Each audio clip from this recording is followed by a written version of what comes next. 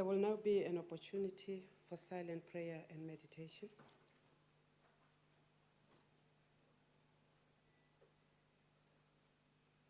Please be seated.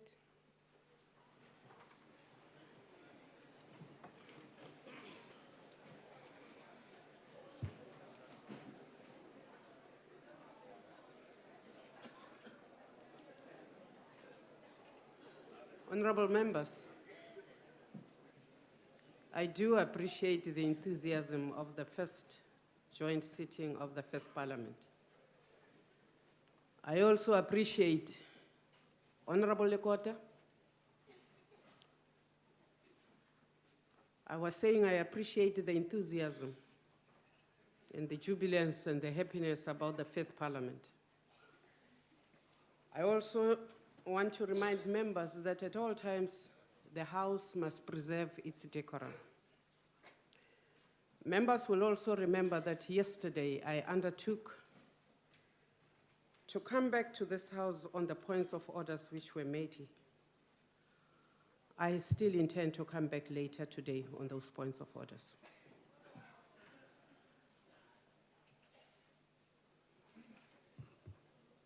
Secretary, please read the order. Resumption of debate on the President's State of the Nation address. Thank you. We call upon the Chief Whip of the Majority Party.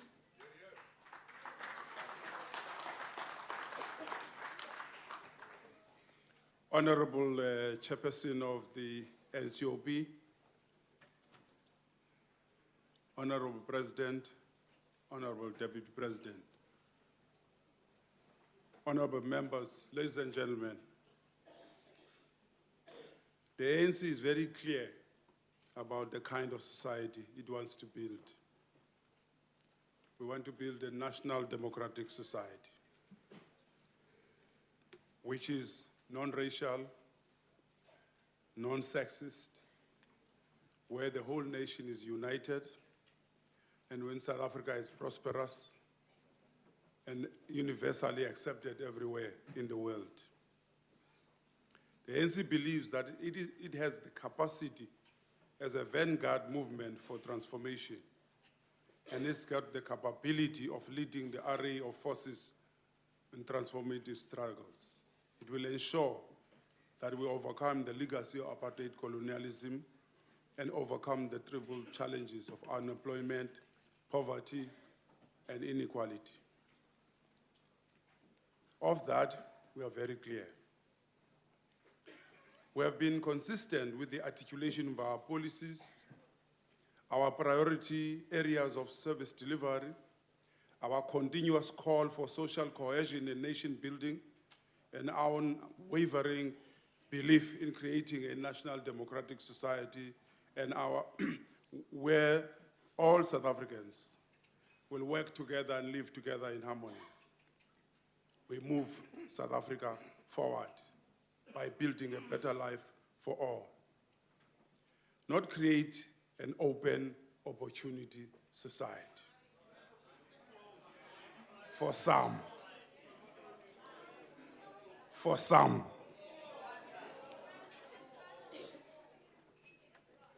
This open opportunity society is based on a conservative political philosophy which provides an ideological defense of a capitalist system and is based on inherent talent as well as academic credentials rather than the human being and without looking at the gender of the person. What this open society thinking infers is that the children from historically advantaged backgrounds do then tend to have an advantage or an edge in realizing their inherent talent. Such a society believes an individual's lack of success or lack of opportunity is due to their own weakness, or not those of the circumstances into which they are found and born, a system into which they grew up. In a country such as ours, where the decades of entrenched inequalities have doomed the lives of black children, even before they are born. This open opportunity society that seeks to ensure that the privileged merely reproduce their successes, even if their children lack the talent.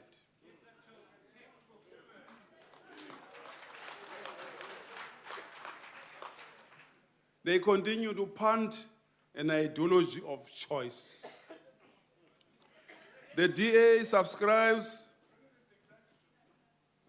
This subscription to choice ignores the acknowledgement of where we are as a young country emerging out of this horrific system, which was termed a crime against humanity.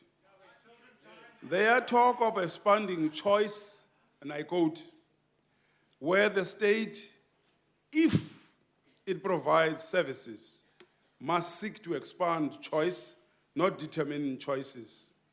It must not simply deliver to a passive citizenry which takes what it is lucky enough to get, but must allow a citizenry to determine which opportunities it requires. It must encourage independence, not dependence, appeals to a quick fix type solution of a, you see, the honorable members on my left, they want to hear what they like. When they do not like what they hear, they make noise so that other people should not hear. Wait, just loosen your seats and fasten your seatbelt.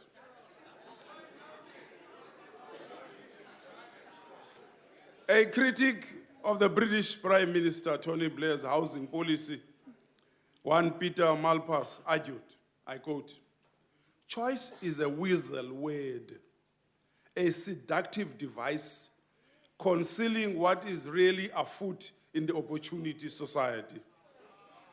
It is a promotion of interests of the better off and toleration of wider social inequality to a further disadvantage of the poor, close quote. The idea is neoliberalism is a narrow focus on individualism. Its articulation of economic interests on behalf of the privileged class and the reduction of the taxes for this group, the speedier privatization, and the flexible labor market clearly shows their inability to comprehend the challenges we face as a country today. Let me go back to the concept of ideology. Some define ideology, I quote, as determining the natural attitude of a party towards every public question, close quote. In this vein, the NC's response to every public question to be addressed, to address the challenges facing our people, I quote, seeks to redress the wrongs of the past. But what is the ideology of the DA?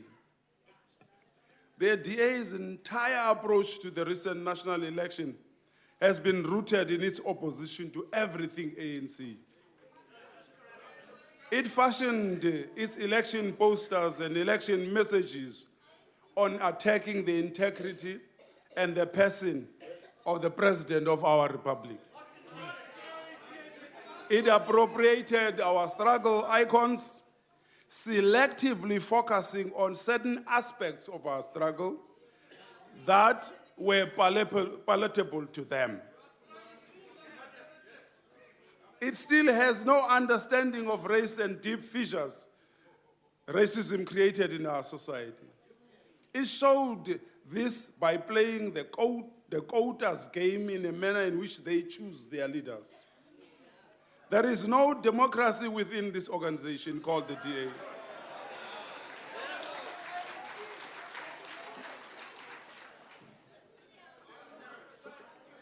It insults our people by making them believe that placing token black faces among its leaders would sway the voters in their belief, in their way.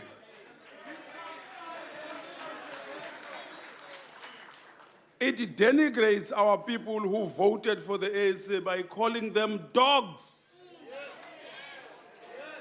How dare you, Mr. Waters?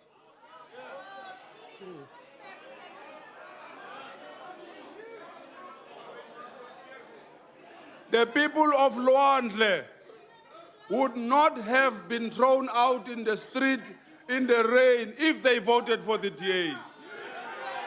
That is why it was easy for them to do it. Order. And while the DA's manifesto and consequently their entire campaign was rich in anti-ANC rhetoric, it lacked the sound explanation of the DA's position on land reform and black economic empowerment. The fact is that despite focusing their entire campaign on smearing our president and vilifying the ANC, the DA could only manage 5% marginal increase in their vote. All of this is that the DA cannot loosen the grip and the influence and the leadership of the African National Congress on the majority of the people of South Africa. Their policies are clearly not appealing to the majority of the people. Who will they target in 2019?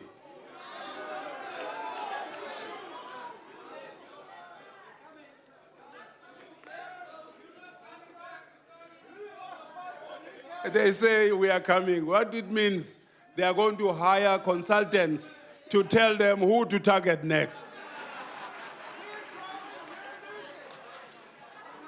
The ANC believe in consultation and collectivism.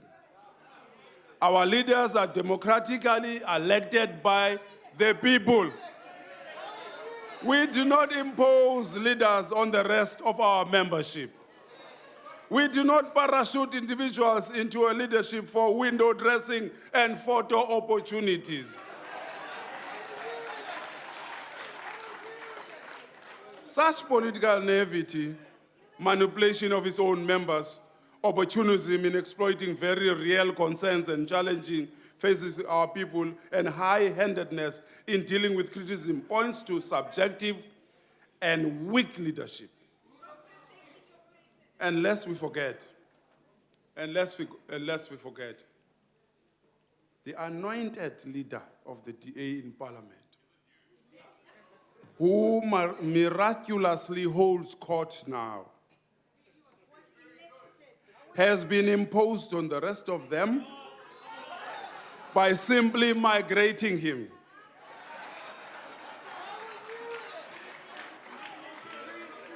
One of their own former spin doctor, who now claims to be a respectable journalist, Meneer van Onselen, has had this to say about the anointed one. Let me read.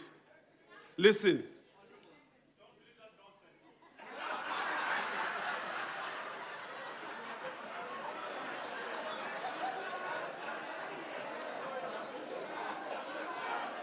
Van Onselen says, I quote him, it is Van Onselen's words, not mine.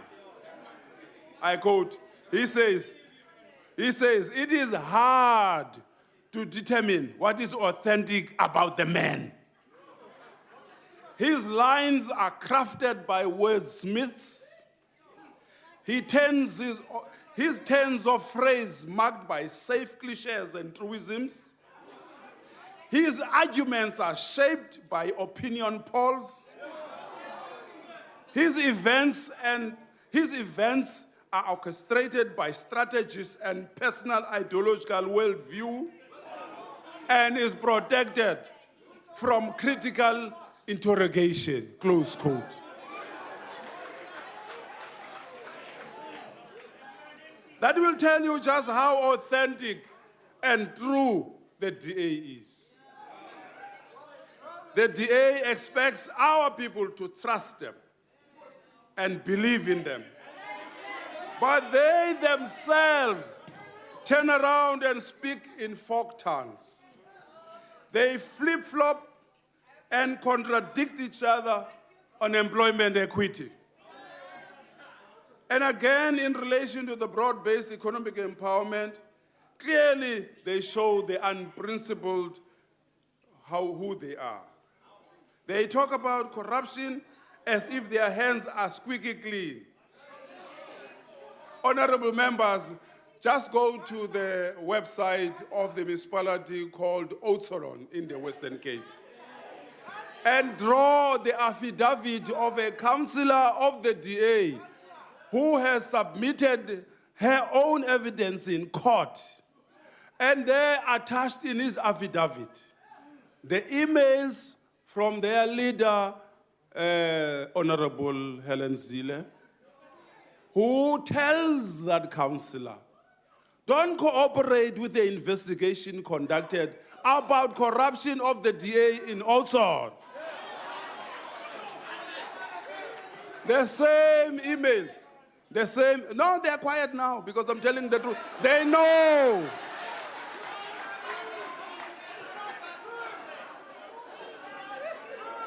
The affidavit says to the councillor, and the councillor attaches this affidavit. The affidavit says, I'm going to send your leader, the Honorable James Self, to come and talk to you and tell you, we leaders, what we want. The affidavit in court. No, don't worry. After the courts, we have a minister of local government who knows about money. He will tell you where to get off.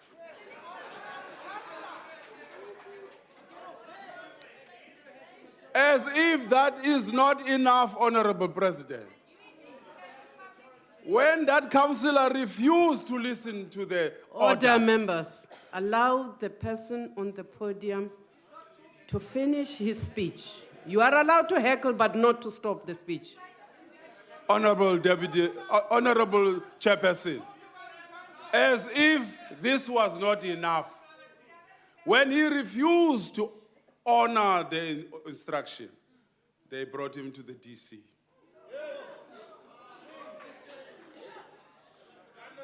And the councillor asked the question.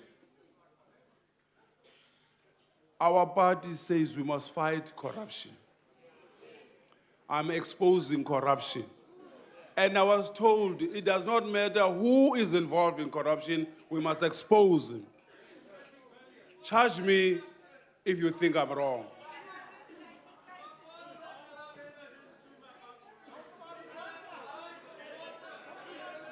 It was nice when they were talking about us. Now we're talking about them. And we're asking a simple question. Are you squeaky clean?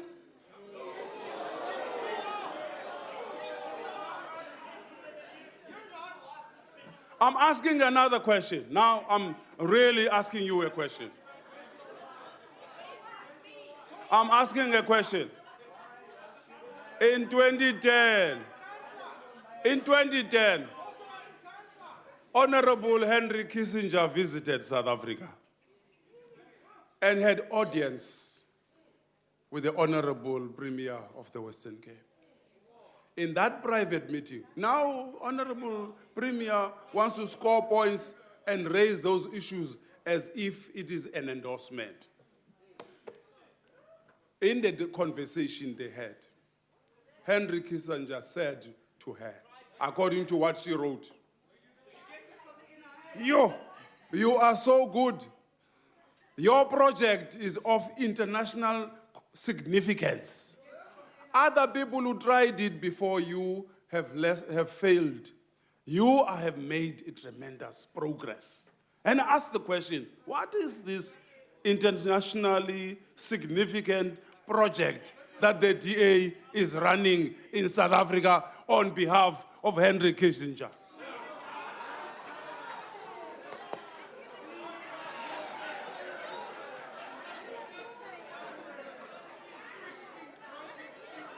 Madam Chairperson.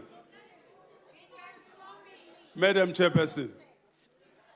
The ANC, a 102-year-old tried and tested organization, will not sacrifice our people at the altar of this party,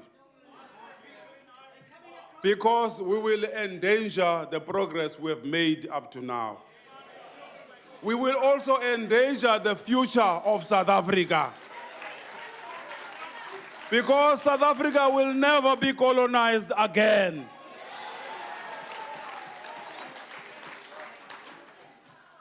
The ANC has always considered the clause in the Freedom Charter: the land shall be shared among those who work it.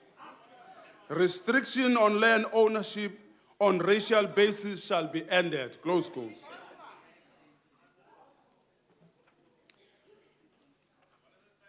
This emanated from the very real consultations with people during the Freedom Charter campaign in 1955. Addressing land dispossession was a shared concern of all those who dreamed of a better life and a better South Africa. Land in the Western Cape is owned. This is in the words of Madame Helen Zille, Honorable Premier of the Western Cape. That the land in the Western Cape is in the hands of the voters of the Western Cape. The landless of the Western Cape is equally the voters of the DA.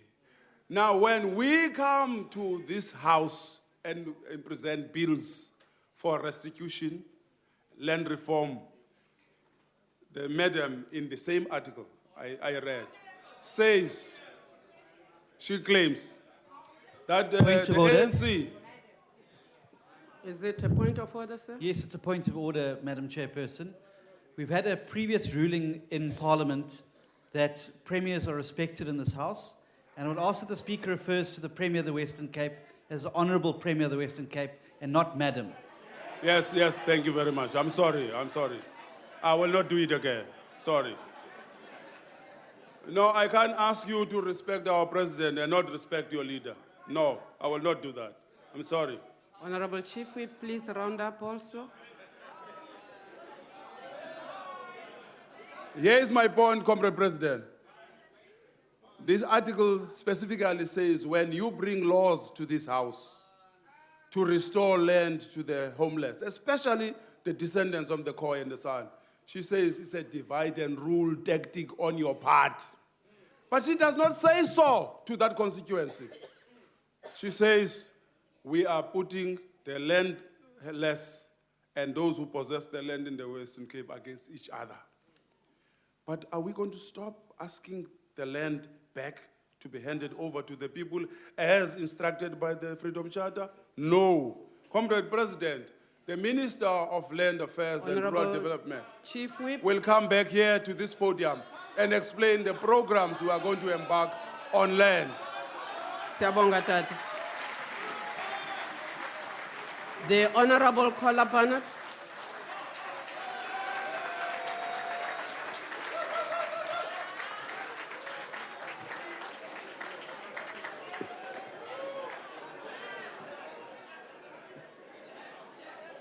Robbery, residential burglaries, fraud, carjackings, and theft from our motor vehicles. Stretching statistics from the past to try and twist today's truth into a good story is political claptrap.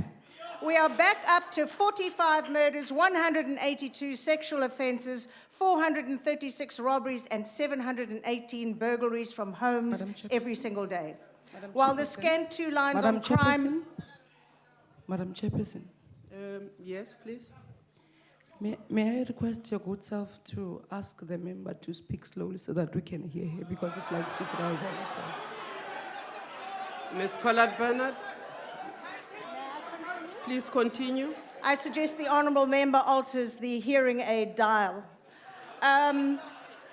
While the scant 2 lines on crime in the speech paid little attention to the realities of crime experienced by those without a phalanx of bodyguards, the truth is what we need is a system to deter, prevent, and deal effectively with crime, where a crime survivor or the family of a murder victim has easy access to the perpetrator's arrest date, the court outcome, the incarceration period, and the date of release. Instead, to quote former Deputy Minister of Justice Johnny de Lange, our criminal justice system is dysfunctional.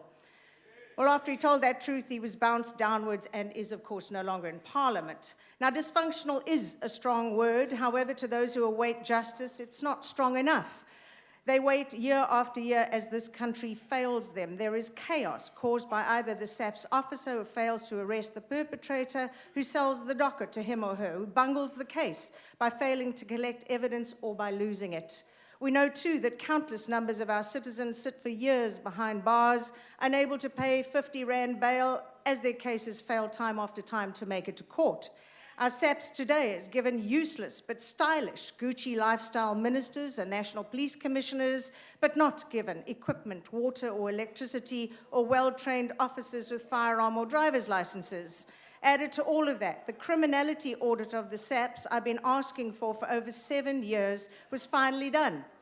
Inexplicably, it was stopped at the end of 2010, but it did prove that 1,448 SAPS members have criminal records. The majority of these members committed the crimes whilst in the police. Now, the National Police Commissioner has bungled the process, and instead of simply firing them, she set up what the Labour Court has determined were illegal fitness boards of inquiry to look into the matter. The NPC didn't have the power to convene such boards, and, well, this time she has a veritable ostrich egg on her face as we sit with murderers, rapists, bigamists, and hijackers armed and at your service at a station near you. Now, the bungle in announcing the appointment of a Gauteng provincial commissioner with a criminal record and pending charges was massive, but this is far, far worse. Even then, Mr. President, you saw fit to laugh at my request in this House that a commission of inquiry be established to determine the root causes of police brutality. You said it wasn't necessary, but the families of, for example, Andries Titane, of the 34 murdered during the protest at Marikana, Media Masia, Mike Chele, Osir Rahube, and Lerato Sima all disagree. The former Minister of Police was, by all accounts, fired from the job because he failed to hold up a big enough umbrella to protect you from the dreaded Nkandla fallout Order, and members. Guptaitis. But his failure to re-establish the specialized unit, so ignominiously done away with by Jackie Salebi, should have been the real reason. This is the same Salebi who owes us taxpayers 17.4 million rand, of which the NPC has failed spectacularly to recover even a cent. Meanwhile, the fact that Salebi and Shabir Sheikh are part of the Play, Dying, and Today Playing Golf Club is yet another example that the CJS just isn't doing the job taxpayers pay it billions to do. The fact the criminal case into the today Honourable Becky Cele in relation to the Public Protector's extensive report that determined that he'd acted unlawfully, improperly, and was guilty of maladministration and had him fired from his last job has seemingly gone nowhere since we laid the charges is yet another case in point.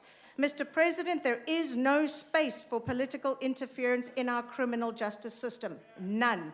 Consider for a moment the fact that the DA Shadow Minister of Justice, Glynis Breitenbach, has had to call for a probe not only into the process followed in appointing the current National Director of Public Prosecutions, but also whether or not the National Prosecuting Authority is being manipulated to advance political ends.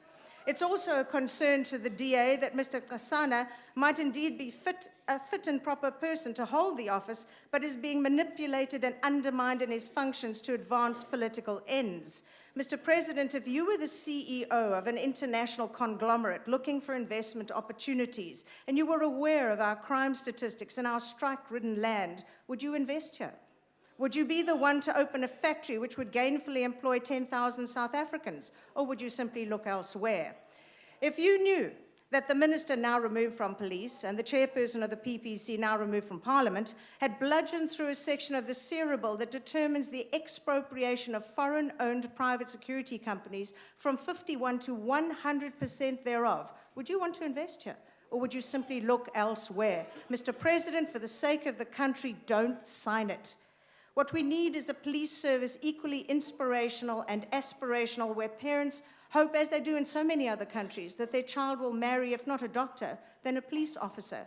What we need is a safe and secure environment to run our businesses and our homes and our lives and to attract that foreign investment. Till we're so flooded with job opportunities, we turn our economy around and avoid another recession. Today, colleagues, we are witness to the turning over of a new leaf. Please, honourable members, let it not be a fig leaf. Thank you, ma'am. The Honourable Lichfield Shabalala.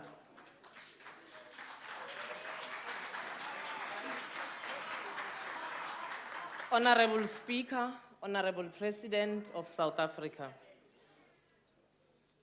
the ruthlessness with which white monopoly power exploits black people, especially Africans, can never be overstated. In the words of one of the biggest white monopoly capitalists, Amstel Rothschild, uttered in the 18th century, he said, and I quote, "Let me issue and control the money and the credit system of a country, and I care not who make examples. It is senseless why Lonmin agrees to pay an equivalent of 80,000 rands to Australian workers who are rock drill operators, but refuses to even concede a mere 12,500 rands in South Africa. It also explains the madness with which how God has blessed this country with a vast mineral resource that continues to create what is regarded as menial jobs in South Africa, but creates technical jobs elsewhere. This in a country where every year we make the promise to create good jobs and sustainable jobs. The third example relates to the fact that despite advances that have been made in earnestness to create what is called a better life for all, it has been piecemeal and slow. Hence, according to the Statistics South Africa 2014 this year, 20.2% still live in extreme poverty, 45% in what is called moderate poverty. It is against this background, Honourable President, that we in the EFF say we refuse to be inimical to the profits that white monopoly capital continue to extract in South Africa. We are the 2/3 majority required to change the constitution and put white monopoly capital exactly where it belongs, under political power.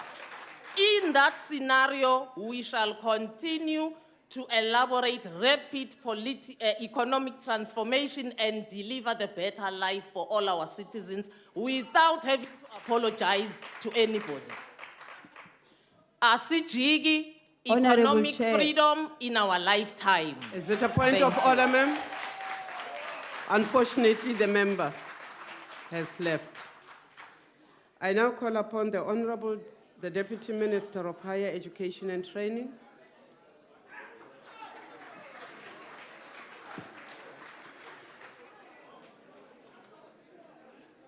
Honorable Chairperson of the National Council of Provinces, His Excellency Mr. President Jacob Zuma, Honorable Deputy President Cyril Ramaphosa, Ministers and Deputy Ministers, Honorable Members of the National Assembly and the National Council of Provinces, fellow South Africans.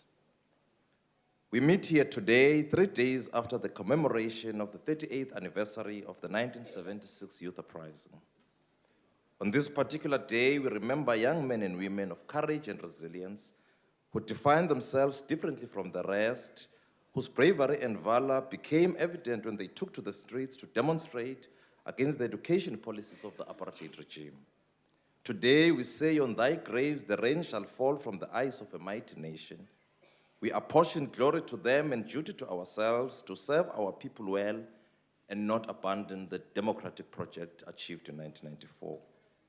Honorable Chairperson, the 5th term of Parliament is now democratically constituted. The people of our country have spoken. The movement of the people, the African National Congress, has been affirmed and positioned as the strategic vehicle to lead our people during the second phase of the transition. This victory has been achieved against unfounded views from analysts, the media, and opposition parties who co-opted each other against the majority of the people of South Africa. The pronouncement of our people cannot be underestimated, nor be undermined either by political parties present here or even the media and their overnight analysts.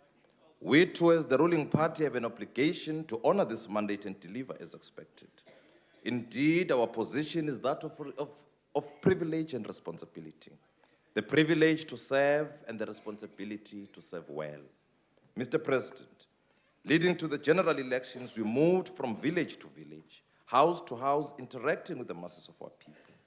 We interacted with the young people of South Africa who assured us, Mr. President, that they will indeed come out in numbers to define their role and take control of their lives and steer the body politic and will never again be reduced to mere spectators in the unfolding democratic processes.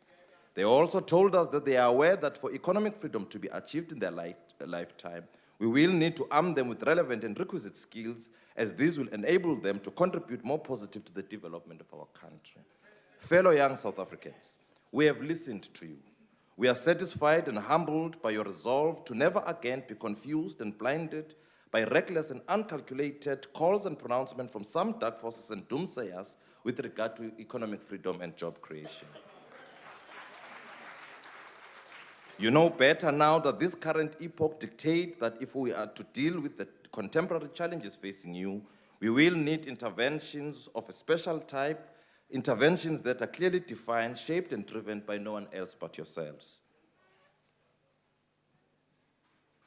Honorable Mr. President, as we mark 20 years into our democracy, we equally note the significant progress achieved in building an expanded, effective, and integrated post-school education system, ushered by the approval of the White Paper for Post-School Education and Training, approved by Cabinet in November 2013 and published in January this year. We are happy that education and training continues to receive priority under your administration, Mr. President, and we dare not falter in executing our task and intend betray the overwhelming mandate given to the African National Congress by the masses of our people, especially the poor and the working class. Since 2009, with the establishment of the Department of Higher Education and Training, the state has sought to discharge its mandate by developing a more harmonized approach to post-schooling that spans a range of education and training provisioning in adult, further higher education and skills training. The National Skills Development Strategy 3, for example, changed direction from its predecessor in favor of institutional learning. We have repositioned the CETAs to work more closely with our FET colleges, now called TVET colleges, and our universities, and start funding professional, vocational, technical, and academic learning programs. Whilst opportunities for education and training have opened up, success to final graduation has predictably needed time to catch up. The period after 2009 also saw a renewed focus on intermediate skills, especially artisan and technical-related skills. In 2012, you announced, Mr. President, your intention to embark on a massive infrastructure build program. Our focus, therefore, on artisanal and technical skills will help assist our young people take advantage of the job opportunities that your infrastructure build program is presenting. Building up on the initial GIPSA efforts, artisan numbers began a steady increase on a year-to-year basis, and by 2012 to 2013 financial year, 15,277 artisans qualified through the system. The National Development Plan requires that by 2030, at least 30,000 qualified artisans are produced per year. Our department is on a serious mission, Mr. President, to champion artisanship as a career of choice and a lucrative career pathway for consideration by the youth, if indeed we are serious about improving their employment prospects. In pursuit of the above, 2013 was declared as the year of the artisan, and in February this year, we declared 2014 to 2024 as the decade of the artisan, basing the latter on the lessons learned from the 2013 year of the artisan advocacy program. 19,000 competent artisan candidates are being targeted nationally for March 2015 in order to come closer to achieving the targets set out by the National Development Plan. Honorable Chairperson, the revitalization of state-owned enterprises to produce more skills is one of the measures used by our department to massify our efforts in artisan development. This massification will see us revitalizing our working relationship with state-owned enterprises in order to implement skills development projects and create a national talent pool. As I speak, we have just signed a memorandum of understanding with DENEL for artisan development support project to the value of 42.5 million rands. With this project, DNL will seek to increase its apprentice intake during 2014, again supporting the objectives of the National Development Plan. We have also signed an MOU with Transnet in which 175 million rands was allocated for the training of artisans. The project is expected to be implemented over a 3-year period. Mr. President, in your address on Tuesday evening, you made mention of the 2 new universities that we are building. Indeed, we have now established the 2 new universities, namely the Sol Plaatje University in the Northern Cape and the University of Mpumalanga in the province of Mpumalanga. This is a major milestone in the transformation.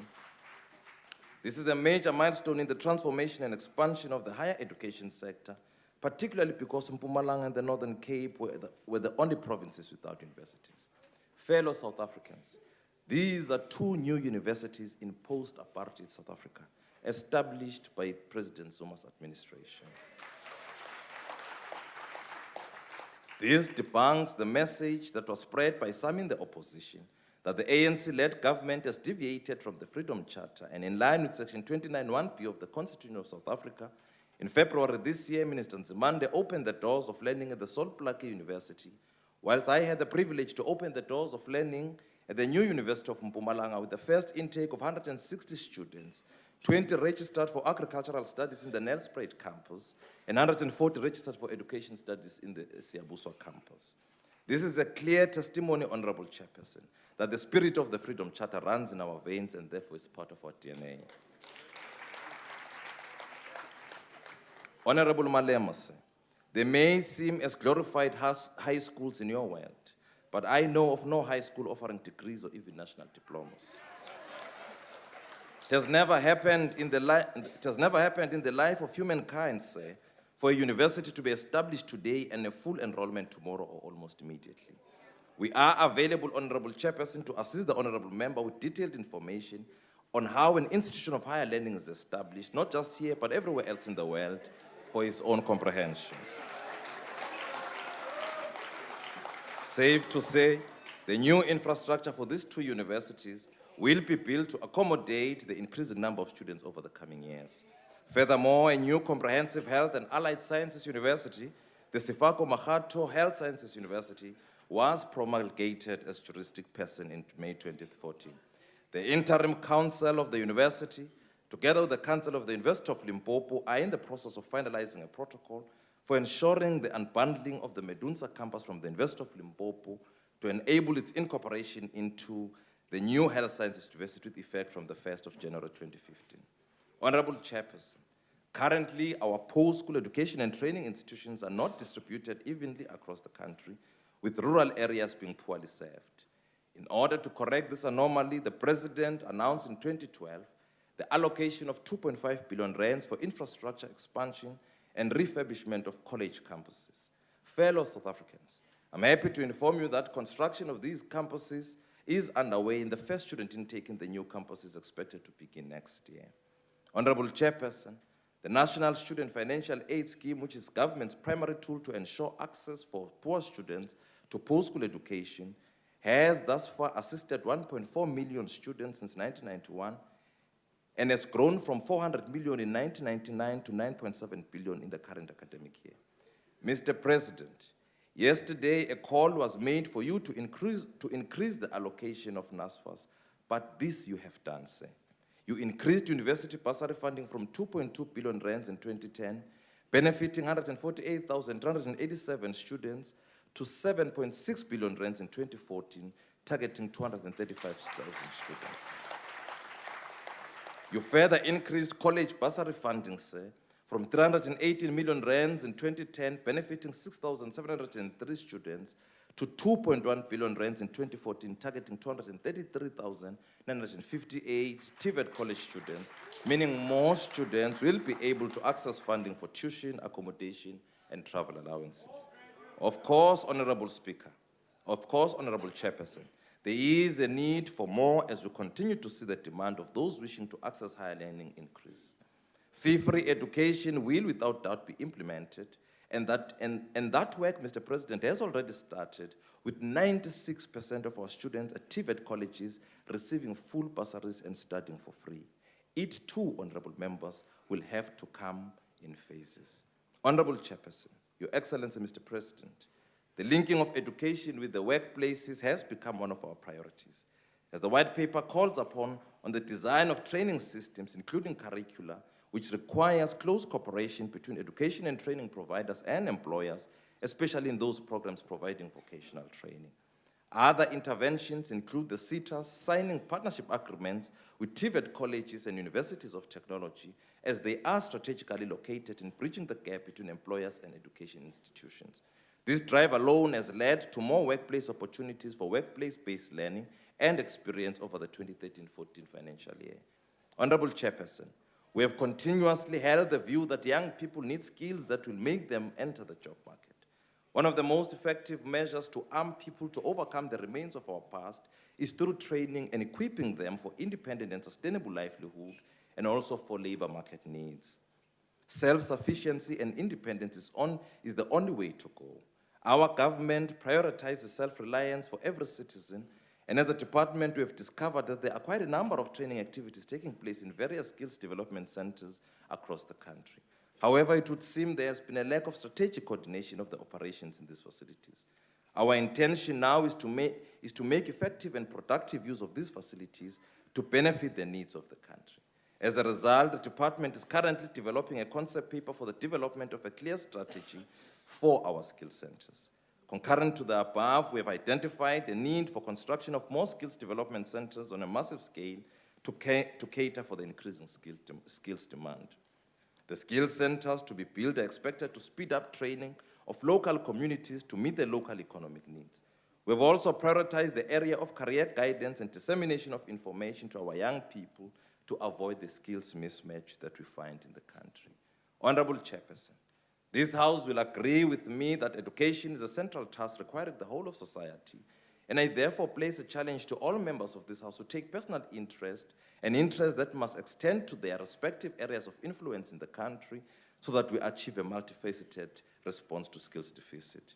Those fellow members of this House who seem to have a stranghold on industry players must equally play their part in encouraging industry to come out of disengagement and partake in education, for the quality of our education can only be as good as the industry's interest and participation thereon.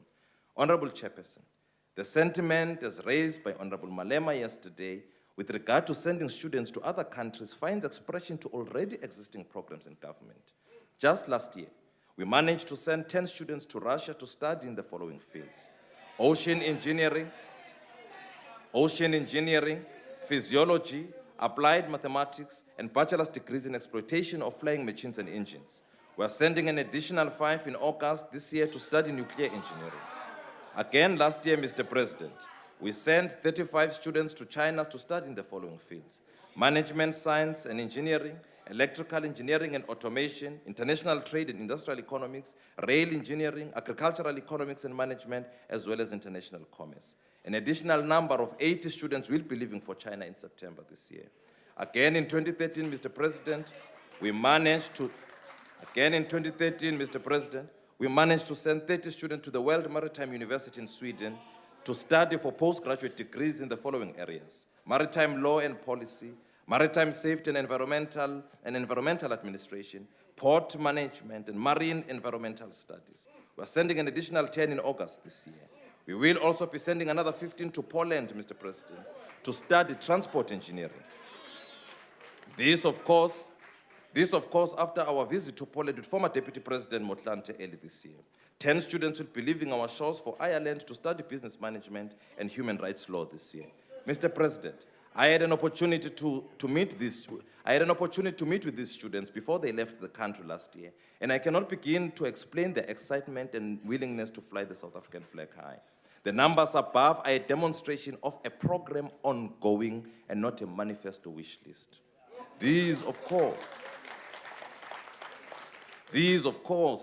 coupled by the 2,700 medical students in Cuba and another 100 in Romania studying veterinary science. Honorable Chairperson, the above The above illustration of some of the programs and projects of the department present a mirror of a government at work. Mr. President, when you are advised, therefore, to take a break due to presenting signs of exhaustion, those of us working closely with you comprehend this medical advice because we know the work you've been involved in.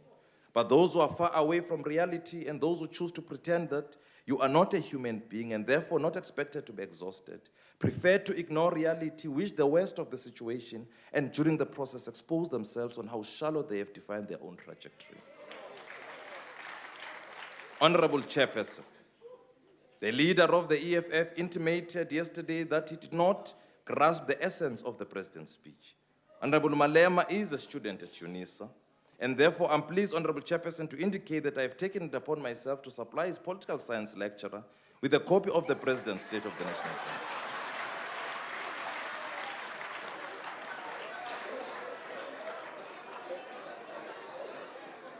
Honorable Chairperson, our education system. Honorable Chairperson, our higher education system prides itself of Honorable Chairperson, our higher education system prides itself of producing quality products, and therefore it would be a blemish to my reputation as Deputy Minister of Higher Education if one of my graduates fails to comprehend and understand such an important public communication by the President. Mr. President, we carry with us a sense of agency as members of your executive because we want to ensure that this administration is remembered not so much for its grand plans and noble intentions, but for its contribution towards the upliftment of our people. We dare not fail, and I thank you very much. Thank you, sir. The Akbar Mulder.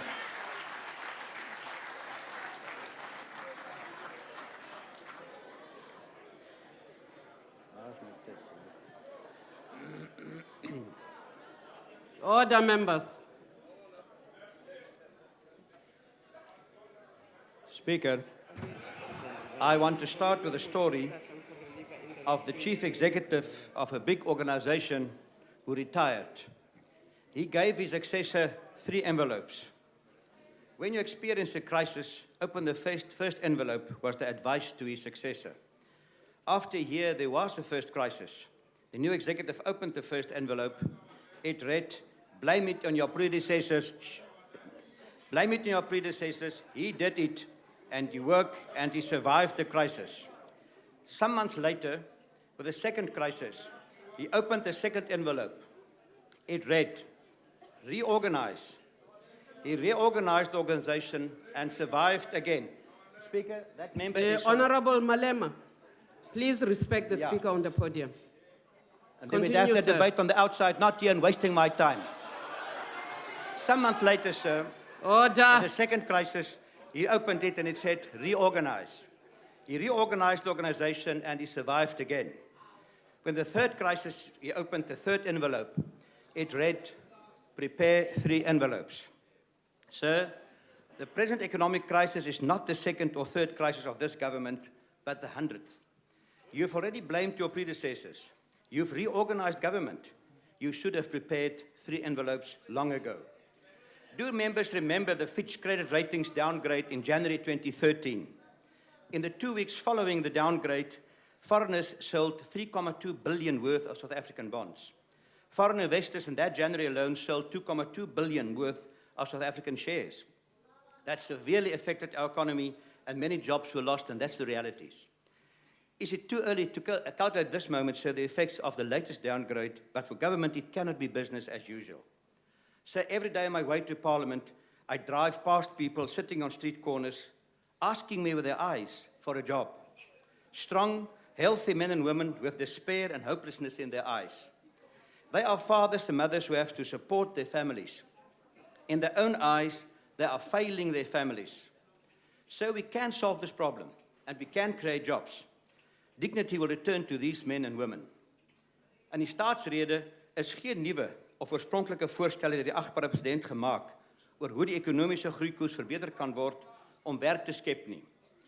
Behuising en beter leeftoestande vir mynwerkers is voorgestel om herhaling van die staking te voorkom. Dit is belangrik, maar dit spreek nie die kernprobleme aan nie. Niks verhinder dat ons môre 'n soortgelyke staking in die goudmynbedryf kry nie. 'n Voorstel in die staatsrede oor hoe die arbeidswetgewing gewysig kan word, sou positief gewees het.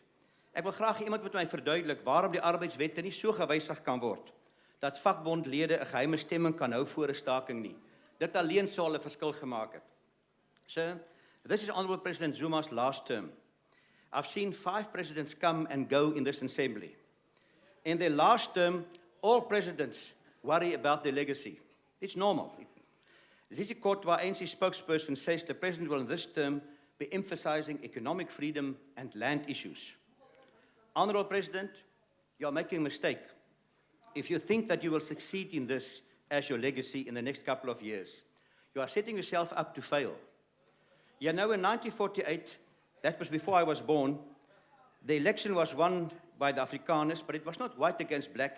It was an Afrikaner victory over an English and specifically pro-British approach.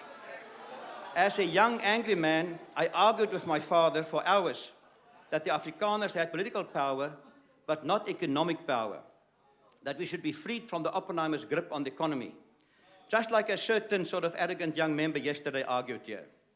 The reality is that the Afrikaners never obtained economic power. We could establish our own institutions, such as Volkskas and Sanlam, but could not control the economy without On a destroying point it. of order, Honourable Mulder. Can this man say when he's going to return our land? Because he represents land thieves. So that's what I want to hear, not this long story here. Honourable Mutama. He's a land thief. Honourable member, go back to the podium, please. Go back to the podium. Firstly, withdraw the word "this man" to Honourable Mulder. Secondly, no member of this house is referred to as a thief. Speaker, he represents people who stole our land. Honourable He member. is a land thief. And of course, he's Honourable supposed to be... Mutama, withdraw those two statements. I withdraw. On a real point of order, Yes, sir. Madam Chair, You are on a point of order. I'm talking to the chair where Naman. Honourable members. Honourable Malema, you are on a point of order. The honorable member here says an arrogant young man here on this platform. We don't have such things here. Thank you, Honourable Malema. However, the word arrogant is not seen as unparliamentary. But young Please man, take your seat. young man. Honourable Mulder, will you withdraw the words young man? To Honourable member. I didn't mention any names, sir, but if he thinks he's very old, I'm not I'll saying you withdraw mentioned it any- anyway. Honourable Malema, don't push me. I'll withdraw, sir. If you don't mind, I'll withdraw. I didn't mention any names as such. I tried to make a point and learn some Achtbare lessons. voorzitter. Honorable Chairperson. Achtbare voorzitter, punt van orde. Honorable Chairperson. Voorzitter, Honourable Groenewald. ek kan nie sien dat die woorde 'n jong man onparlementêr is nie, maar sorry, the old man. Thank you, Honourable Groenewald. Please proceed. Honourable Speaker, I would hope I get my time back because you're sort of destroying my Your speech time at the has moment. been restored, sir. Please Thank you, proceed. though. I tried to make the point, sir, that Afrikaners tried to get economic power, but they never succeed in that, although they had the political power. And in that sense, I said it's dangerous in the end because the president is setting up himself to fail. So of the 400 members elected in 1994 here, there's only 12 of us left in this house. This is good and it's bad. It's good because new Bremers bring new ideas. It's bad, sir, because we need experience and continuity and cannot start over every time as we're doing at the moment now. Let me give you an example. Yesterday, snide remarks were made here about Afrikaans and white people. You know, when we started in Honourable 1994, only English and Afrikaans Chair. were spoken. I rise On a point of to order. ask a question if the speaker will take a Honourable question. Mulder, do you My want to time is take a already gone. I question? can't take that question. I would like He to make doesn't. my point and then you can listen to that. Please continue, Mr. Mulder. I said when we started here, only Afrikaans and English were spoken here without any translation. The question is, which party fought to have all 11 languages here spoken? It was the Freedom Front, sir. Go and read in the Hansard. Why? Because we know that one's dignity is repaired when your language is recognized. Sir, I accept that the honourable member that went off against Afrikaans also know that the majority of Afrikaans speakers at the moment are not white when we have that debate. U tyd is verstreke, meneer. Ja, dis baie jammer, mevrou Minister. Gee ons meer tyd dat ons gaan antwoord op die manne wat so slim is daarin. Dank u. The Honorable Kopani.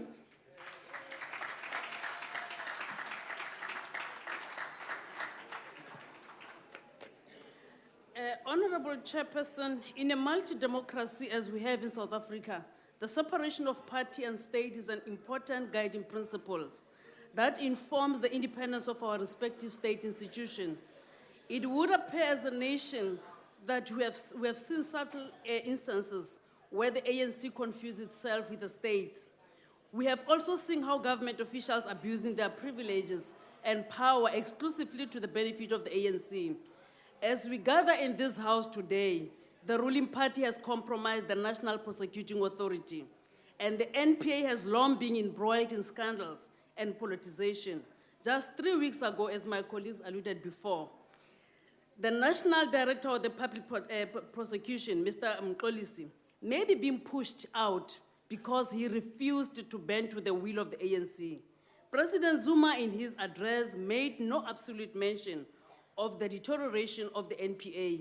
The president of the ANC and the ANC itself has ignored the calls by the DA to expedite the constitution of the Justice Portfolio Committee to investigate in the very same matter, Memo Lewa.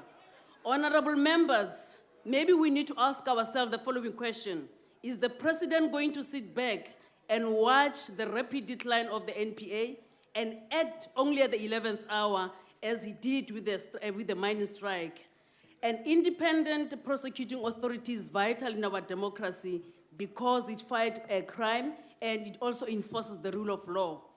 Just earlier this year, a team of the state intelligence operatives and police officers were dispatched at Lituli houses to screen the prospective members of parliament, a process that has been dubbed as a project Veritas.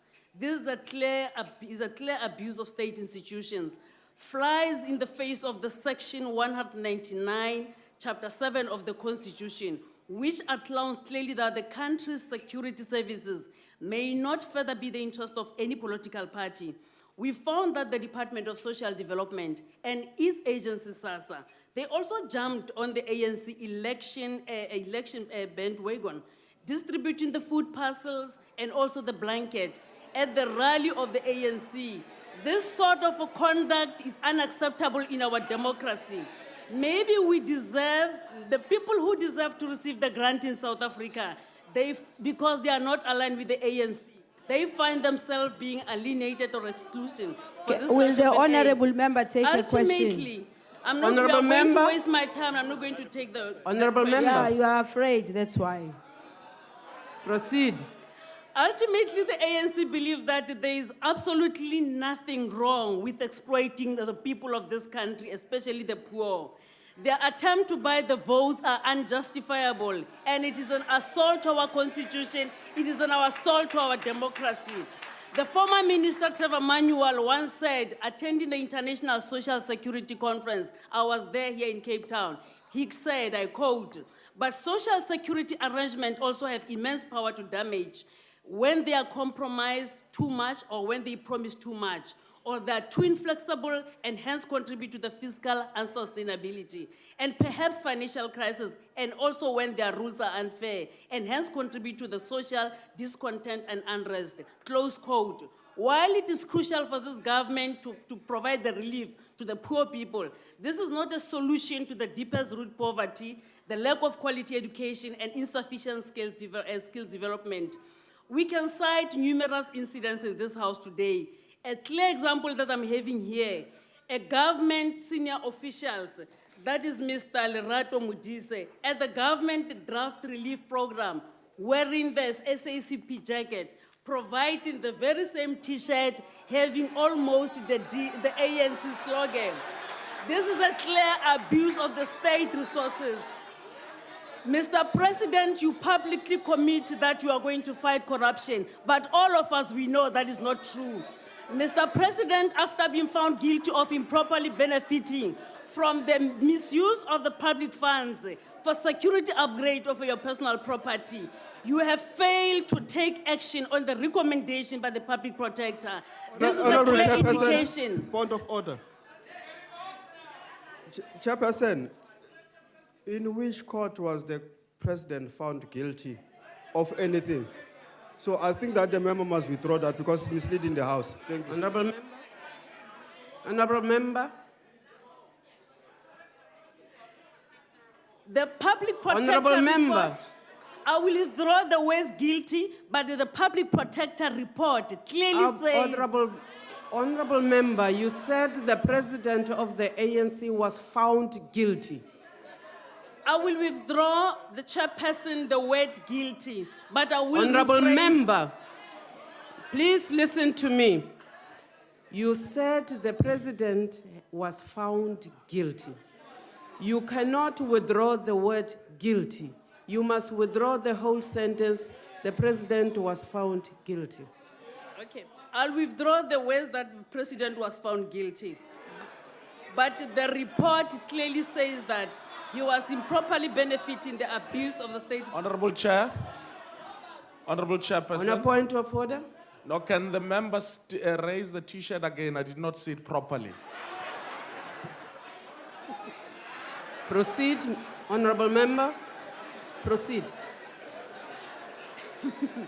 The report of the public protector clearly says that the president has improperly benefiting from the misuse of the public funds for security upgrade at his private residence. And he has failed to put the action by the recommendation of the public protector. And I still maintain this is a clear indication how they've undermined the Chapter 9 institution. The conduct of the ANC delegation to Nkandla Ad Hoc Committee is a clear abuse of the process of parliament and to shield the president from the accountability. During the election campaign, ANC leaders and government officials, they've threatened the South African people, saying that if they vote the Democratic Alliance, they will lose their grants, they will lose their houses. The DA, unlike the ANC, we never buy the votes to gain the support of South African people.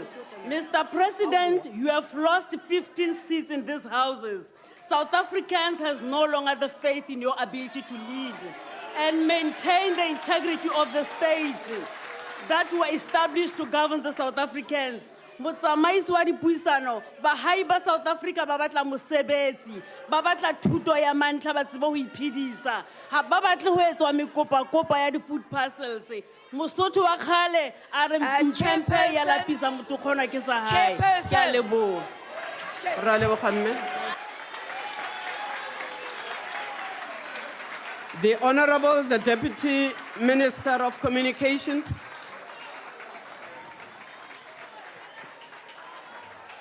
Honorable Chairperson, Honorable President, Mr. J. Zuma, Honorable Deputy President, Honorable Ministers and Deputy Ministers, Honorable Members of the House, and our guests in the gallery.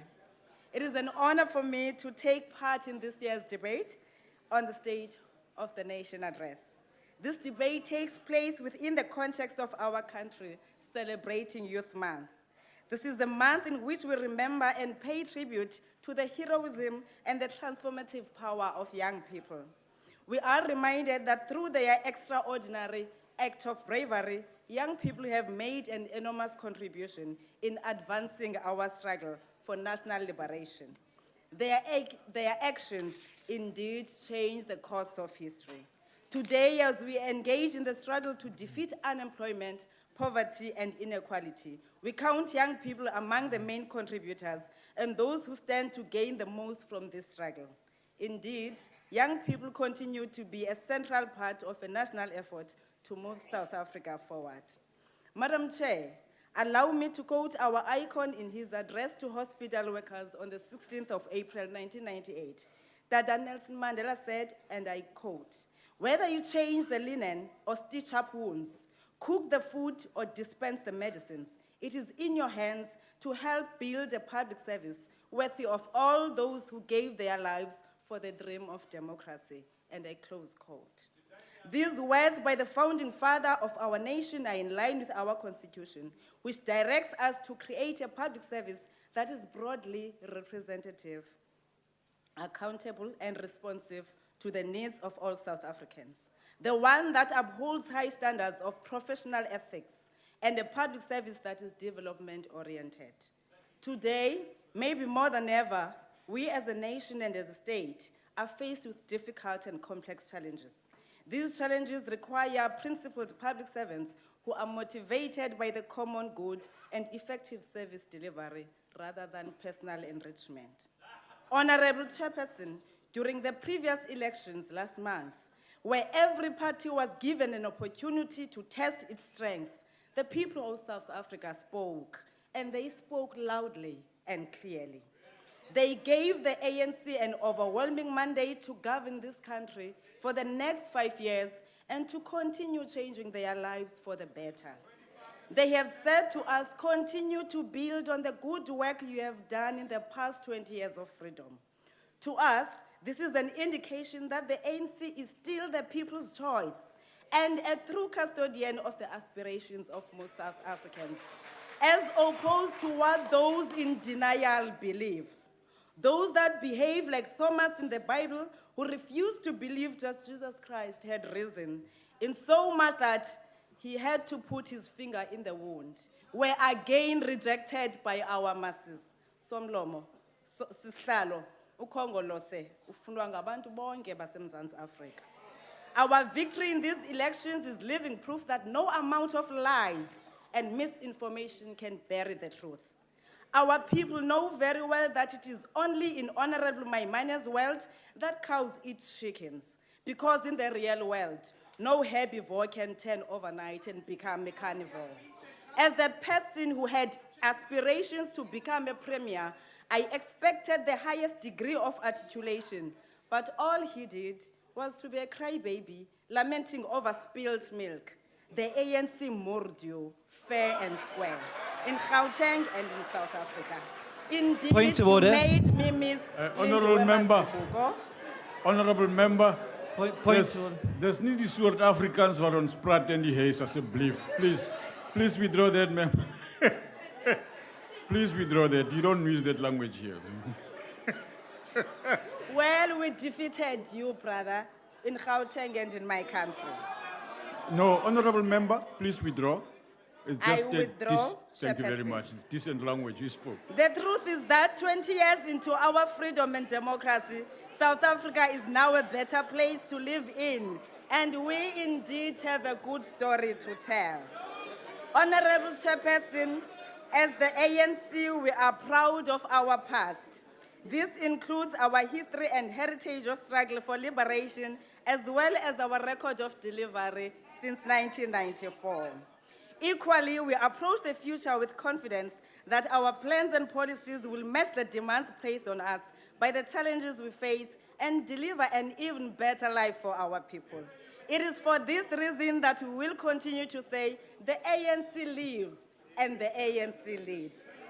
Honorable Chair, as the ANC, we are proud that in the last 20 years, we have made significant progress in transforming an undemocratic, unrepresentative, fragmented public service, serving largely a minority, into a unitary, non-racial, non-sexist public service, answerable and representative of all South Africans.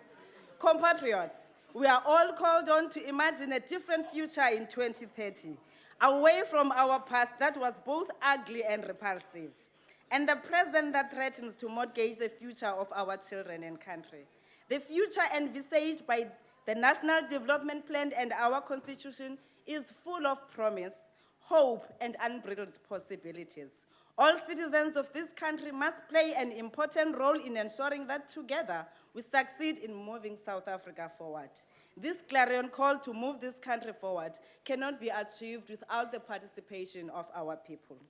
We must know that public administration is the infrastructure of the state, and that public servants are the people who deliver the services that the state provides. According to the Constitution, public administration must be governed by democratic values and principles that include the promotion and maintenance of high standard of professional ethics. The promotion of an efficient, economic, and effective use of resources must be promoted, and a public administration that is development-oriented and accountable, amongst other principles. Now, 20 years into our democracy, we are still trying to consolidate this infrastructure, because if we don't get it right, none of our plans as the country will be deliverable. Honorable members, as Honorable Minister Sisulu once said, and I quote, "The kind of society and the kind of government that we dreamt of is poignantly and exceptionally well documented in the Freedom Charter." Isafana, Honorable Maiman. These are the dreams that have kept Nelson Mandela so resilient and so phenomenally strong. The dreams of a democratic, efficient, capable, and caring state, driven by committed cadres of government. Cadres who burn with even a fraction of the passion of what our founding fathers have left us. In order to carry on this dream of a world where we have redressed all our past injustices and can strive to create a better life for our people. A dream that one day we'll be able to realize for all our people and the society we fought for, and I close quote. The National Development Plan represents the vision and aspirations of our own people. It is important that all public servants gear themselves to lead in the implementation of this plan. This plan has been broken down into the medium-term strategic framework of 2014 to 2019. The success of this vision can only be determined by the capacity and ability of the state. Ladies and gentlemen, for this to be effective, we need a transformed, efficient, and corrupt-free public service, led by public servants whose only preoccupation is meeting the expectations of the public and exceed them. This, honorable members, will not happen when South Africans tolerate bad service and play no active role in evaluating and monitoring the implementation of government programs. This calls for active citizenship as envisioned by the NDP. Fellow South Africans, we are aware of the challenges consistently carried by the Auditor General and the Public Service Commission in their reports. All these are indicative of serious governance challenges that need to be addressed urgently. Measures to address these challenges are clearly articulated in the NDP. In this regard, the NDP calls for a clear division of roles between the political and administrative leadership, the development of a specialist professional skills with appropriate career pathing, improved relations between the local, provincial, and national spheres, and efficient and stable public enterprises that can drive social and economic transformation. These are issues that should occupy each public servant as he or she gets out of bed every morning, with the dominant thought being not, what will they ask me today, but what am I going to do today to move South Africa forward and closer to Vision 2030. We are convinced that we will get this right. Once we get this right, the shortage of skills at the lowest level will be managed. Public servants are custodians of our democratic dispensation and the rules that govern it, and should never be found in breach of the laws, regulations, and societal norms that govern all our lives. Public servants have every right to be indignant of an issue such as corruption and to protest that it takes two to tango. The fact is there should be no tango in the first place. And if anyone were to tango, let them do so alone and not on our side of the counter or the car window or the border post. The ANC government is built on the lives of heroes and heroines who gave so much because they believed in their principles and values driven by morality. There is no place in any part of our government for any tolerance of corruption, whatever its nature.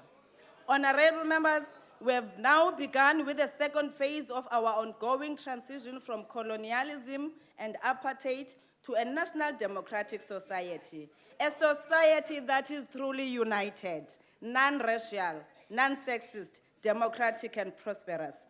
During this phase, as the ANC, we have committed ourselves to implement bold and decisive measures to place our country and the economy on a qualitatively different path.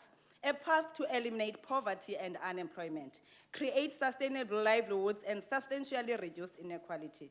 This path is clearly articulated in the NDP.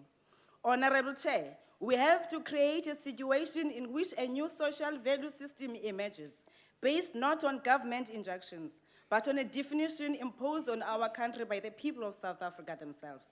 It is the defense and promotion of this new value system that will turn the masses of our people at all levels of our society into active combatants for the realization of the objective of the RDP of the soul.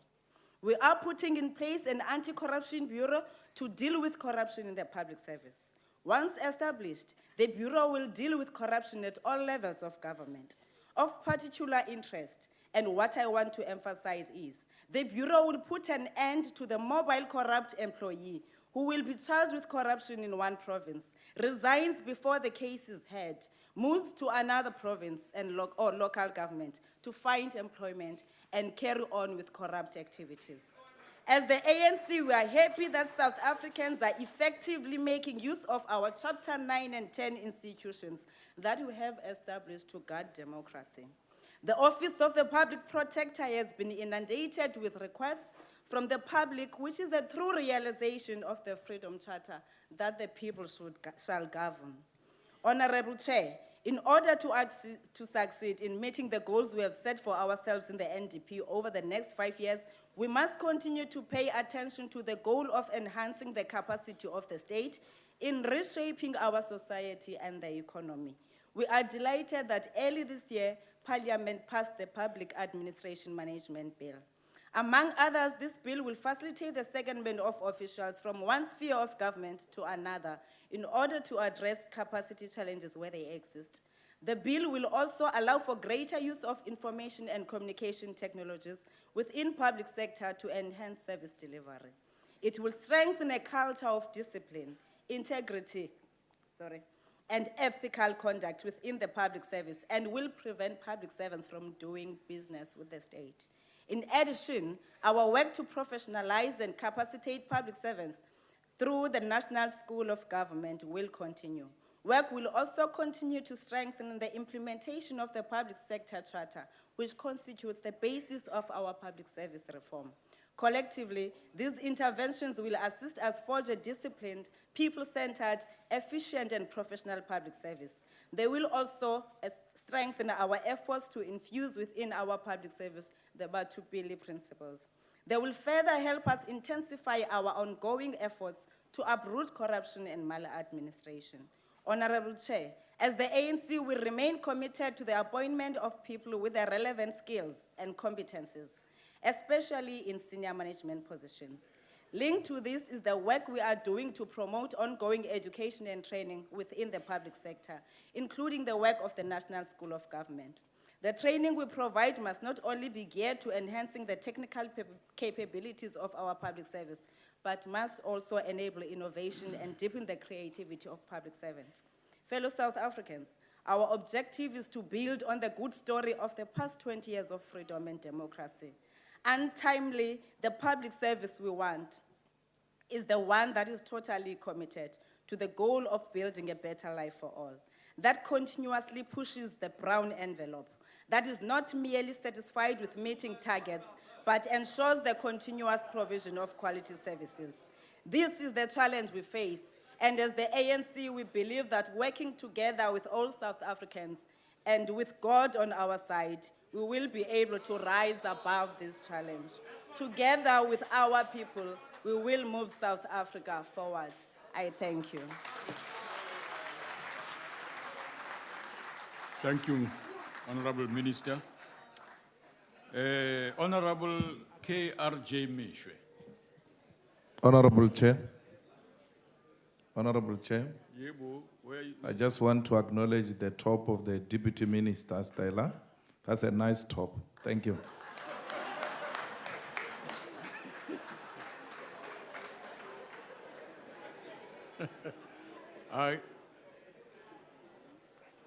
Honorable Chair, can I then remind Honorable Malema that these colors that I'm wearing first belong to the South African Communist Party, which is an ally of the ANC. Honorable members, It remains beautiful. we appreciate this generous public generosity amongst yourself members. Honorable RKJ Misha, please speak, sir. Honorable President, Honorable Deputy President, and honorable members, very few people, if any, can confidently claim that the Honorable President, during his State of the Nation address on Tuesday evening, was effective in inspiring much hope or confidence in South Africans, particularly those in the business sector, when our country is facing the serious threat of a possible recession. Regrettably, in our view, the Honorable President made the same promises that were made in the past. What the nation wants to see is a speedy realization of the undertakings made to address the poor state of the economy and to create jobs. In identifying agriculture as a key job driver, the Honorable President said that government's target is for the agricultural sector to create 1 million jobs by 2030. When he mentioned this target, there was murmuring in the House, as members indicated their disbelief at yet another impossible promise that was made to the nation. How will government ensure that the agricultural sector creates an additional 1 million jobs in the next 15 to 16 years when our country is fast losing experienced farmers to other African countries and abroad because of violent farm attacks, which government does not seem to have the will or capacity to stop? How will the agricultural sector create 1 million jobs by 2030 when many small farmers, particularly black farmers, are not properly skilled and mentored for large-scale farming and do not have adequate resources to grow in this sector? Deputy Speaker, we were hoping that the 5-month-long strike on the platinum strike had been resolved, but it seems there are further complications. The strike was the main contributor to the negative 0.6 GDP figure for the first quarter of 2014, as well as the recent downgrade of South Africa's credit rating by S&P, and the shift in the country's credit outlook from stable to negative by Fitch ratings. This will result in state debt service costs rising, which will place more pressure on the fiscus. The ECDP supports the National Development Plan, which we believe must be speedily implemented if the country is to avoid slipping down a further notch by credit rating agencies.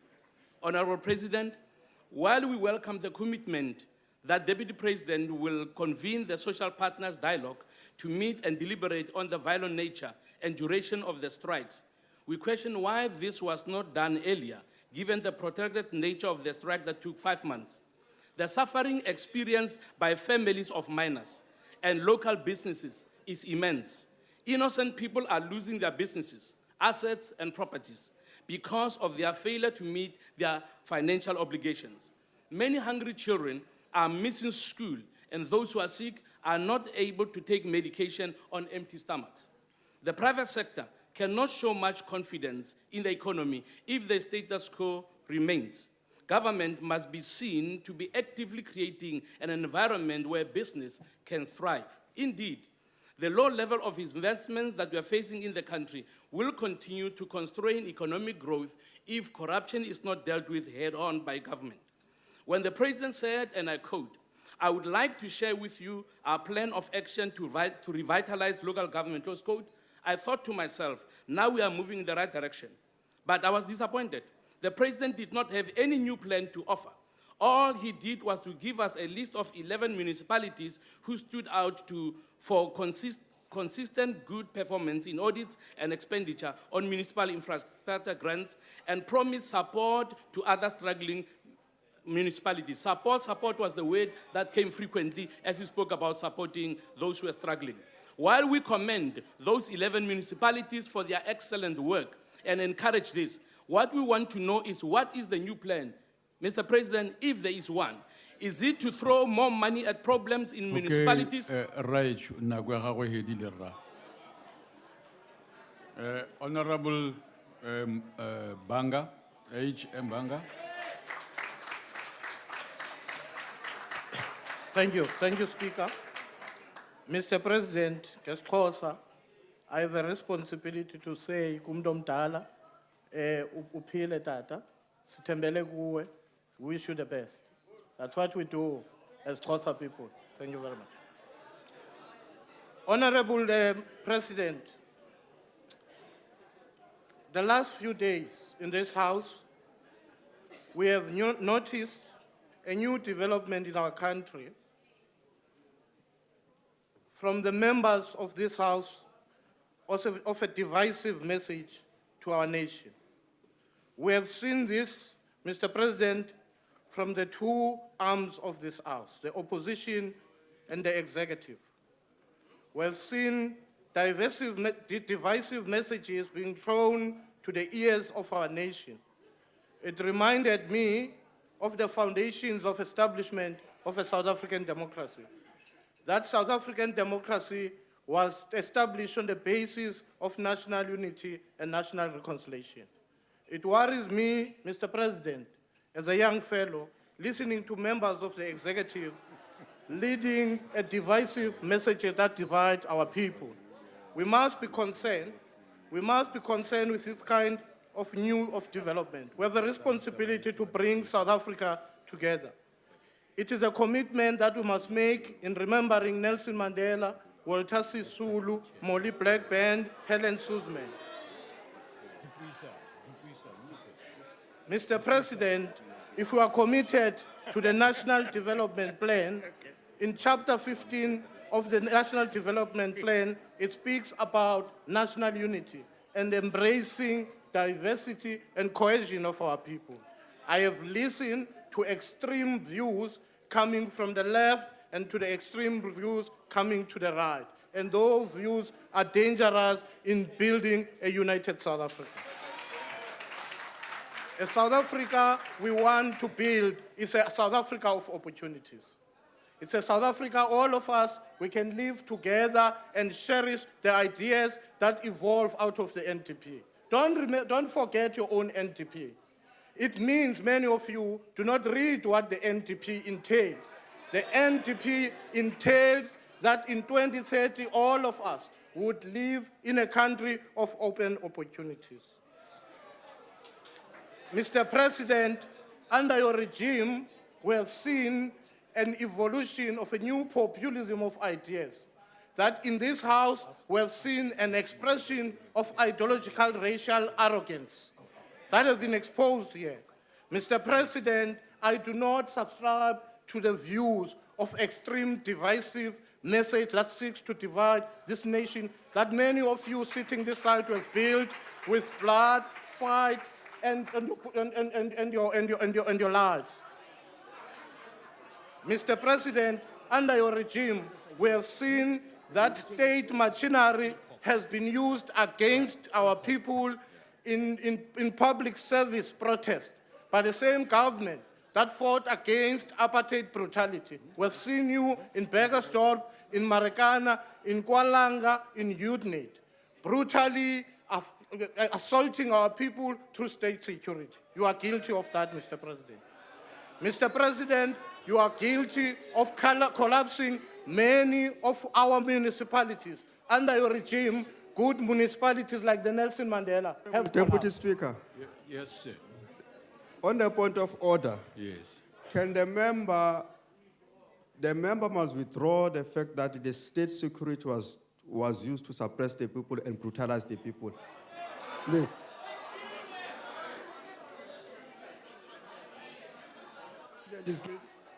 Okay.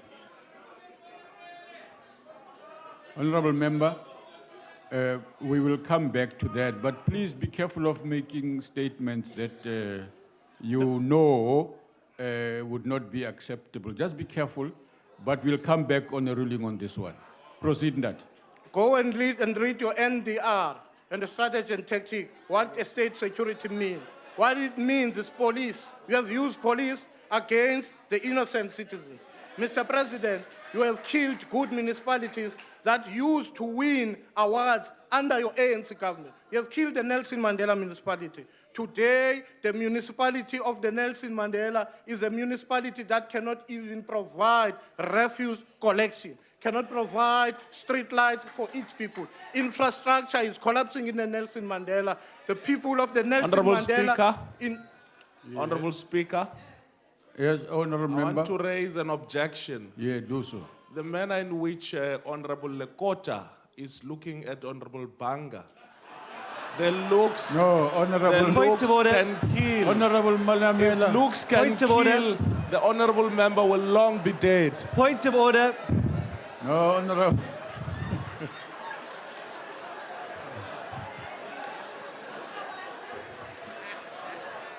Point of order. On a point of order, Speaker. Point of order, Speaker. On a point of order, Speaker. Yes, go ahead, Honorable Kota.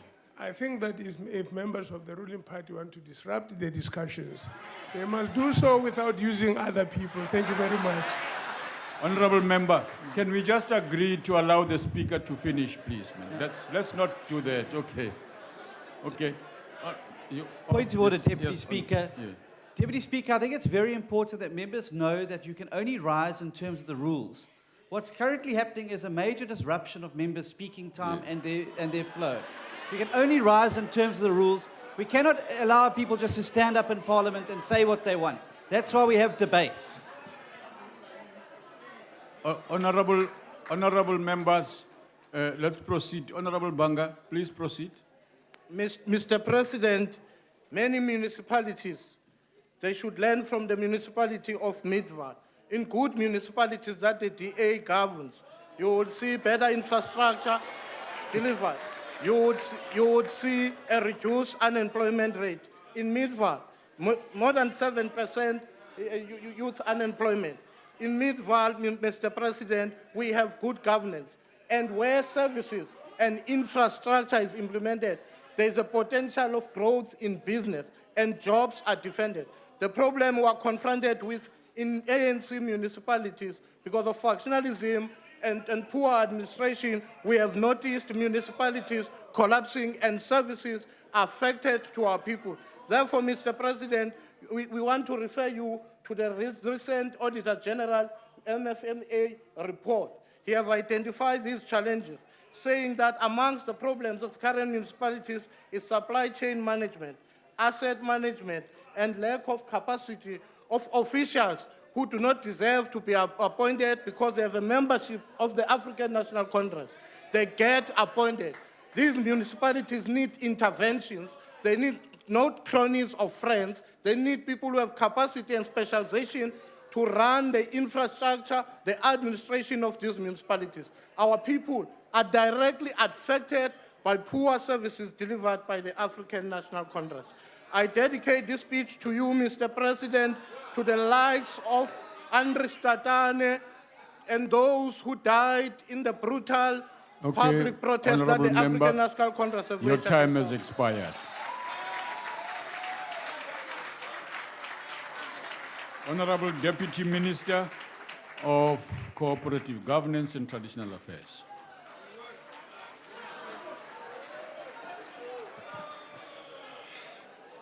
Deputy Speaker, thank you very much. Molweni, Sanbonani, Tobela, Abusheni, Dumelang, Ndi Masiare, or it's getting close to Madekwana. En meneer Groenewald, ja beslis, ook goeiemiddag. On the 7th of May, the people of South Africa gave the ANC yet another overwhelming mandate.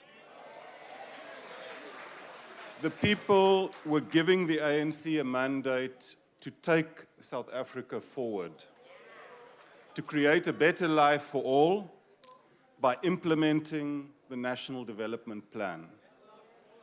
The ANC manifesto outlined how we would implement the NDP.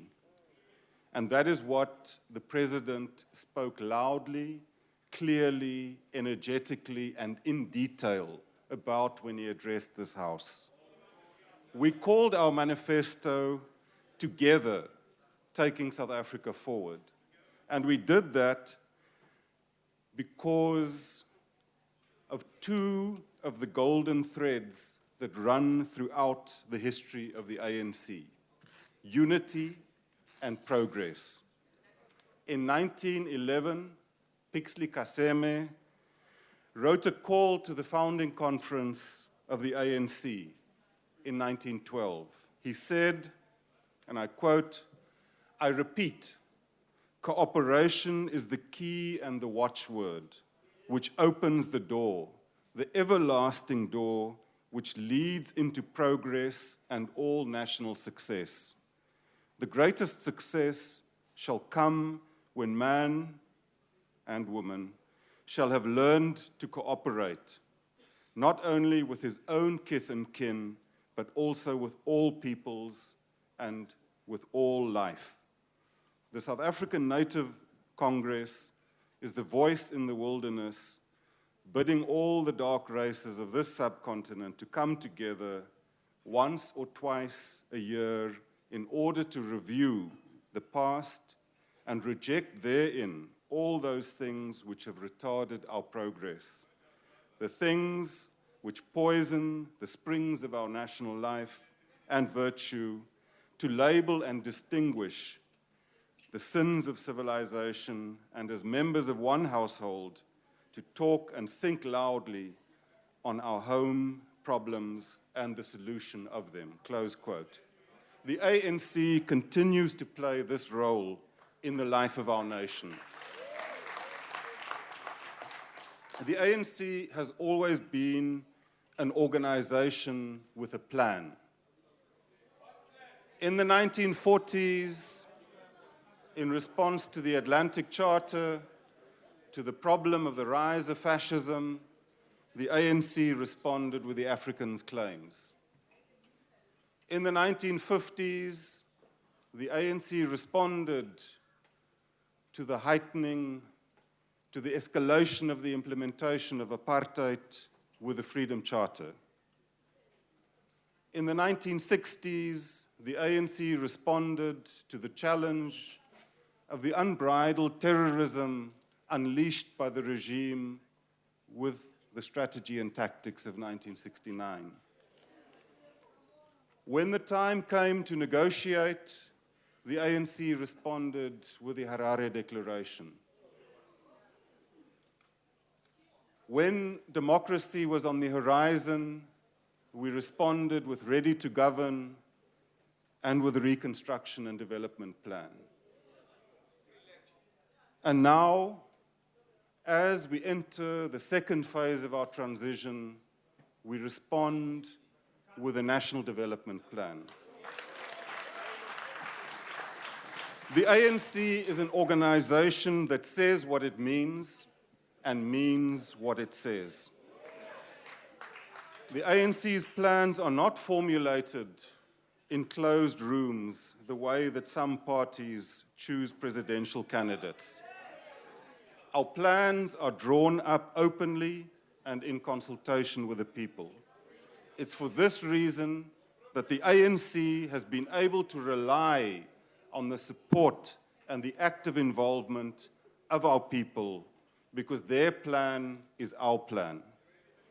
The formulation as well as the implementation of these plans was characterized by vigorous, robust, and at times even acrimonious debate and discussion. During the years of exile, the sounds of the rattling of the AK-47 was mixed with the sounds of cadres firing intellectual salvos at each other as they debated the meaning of the various clauses of the Freedom Charter. On Robben Island, the sounds of the picks and the shovels in the lime quarry could not silence the sounds of those debates. After 1994, we continued debating the RDP even as we were implementing it by building millions of houses, creating millions of jobs, building hundreds of clinics, tarring thousands of kilometers of roads, creating hope through the implementation of that program. The ANC has always mastered the art of walking and talking, toiling and talking, debating as we work to build a better future. And therefore, those who fantasize about gloom and despair who fantasize that the ANC is not united around the NDP, who fantasize that it will not implement the NDP, are locked in a futile argument against the example of history. Throughout our history, there have, unfortunately, always been discordant noises from certain quarters. Sometimes it took the form of a strident stream of racist invective. Other times, it was the sound of the rattling of a flat spare tire in the boot of South African history. Also, at other times, the low, slow whine of generalized suburban discontent. More recently, we've heard the shrill Hadada-like sounds of Nakandla, Nakandla, Nakandla. And then there's also been the pitiful lament from amidst the twilight shadows of our politics, asking what has happened to international mediation. And yet, amidst these discordant noises, we hear other more hopeful sounds. We hear that all of us in this chamber, once one listens past the noise, agree that the core challenges facing South African society are poverty, inequality, and unemployment. We also hear, if we listen carefully, that our national priorities remain health, education, economic development and job creation, rural development, land reform and food security, as well as combating crime and corruption.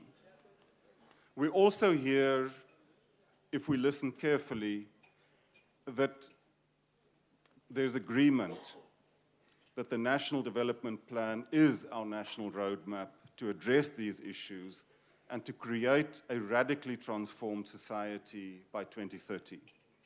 The NDP will guide us through this second phase of our transition. And we appeal to all in this House and all in our society to focus on these areas of agreement and to rally around the implementation of the NDP and its program for radical socio-economic transformation. Because it's only by doing this that we will succeed in creating the united nation, united in its diversity, that is spelt out in our Constitution. Throughout history, nations have been forged in battle or through having a common enemy.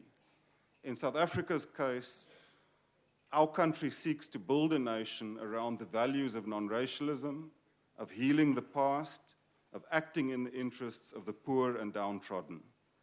We seek to build a society where progress and development are measured by progress and inclusion of the poor.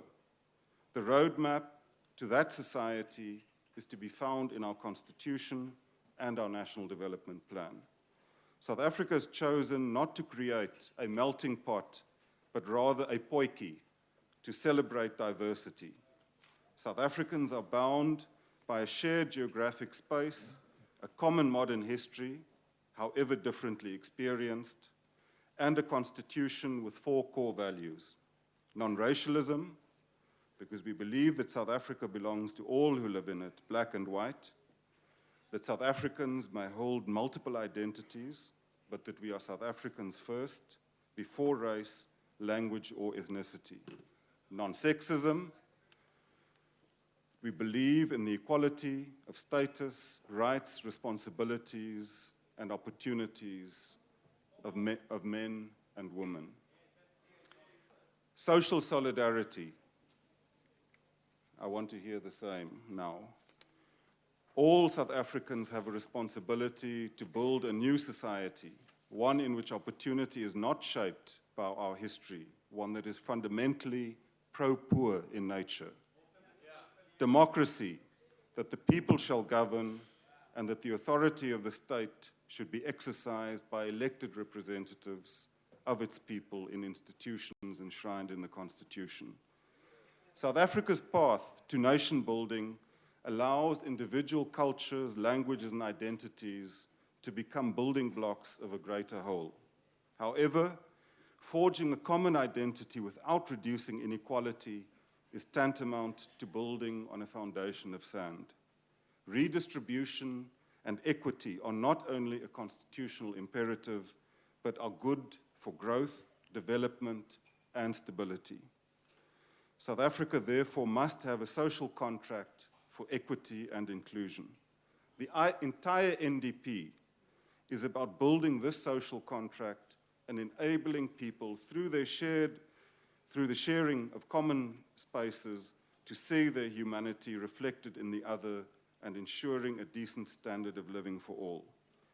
It is this inherited psyche of racial, gender, and sexual orientation prejudices and stereotypes, breakdown in values, inequality of opportunity, and massive poverty, as well as competition for scarce resources, which helps fuel racism, xenophobia, homophobia, and gender-based violence. Open displays of opulence, even when they're hidden under overalls of whatever color, are a scourge in South African society. Their offensiveness is particularly marked because of South Africa's high levels of inequality and unemployment. Society should have balanced and appropriate incentive systems commensurate with the individual's contribution to society. Excessive displays of wealth, as well as unjustified differentials in income, distort these incentives. The country cannot achieve unity and social cohesion without reducing the gaps between rich and poor, black and white, women and men, city and country. In doing this, it is necessary to recognize the historical obligation for redress, to correct the wrongs of the past, and to affirm the historically disadvantaged. Without unity, the nation cannot hope to correct the wrongs of the past. Without correcting the wrongs of the past, unity would be superficial. The country must therefore continue with measures to facilitate active engagement of the populace in its own development. Efforts to enable the healing of wounds of the past while reducing economic exclusion, inequality of opportunity and outcomes, enabling the sharing of space across race and class, as well as fostering an overarching South African identity anchored by the Constitution and the values embedded therein, should be optimized.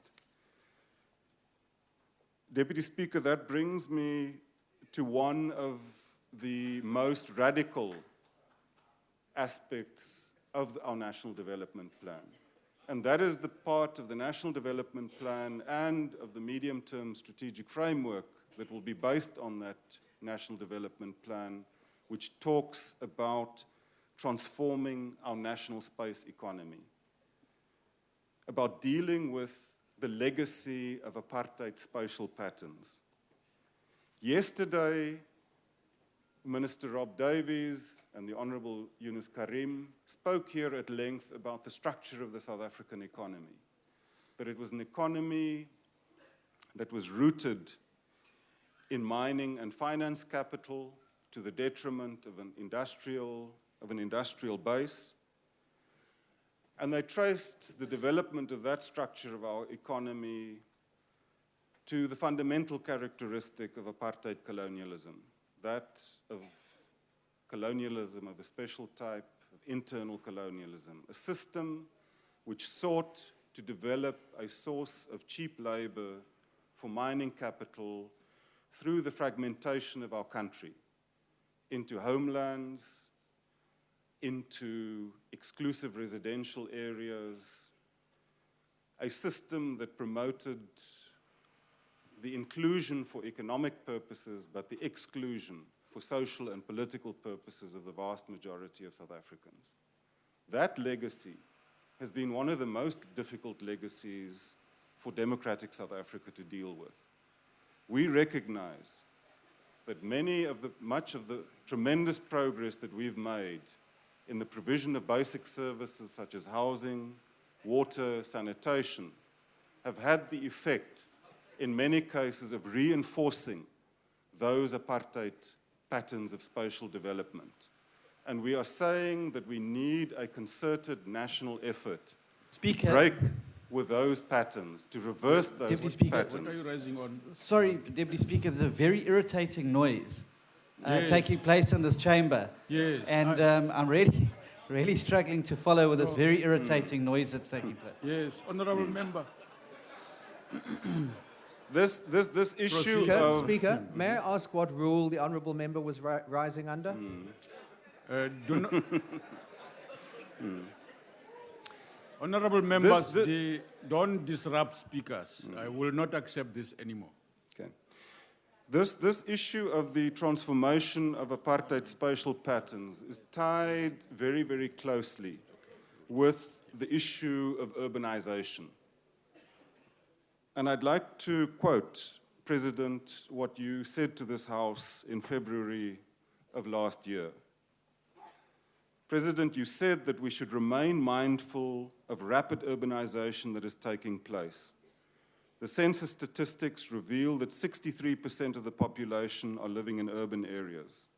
This is likely to increase to over 70% by 2030. Apartheid spatial patterns still persist in our towns and cities. Municipalities alone cannot deal with the challenges. We need a national approach. While rural development remains a priority of government, it is crucial that we also develop a national integrated urban development framework to assist municipalities to effectively manage rapid urbanization. As part of implementing the National Development Plan, all three spheres of government need to manage the new wave of urbanization in ways that also contribute to rural development. Close quote. Mr. President, after you gave that instruction, a discussion document was formulated. It was released in October of last year, and we stand ready to comply with the deadline of 30 July to release a draft policy document that will form the basis of a national discussion on urbanization and transforming apartheid spatial patterns. I just, in the minute or so that remains, would like to maybe express my concern at the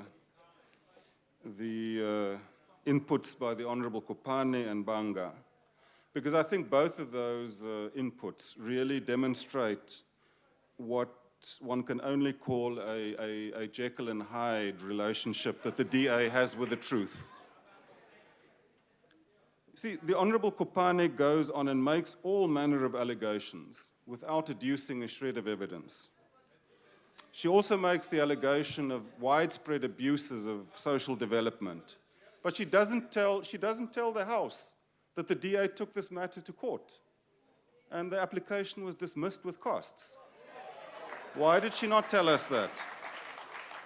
She also doesn't tell us that the very allegation that she makes in this House regarding the President is an allegation that the DA sent out in an SMS during the election campaign. But she doesn't tell the House that the DA lost spectacularly in the electoral court on that matter. The Honourable Banga comes and waxes lyrical about good governance in municipalities and cites Midvaal as an example. The Honourable Kopane spoke at length about the Public Protector's report. It's a pity that the Honourable Banga didn't refer to the Public Protector's report into Midvaal. Your time has expired, sir. Ke a leboga. Okay.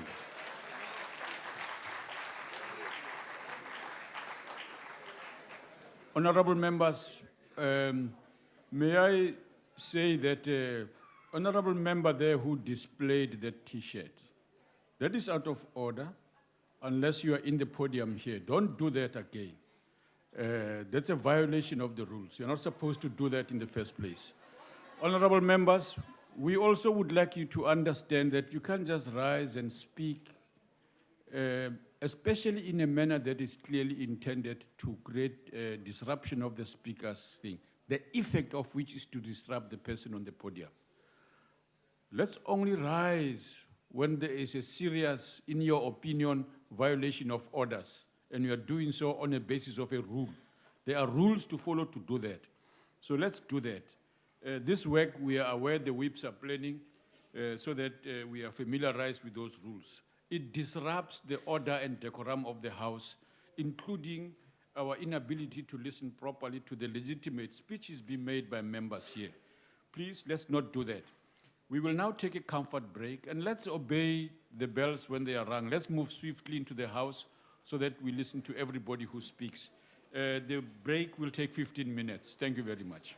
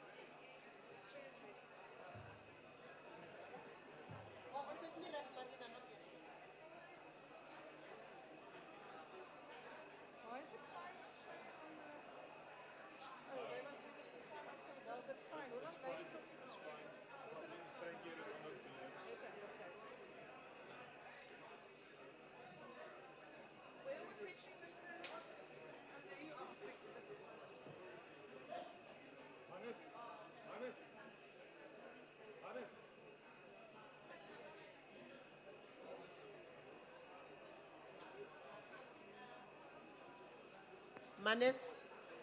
Manes.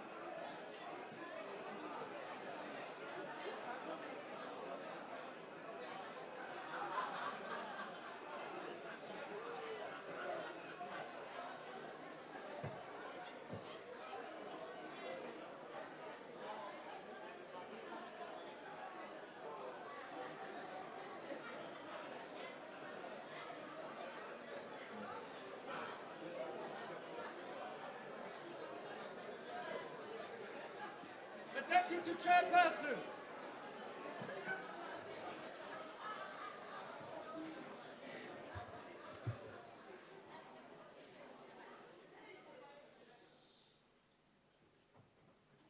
You may be seated.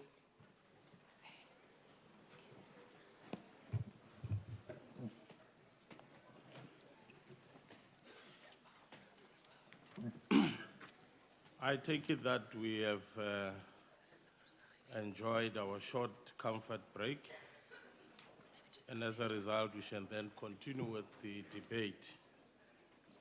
May I therefore call on the Minister for Social Development to continue with the debate?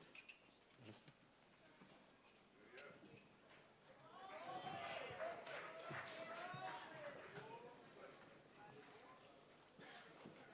Deputy Chairperson, His Excellency President Jacob Zuma, honorable members, let me start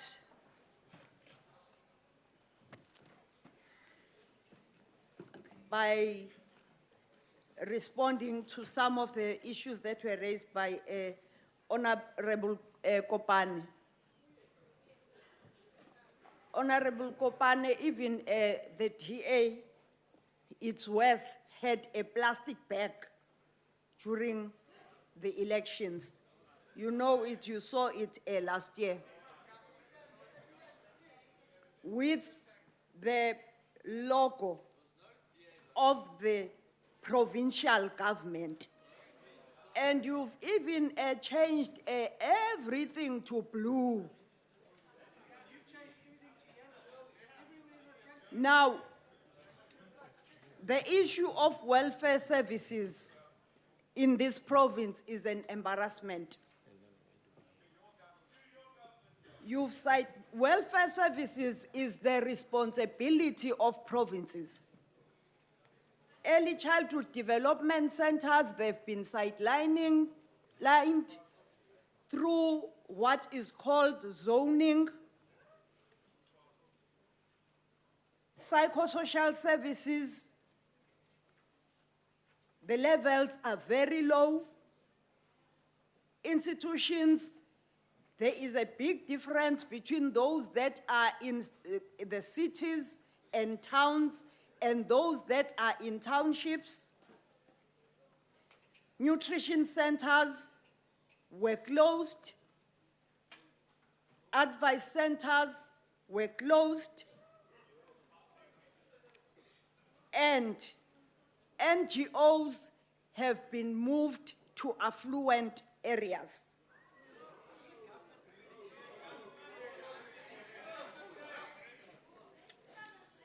But also, again, the city is exclusive to a few and the rich. And Black entrepreneurs have been forced to townships through zoning. And then let me come to the issue of grants. Grants, I want to ask a question. If grants are unsustainable, is poverty sustainable?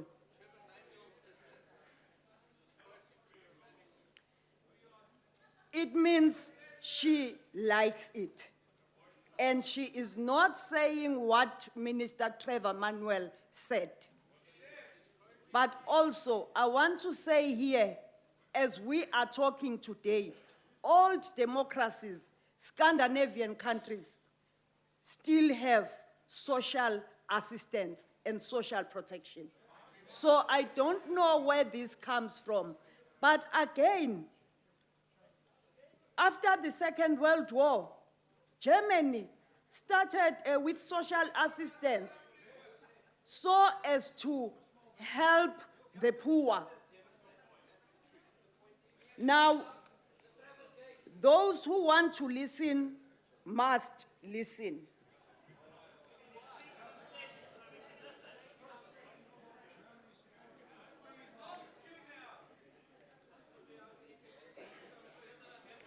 During floods, always here in the Western Cape, we intervene as SASSA, and you run and claim that you are intervening as the government of the Western Cape.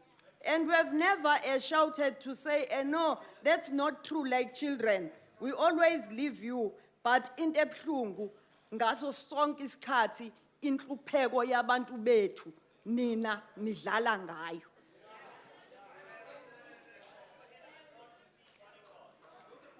On Tuesday, the 17th of June 2014, in this House, President Zuma related the good story of 20 years of freedom and democracy under the ANC-led government. Today, we stand in the shoulders of those who fought to free us from colonial and apartheid regime, from the minority rule and from economic backwardness and unspeakable indignity. We acknowledge a debt of gratitude to the forebears of our liberation struggle, icons Nelson Mandela, Oliver Tambo, Winnie Madikizela Mandela, Adelaide Tambo, Helen Joseph, and all those who made the ultimate sacrifice in building a peaceful, democratic, and a non-racial South Africa. If you want to quote her, you can quote her. There are men and women who began the slow and difficult work of making freedom more meaningful for the poor, who are the majority but have nothing. In 1994, the people of South Africa put their trust and confidence in the ANC as its leadership, recognizing the history of the struggle for the total liberation and emancipation of the people of South Africa and Africa. In May this year, against the wishes of those who have been attacking and demonizing the African National Congress and its government, again, the ANC won the elections with an unquestionable mandate. Our responsibility is to rule this country. We have to make the laws, we have to formulate and implement radical economic transformation policies and programs that will move South Africa forward in the next 5 years, and yet the opposition continues to distort the achievements of the last 20 years under the ANC government. As the ANC, we are clear that while economic growth is necessary for the creation of jobs and reducing unemployment, growth by itself is not sufficient in reducing poverty and reducing inequality. Social transformation is also a pillar of improving the lives of our people. We also need to focus on the weak social infrastructure, which serves as an incubator for the many social ills that face our country. There is growing evidence that crude growth-based policies may in fact serve to increase and cement the inequalities, as it often facilitates the retention of wealth by those sectors of society that have historically inherited wealth and opportunities.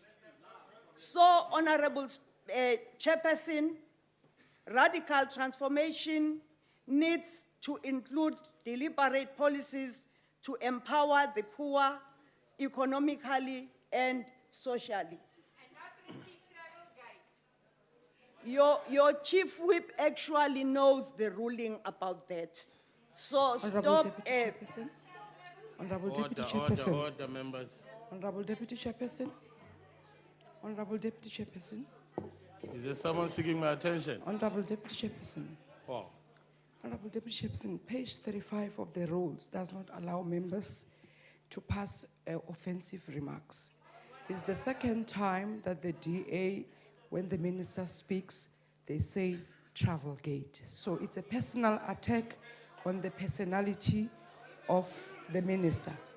And there was a ruling made in court. So this is not allowed based on page 35 of the rules of parliament. I thank you. Point of order, Speaker. No. Chairperson. What is it that you are rising on? Because I've not even made a ruling. I'm that's just trying already- to follow what No, the no, rule no. is. No. Hold. Because it's now No. with joint Can you hold rules it? today. There is a point of order that is being brought to my attention, and it is only fair that I've been allowed an opportunity to make a remark on that, and then you can come back on that issue. Honorable members, I think the presiding officer who presided earlier on appealed to all of us to respect one another and the decorum of the House. Heckling, it is allowed, but let us not make ourselves or expose ourselves to a point where we will be seen to be irresponsible in how we behave in the House. Can we please refrain from making or uttering statements, one, that disrupt a member who is speaking, and secondly, that may derogate the standing of a member as a member speaks. May we please refrain from that and allow the member to speak. Honorable Minister, can you proceed with your debate? Our comprehensive poverty reduction approach is premised on a life cycle approach. This includes the 1,000 Days campaign, which will maximize the developmental window of children by providing maternal support to expectant mothers, nutrition and developmental support for children in their early stages of development. Honorable members, the ANC has declared early childhood development a public good. In the next 5 years, our priority will be on expanding access to ECD services to at least 40% of children between the ages of 0 to 4 by 2019. To date, we have over 1 million children accessing ECD services throughout the country, and half of which is directly subsidized by the state. The implementation of comprehensive ECD program is a double dividend to our country. It is an investment to the future of our country. It is also a building foundation, a strong foundation for our children, but also it helps women to have their own time, do their own things, bakwazi nokuyinwaya and bebodwa ekhaya.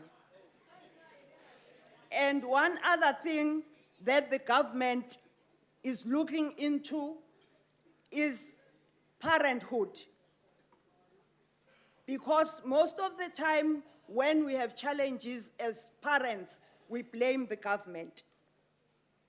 And also we want to focus on building strong families, because families are the first line of defense of its members. As the President highlighted in his address, the NDP provides a conceptual guidance in this regard, as it does include as part of its core goals the eradication of poverty, unemployment, and the reduction of inequality. Honorable Chairperson, the social assistance program remains the single most important contributor to the fight against poverty and inequality in the country. In this respect, 15.9 million South Africans, including 11.7 million children and 2 million older persons, are beneficiaries from our safety net. This achievement was premised on our determination to ensure that our social protection system protects individuals against all forms of vulnerability. And okunye okumnandi ngeprogram yethu ukuthi umuntu iqala kumprotector from birth to death. But also umntwana omncane mangabe zalwa sine program yezempilo ka 6 years. Aphinde athole i-grant, aphinde aye early childhood development center la akhokhelwa khona 15 rands per child per day, aphinde aye ku-free school, aphinde athole i-NSFAS, aphase, akwazi ukukhipha umndeni wakhe ekuhluphekeni.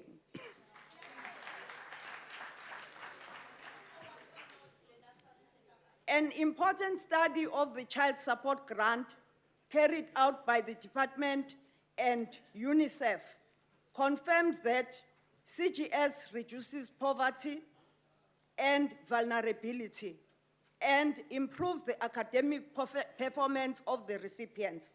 And I think and hope the members on my left understand what the impact study does. You follow the variables, and so it is a difficult study. So they must understand its nature and character. It also confirmed that adolescents who benefit from the grant are less likely to engage in risky behaviors.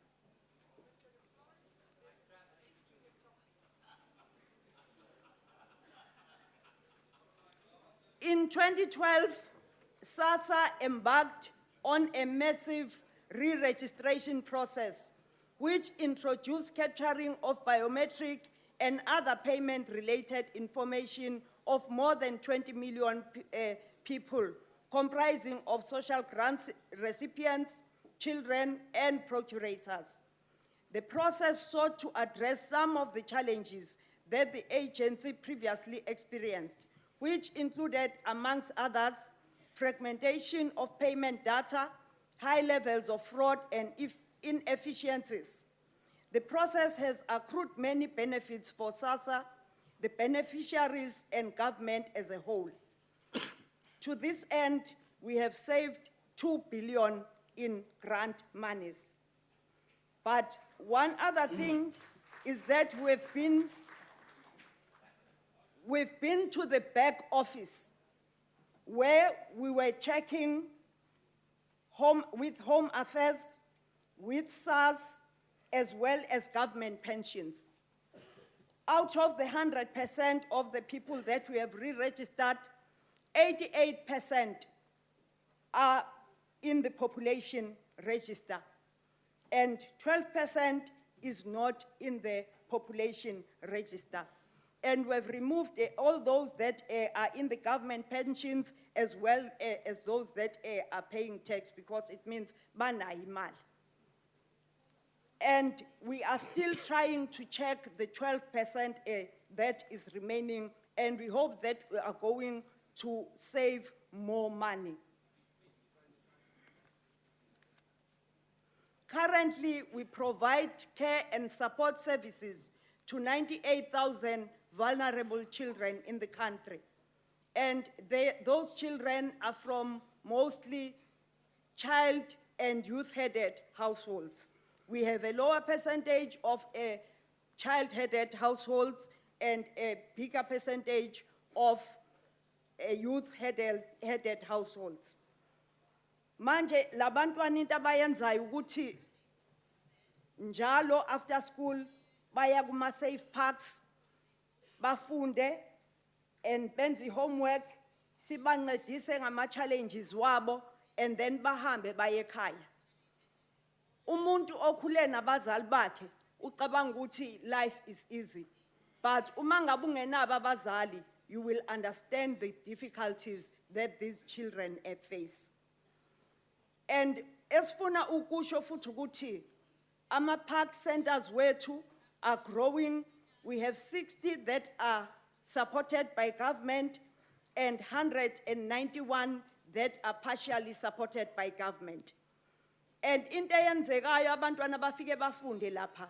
One of the learners in this program obtained six distinctions, and she is studying towards a law degree at the University of KwaZulu-Natal. And we want to ensure that all children that don't have their parents and those that are vulnerable do not fall within the cracks. We have declared year 2014-15 as the year of people with disabilities. A major focus for this year will be to ensure inclusion and mainstreaming of disability in the post-2015 development agenda. This we will do in partnership with disabled people and their organizations, government departments, private sector, and civil society.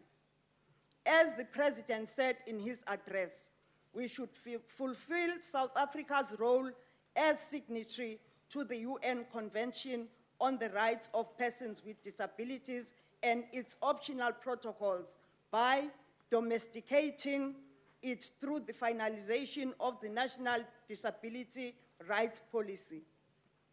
This policy will shift the focus and responsibility for disability mainstreaming to every program manager in government who will be responsible to prove that their plans, budgets, and services are disability responsive. As indicated by the President, we will embed the monitoring of the compliance with the obligations contained in the Convention and progress made with disability rights mainstreaming in the government-wide monitoring and evaluation system. In as far as alcohol and substance abuse, the Department of Health is in the process of gazetting the bill, and the Department of Trade and Industry is looking at the implementation of the restrictions on times and places of sale for alcohol.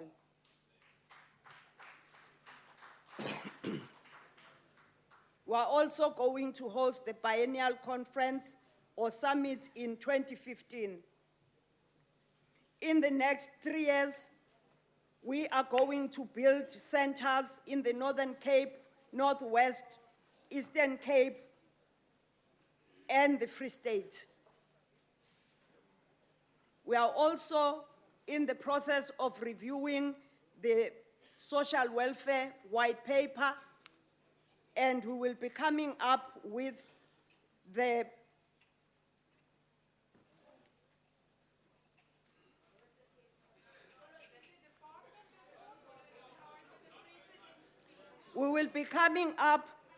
other programs on poverty eradication. For instance, in Didorens, we've already started with the program of helping seasonal workers. Honourable Minister, may you sum up your input? Seasonal workers that are not paid for 6 months during the dry season. And we have implemented the pilot program. And soon after the pilot program, we are going to implement this program throughout the country. Thank you, Deputy Chairperson. Thank you very much, Honourable Minister. Honourable Labuskagh, may you proceed with the debate?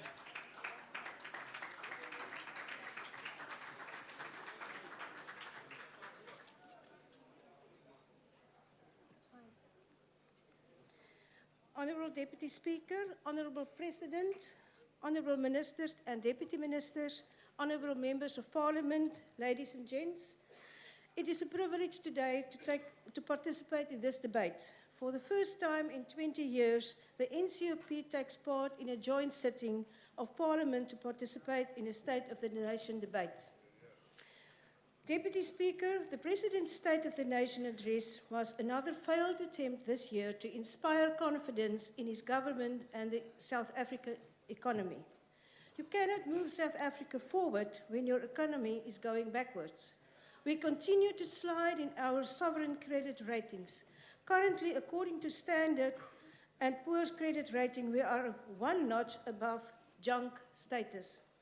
Deputy Speaker, the only thing Honourable President Zuma has tried to move forward over the past 5 years are his personal interests and those of his political allies. The tripartite alliance of the ANC, the SACP, and COSATU exists only on paper and serves as a destructive force in South Africa's economy, as it has zero consensus on the future of the economy. The National Development Plan, which the Democratic Alliance endorses, continues to be picked apart by the factions of the tripartite alliance. Yet, time and time again, we hear how the NDP will usher in an era of economic growth. Speaker, it remains to be seen if this cabinet will be able to implement the NDP. In the Western Cape, one of our priorities is to promote economic growth through various strategies that create an enabling environment for small and large business. Despite the global economic downturn, which began at the start of the DA's first term in government, 270,000 more people in our province have jobs. The manufacturing, clothing, and textile sectors are showing positive growth with strong investment from both the public and private sectors. Since 2011, the number of active companies in the Western Cape increased by 14,589 to more than 203,000. 203,000. Honourable Minister Davies, the Western Cape established 20 access points which collectively assisted over 22,000 SMMEs with business development, procurement, and access to finance. We also established the Red Tape Reduction Unit to assist SMMEs through the bottlenecks of regulatory obstacles to do business.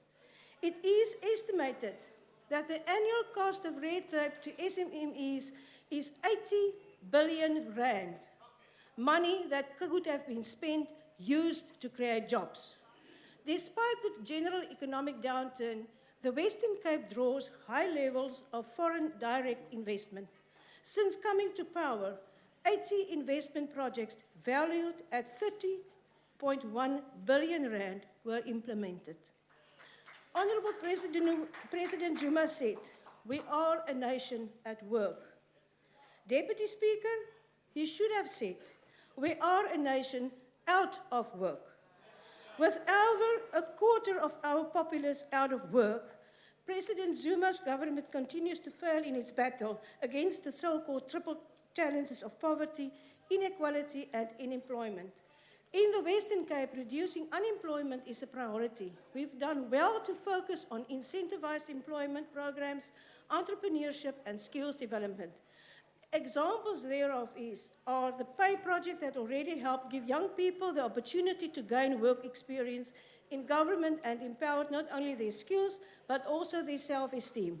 Through our artisan development program, we offer young people the opportunity to earn qualifications and contribute to our growing demand of their skills. Through the Provincial Skills Forum, we are working with the private sector and academia to define and respond to our changing job market to minimize existing skills and demand misfit. But while the Western Cape succeeds on these fronts, national government failed. The failure lies in the government's response to these challenges. The President and his government believe that far-reaching interventions is the answer to creating a strong and equitable economy through jobs created within government. Honourable Deputy Speaker, stronger state intervention in the economy, despite decades of seeing its disastrous effects in countries such as Venezuela, is the unimaginative and dangerous road that South Africa is taking. Creating new ministries and creating more and more legislation will not create a more equitable economy. It certainly won't make it a sophisticated one either. The DA constantly has to battle against the ANC-led national government's fetish for legislating South Africa into a prison of red tape and business-bashing regulations. Speaker, bigger government can only lead to bigger failure. Government only needs to intervene in ways that will create an investment-friendly environment to generate revenue and increase employment. One of the key reasons why the Western Cape government has been successful in growing the provincial economy is because it has consensus with all stakeholders.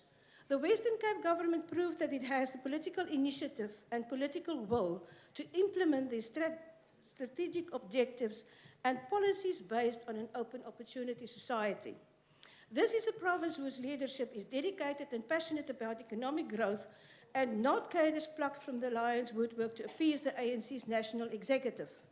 Speaker, President Zuma spoke of the strong growth in the South African tourism sector and the Western Cape. And in the Western Cape, we're proud to have one of the most beloved cities in the world, Cape Town. We strongly support the potential of the tourism industry and the impact it has on the economy. The sector contributes to a variety of other industries. If tourism grows, so will those supporting industries. The tourism industry is also regarded as being labor-intensive, which is fitting given our high unemployment. In December of 2013, the Western Cape recorded its best tourism numbers, with Cape Town International Airport recording, quote, the highest number of international arrivals, unquote, since the global economic crisis. This is proof of a province's campaign to increase tourism in yielding results. Honourable Speaker, the President mentioned universal access to schools, but said nothing about how essential quality education is. The Western Cape's strategy to accomplish sustained and systemic improvement on academic performance in language and mathematics, the National Senior Certificate, as well as reduce the number of underperforming schools, is successful. The bulk of the education budget, over 80%, is spent on the poorest 60% of our learners. Western Cape pays the highest amount of money when compared to other provinces to schools who qualify for fee exemptions, an amount of 90 million rand over the past 3 years. The Western Cape increased the number of learners passing maths and science in the province. The Western Cape had the highest number of learners qualifying for the bachelor degree studies in the country. The province also improved the retention rate of learners at schools from 36.9% in 2009 to 52.1% in 2013. Within a 5-year period, the Western Cape could do something that the national government couldn't do in 20 years' time. These and many more brilliant factual stories are possible due to investing in the teachers, school management, parents, and learners. In conclusion, Honourable President, your challenge is to have the political will to implement the NDP that will result in sustainable economic growth. As the economy and a list of other things are sliding, including the support for the ANC, beware, the voters are indeed maturing. Thank you. Thank you very much, Honourable Member. Honourable Gallo, may you continue the debate?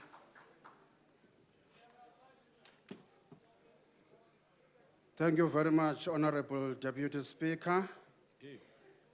His Excellency, Honourable President of the Republic of South Africa, Jacob Gedlehlekisa Zuma,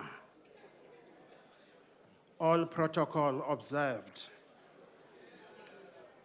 On behalf of the African Independent Congress, let me take this opportunity to thank all the people of South Africa for voting for the African Independent Congress on the 7th of June, 2014.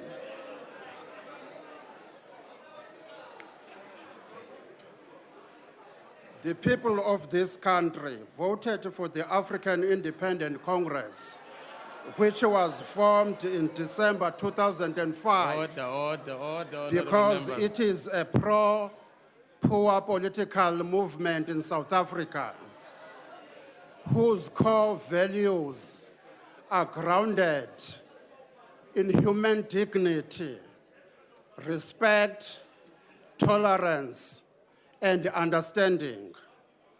The AIC is different from all other political parties formed post-1994 in this country. It was founded by the poorest of the poor masses of Matatiele, and there was not even one person who was a member of parliament or a councillor, and not even one person who was expelled from his or her organization for wrongdoing. When we talk about organic purity, we are talking about the African Independent Congress. And of course, as African Independent Congress, we don't want to rule the country. We want the people of this country to rule this country. We call upon all of you who have voted for the AIC to forgive those who are insulting your intelligence by saying you were confused. They must be told that they are the ones who are confused, not you. Prove them wrong, even in other elections to come. Honorable President, before we can comment on your cycle dishonor, there are issues of grave concern which are affecting our constituencies. We are talking here about the people of Mutse and Matatiele in particular. Those anomalies employed by your governing party will be able to indicate to the people of this country whether the ANC today will take the poor masses of our beloved country to the promised land. In March 1994, senior members of the ANC were dispatched to Matatiele, and those were Mr. Govan Mbeki, Mr. Walter Sisulu, and others. They promised the people of Matatiele that the people's government will never take any decision against the will of the people, no matter what. In January 1995, the ANC National Working Committee, led by Mr. Valimusa, repeated the same promise to the people of Matatiele. Mid-1995, Honorable President, when you were opening our community clinic at Magadla, you commented to say... Honorable Gallo, your time is up, my chief. No, it can't be like that. Honorable. This is a sabotage. Honorable. In broad daylight, I was counting here Honorable the minutes Gallo. of other people. Honorable This Gallo, is a sabotage in broad daylight. Order. Let me tell you, Comrade President, Honorable Gallo. the people of Matatiele have spoken. The people Honorable of Gallo. Mutse have spoken. We Can want the the technical results. staff switch off the mic, The please? people of this country are not political zombies, are human beings, and they need to be treated as such.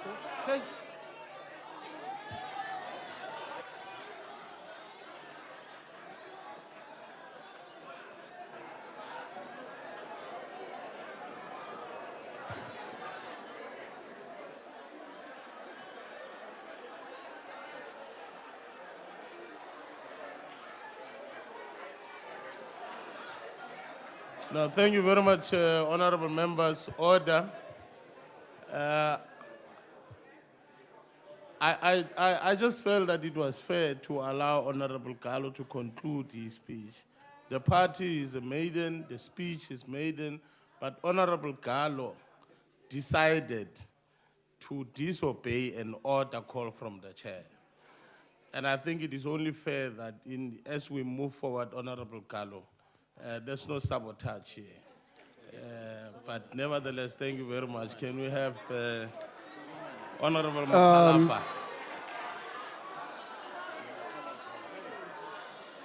Honorable Mokhalapa, may you proceed with the debate? Ndicela undiphe iindlebe zakho.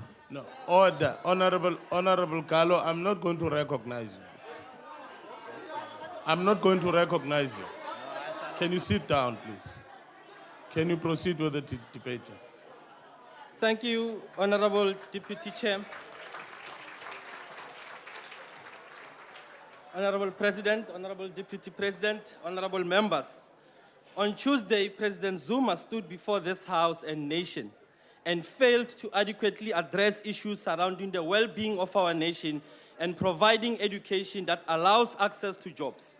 More than 3.5 million youth have no jobs and are unskilled.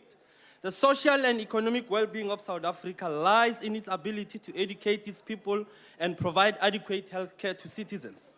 Challenges such as poverty, inequality, and unemployment threatens the very existence and sustainability of our young democracy. We are a young nation full of opportunities and potential. Much more needs to be done to improve our basic education system and the state of affairs of our health system. Early childhood development is a key component for our children's development. Although South Africa's health sector has made tremendous strides, it faces significant challenges which must be addressed if we want to improve the lives of our people. Although the principle of the national health insurance is noble, the NHI will not address the fundamental problems of our health system, which include bad management, lack of equipment, drug shortages, and high vacancy rate. We do not have a good story to tell about the status of our health system. The significant challenges prevail within our healthcare system. Mismanagement, poor use of resources, and low political accountability characterize the state of our healthcare system. Shortages in desperately needed ARV medication, reports of infant fatalities due to negligence, non-payment of service providers, and the total collapse of hospitals are now the norm. The DA believes that we can turn this around by modernizing our healthcare system, filling vacancies with trained staff, improving management teams in public hospitals through standards monitoring. Greater efforts are needed in combating illnesses such as TB and reducing HIV transmission. The Western Cape government not only has the highest TB cure rate, but we have brought down the mother-to-child HIV transmission rate to 1.8%, the lowest in the country. Mr. President, you also failed to adequately address the issues surrounding the deplorable standards to which our education system has sunk. Just under 3 weeks ago, the World Economic Forum released a study that placed our maths and science results as last in the world. This informs the need to better equip our teachers with the relevant know-how and resources needed to educate our children and open opportunities for them. Instead of the education minister committing herself to addressing these issues that rises to crisis level, the minister chose to attack the WF study.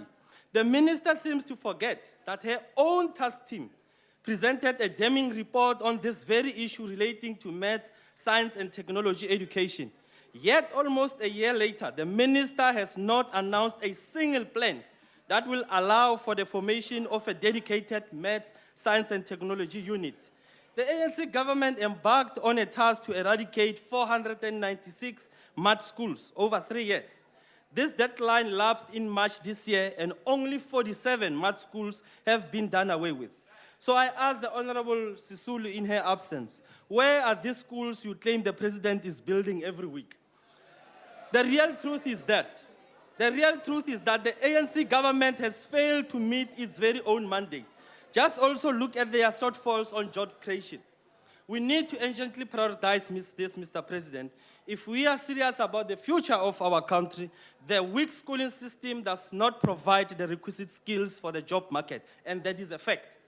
Higher education also faces significant challenges. The NSFAS crisis should be a main area of focus for government to ensure that students from poor backgrounds get an opportunity to further their studies. Issues surrounding the FET and CETA certificates should be resolved timelessly.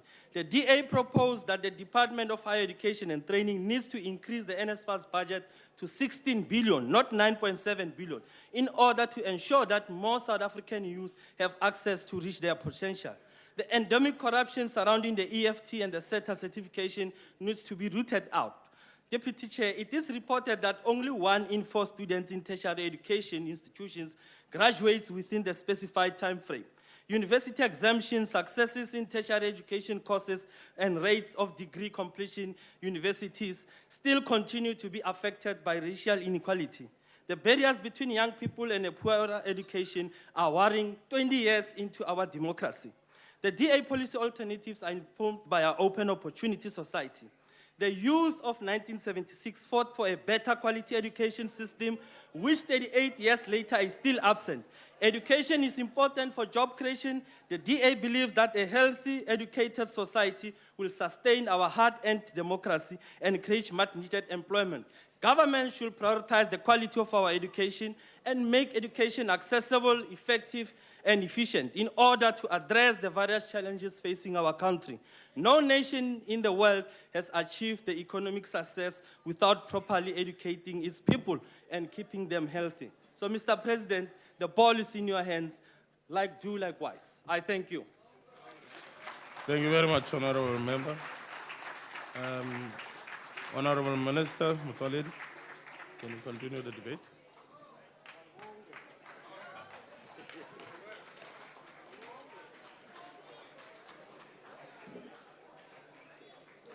Honorable Deputy Chairperson of the NCOP, Honorable President, Honorable Deputy President, Honorable Members of the House,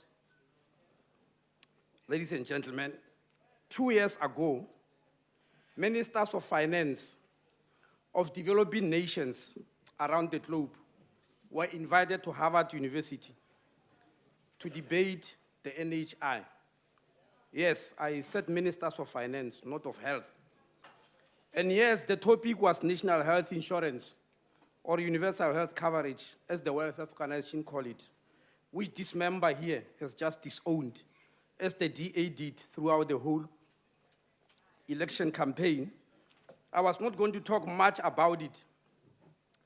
But now that he has said what he said, I'm compelled to do so, lest some people in this house might be misled. The questions these ministers of finance were asked in Harvard was, what is the core functions of a minister of finance? Of course, they all rattled about facilitating economic growth of their countries to a higher percentage through macroeconomic stabilization and all the other financial wizardry that ministers of finance engage with in their everyday life. They were then asked the next question, to name a country that has been able to grow their economy with a sick workforce or a sick population. And they were all stuck. And Harvard then went on to show them that stabilizing the healthcare system in a country is a vital cog in the development of economies of the world. And that central to that is the universal health coverage, or NHI. I'm not surprised why the DA persistently rejects NHI. During the election campaign, you might have realized that it was one of the few parties, if not the only one, which openly rejected NHI. NHI is a revolution in healthcare. And any party that is not predisposed to revolution is bound not to understand it. That's understandable. Because it's very simple if you will listen to what the Honorable Chief Whip said this morning. The tendency of moving towards privatizing everything, even health services, is such that they will never understand what NHI is all about. Mr. President, there are 4 prestigious medical journals around the world, only 4, that matters. If an article appears in one of those, it's regarded as authentic by anybody in healthcare. One of those medical journals is The Lancet. It's a very prestigious British medical journal. Just to remind you, it is the first journal that came up with a report that South Africa is suffering a quadruple burden of diseases. on which our healthcare system plans are based. In one of their editorials, if I'm not mistaken, it's the editorial of September 2012, I can't remember the year, this is what they say about NHI. They declare that NHI is going to be the third transition in healthcare since the beginning of humanity, or since human beings started populating this planet. Because it argued that throughout our existence as human beings, there have only been two transitions in healthcare. The first one happened in the 18th century. It was called the demographic transition. That is when public healthcare system was introduced. Things like sanitation, sewerage, clean running water. Before that, people were dying prematurely. So that was a big transition, which saved a lot of people, that transition. The second transition, which is called an epidemiological transition, happened in the 20th century and reached even some of the most troubled countries towards the end of that 20th century. This epidemiological transition was when immunization was introduced. It saved lots and lots of people around the world. Now they say the third transition is going to sweep the globe, and that is NHI. Of course, I don't expect DA to know anything about that. Yes, maybe when one of the former honorable members come from Harvard, she will be able to lecture them, maybe. When she comes back. If at all she's coming back to them, I'm not sure. She'll be able to lecture to them about these transitions in healthcare. So this is going to be the third major transition. A heart transplant was performed for the first time in this country at Groote Hospital. You'll wonder why I'm not mentioning that as a transition. It is not. Much as it was big. Even if you do a brain transplant, it won't be a transition. Of course, it will be a confusion if you do that. But it will certainly not be a transition because it changes the life of one individual. The transitions change the whole country. It changes humanity. That is why NHI is going to be a transition, not what they are thinking about. So, Mr. President, I was very pleased when you outlined the packages of state intervention in the mining sector. When you appointed the interministerial committee, you mentioned health. I wish to assure you in the House that health is ready to take the challenge. And it will be important to outline the magnitude of the challenge that is there. Mining has been a backbone of South Africa's economy for centuries, and it will still be for many more decades to come. Yet, unfortunately, some of the major problems that the mining sector has been experiencing have been persistent over a long period of time. One of them is the very high, and I must say unacceptably high prevalence of TB within the mines. Mr. President, we know that TB is the biggest killer in the country because 80% of the people who are HIV positive are actually killed by TB. We have identified 3 populations in the country that are most vulnerable to TB. Number one of the most vulnerable of them all are the 150,000 inmates in 242 correctional service facilities around the country. The second most vulnerable population are the 500,000 mine workers who are sustaining our mining industry. The third most vulnerable group are communities who stay around the mining operations, next to the mines or around the mining operations. These have been named peri-mining communities by the World Health Organization. We estimate that there are 600,000 of them around the mines in at least 6 high-density districts, which I'll come to later. For the correctional service facilities, we have a very well-executed plan, which was launched last year at Paulsmoor Prison by former President Kgalema Motlanthe. You may be aware that we chose Portsmouth Prison for 2 reasons. The highest incidence of TB in correctional service facilities is in the Western Cape, at 8%. The national average is 4%. But also because our icon, Rolihlahla Mandela, got his TB at Portsmouth. That's why we launched this service there. But today, I'm not here to talk about that. Let me leave it. I just wanted to tell you that is there. Today, I want to concentrate on the mines, because 70% of SONA has been about the economy, appropriately so. Mr. President, here are the challenges. There are 41,810 cases of active TB in South African mines every year. It is 8% of the national total and 1% of the population. Unfortunately, very unfortunately, it is the highest incidence of TB in any working population in the world. It affects 500,000 mine workers, plus 230,000 partners, and 700,000 children who are directly affected. 20% of these partners and children are in Lesotho, Mozambique, and Swaziland. 59,400 orphans are currently in care as a result of TB related to the mining sector.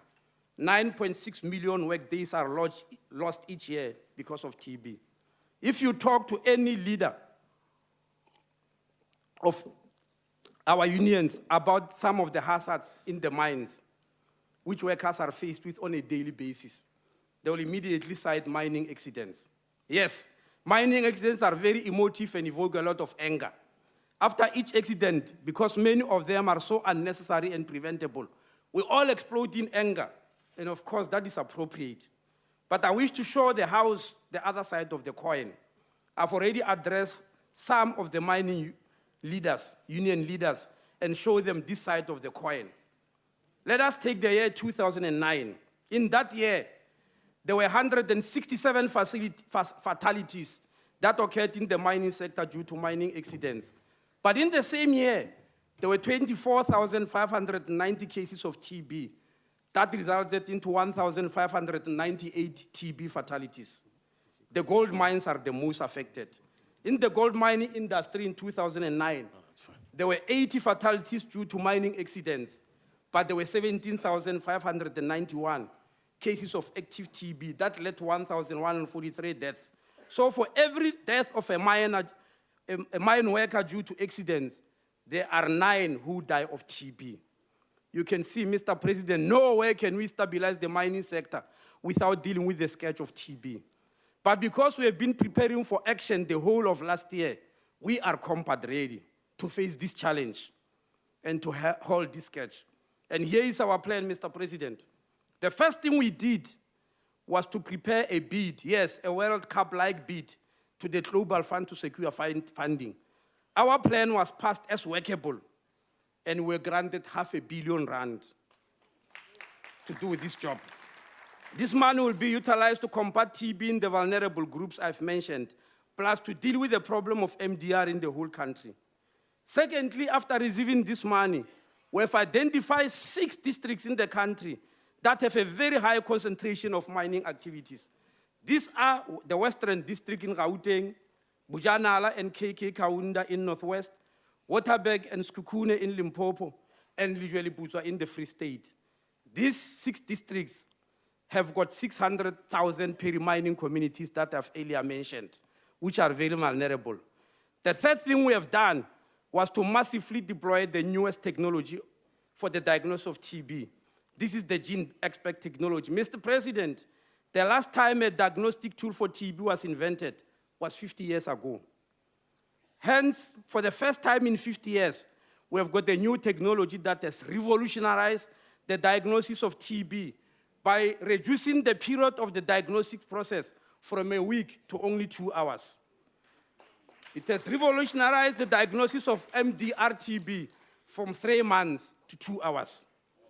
And let me take this opportunity to report, Mr. President, that South Africa has deployed this gene expert technology more than any country on this planet. Last year, when I spoke to you, we have covered 80% of all public health laboratories with this technology. Today, as I'm standing here in front of you, we have covered 100% of all the public health laboratories. Up to the end of December last year, 5.8 million tests were conducted around the world using GeneXpert technology. Of this 5.8 million, 3.8 million were conducted in one country called South Africa. This means that 65% of the global tests on the GeneXpert are conducted in our country. The first thing we are doing is a strategy to deal with all other peri-mining communities outside the high-density mining districts. In each municipal ward, we are deploying outreach teams made up of a nurse and 6 to 8 community health workers. These teams are performing multiplicity of primary health tasks, and the tasks include the work of combating TB.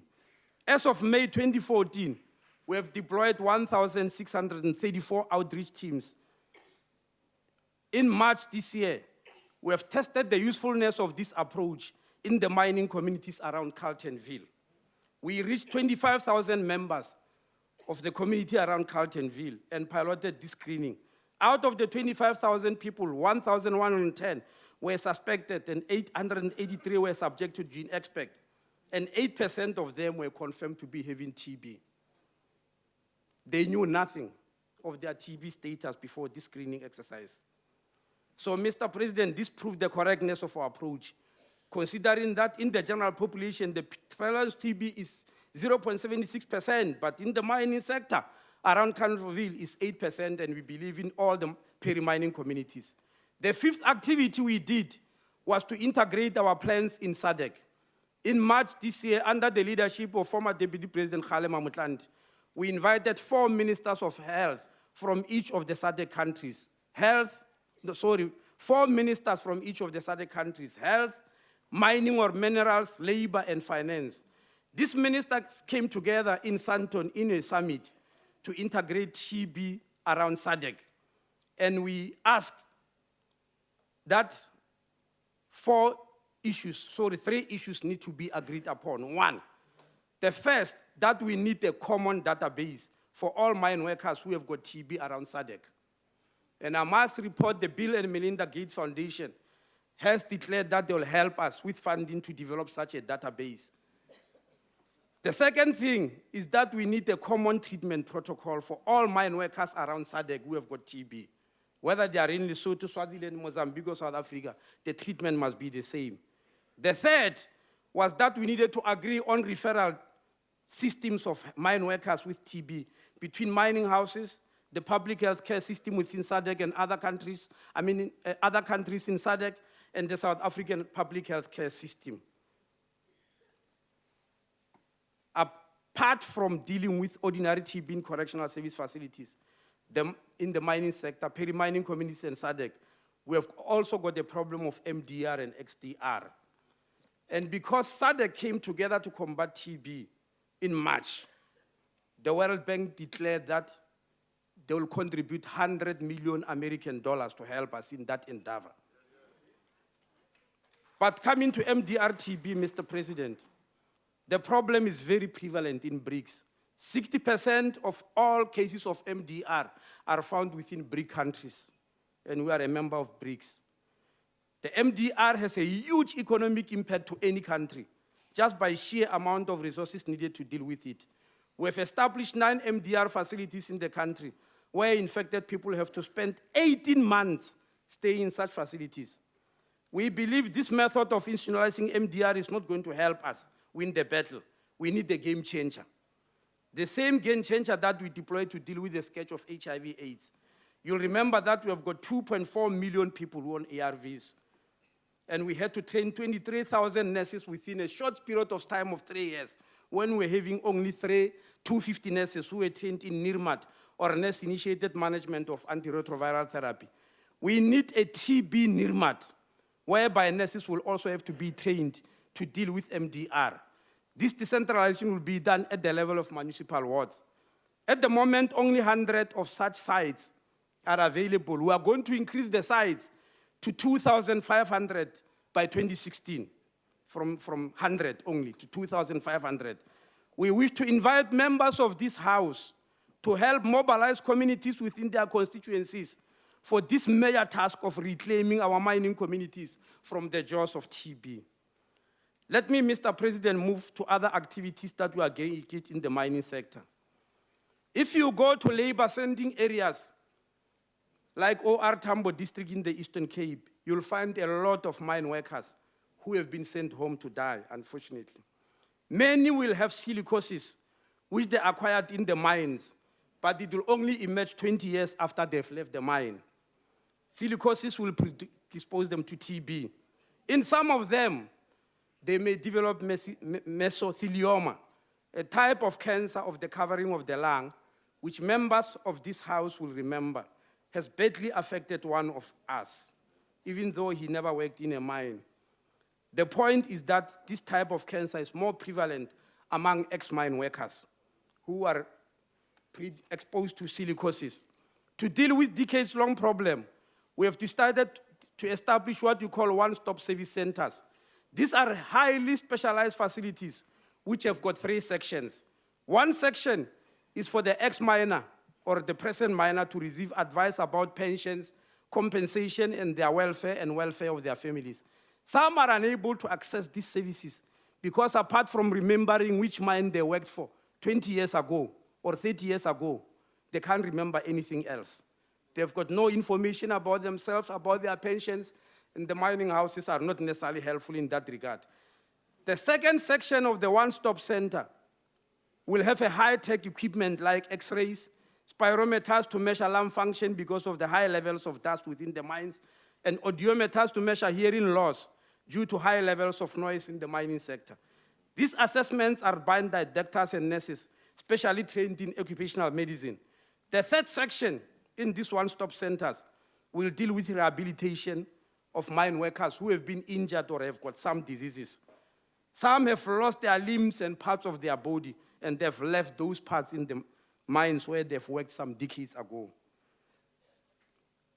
Unfortunately, Mr. President, South Africa has got only 40 occupational health specialists for a population of 17 million workers. And of course, this includes 500,000 mine workers.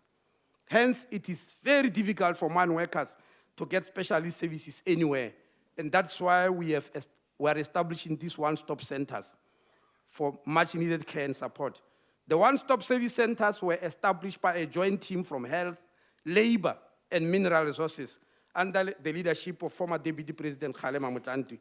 We have selected 4 districts which are the centers where we will launch this. The first district is Mthatha in OR Tambo in Eastern Cape. The second is Carltonville in Gauteng. The third is Kuruman in Northern Cape. The fourth is Beggarsford in Limpopo. Those of you who have been around for a long time will know why these areas, will understand why Kuruman, why Beggarsford, why Carltonville, and why Mthatha. The Mthatha and Carltonville one-stop centers have been launched in April. We are busy with Kuruman and Beggarsford. I wish to thank the Deputy Minister of Mineral Resources, Mr. Godfrey Oliphant, and the former Deputy Minister of Health, Dr. Gwen Ramogopa, for having been champions of these very useful one-stop centers for our mine workers. Mr. President, we have also declared that the campaign to reduce child and maternal mortality should continue. The NDP also conclude that we must provide quality pre-birth and postnatal services through primary health care. As I have mentioned earlier, in dealing with TB, we have got teams, primary health care teams around the country. We have got 43 teams now in 52 districts in the country, whereby 1,634 teams have been deployed. And 680 of them are in the OR Tambo district in the Eastern Cape. You'll also understand the reason, it's very obvious. These teams are busy visiting households. In 2013 calendar year, they visited 569,207 households, in which there are approximately 2 million of the most deprived of our citizens. In the first 3 months of this year, they've already visited 162,719 households. In this process, they've encountered 47,461 pregnant women who they've referred to clinics. They've also encountered 460,616 children under the age of 5 years and dealt with them regarding the health advice. Mr. President, in less than 2 weeks on the 30th of June and the 1st of July. The government will be hosting an international forum called Partnership for Maternal, New and Newborn Health with the World Health Organization and other partners. This forum will be chaired by our mother, our own Miss Gracia Machel. And this global event will launch 3 plans. The first one, Every Newborn Action Plan. The second one, Count to 2015 MDG report. And the third one, the State of World Midwifery.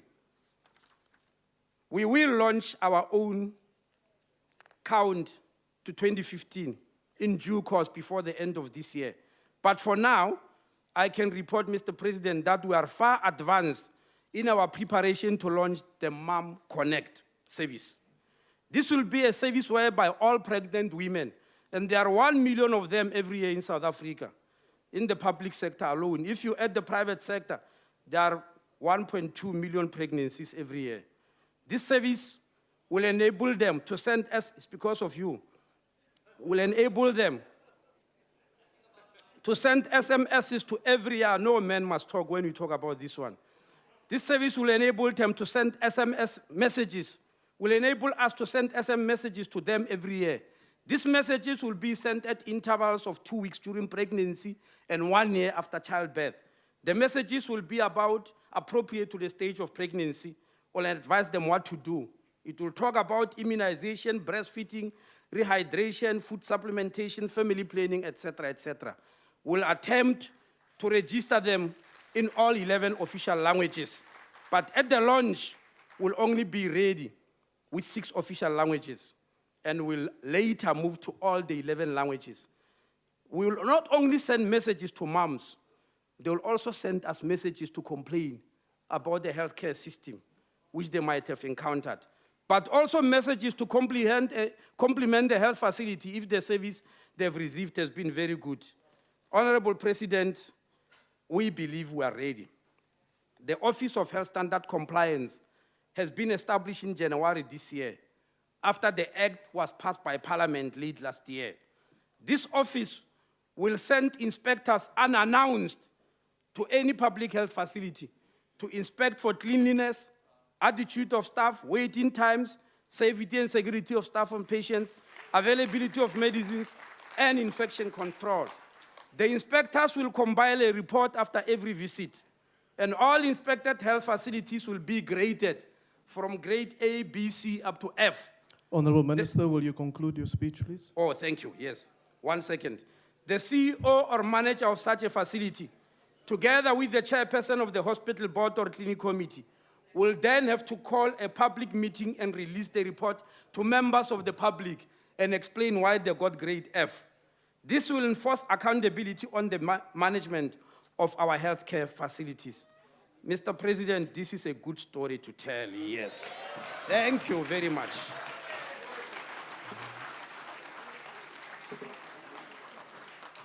Thank you, Honorable Minister. I now recognize the Honorable Chichonga, who will deliver his maiden speech. Order, honorable members. Order.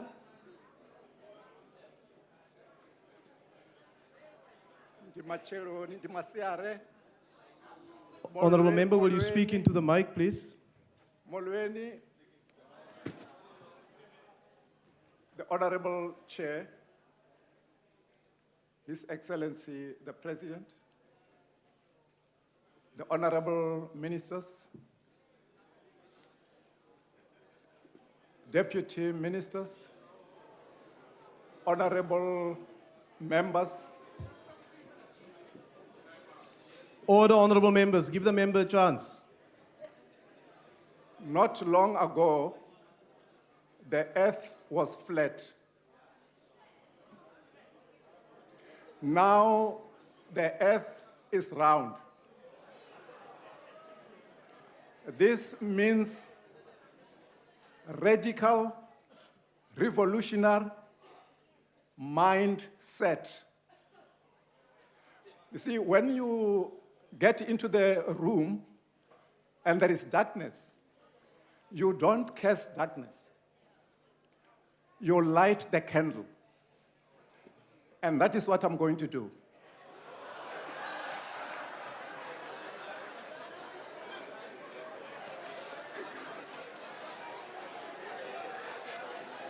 Order, honorable members.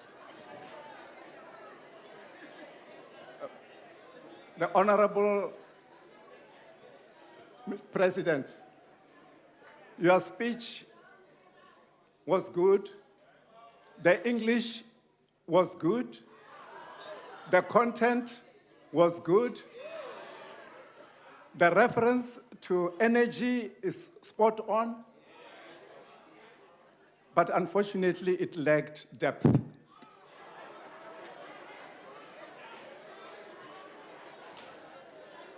Of course, you couldn't do it within 52 pages. The speech concentrated on outer energy and not the inner energy. Outer performance, but not inner performance. I'm referring to mindset shift. Einstein reminded us that the energy which you use when you create problems cannot be used when you solve the problem. There are two questions.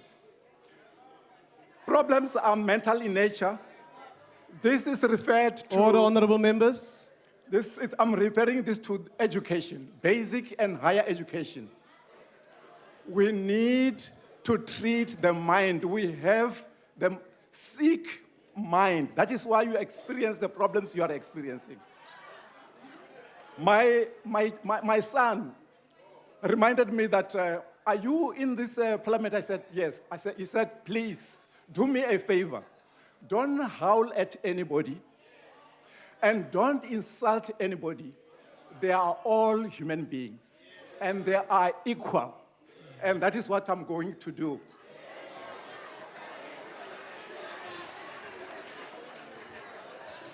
Now, Mandela was a wise man. Wise man, when he talked about 67 minutes. So he was referring to mental cleaning. When your mind is cleaned, you have mental flaws. The street you sweep, you will do it effectively. The education you teach the children will be effective. That is what we must do. It didn't mean that we must clean the cities and the streets without cleaning the mind. Let me conclude by saying, let us empower our children to have, so that we have creative mind. Honorable member, honorable member, your time is expired. Education, economy, and good governance. Corruption must be controlled.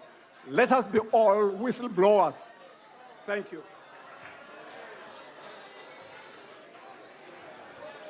Thank you, honorable member. Order, honorable members. Order.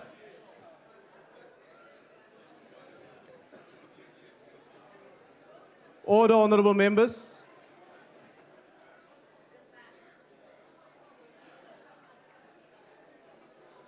Order, honorable members. The next speaker is the Honorable Mutau.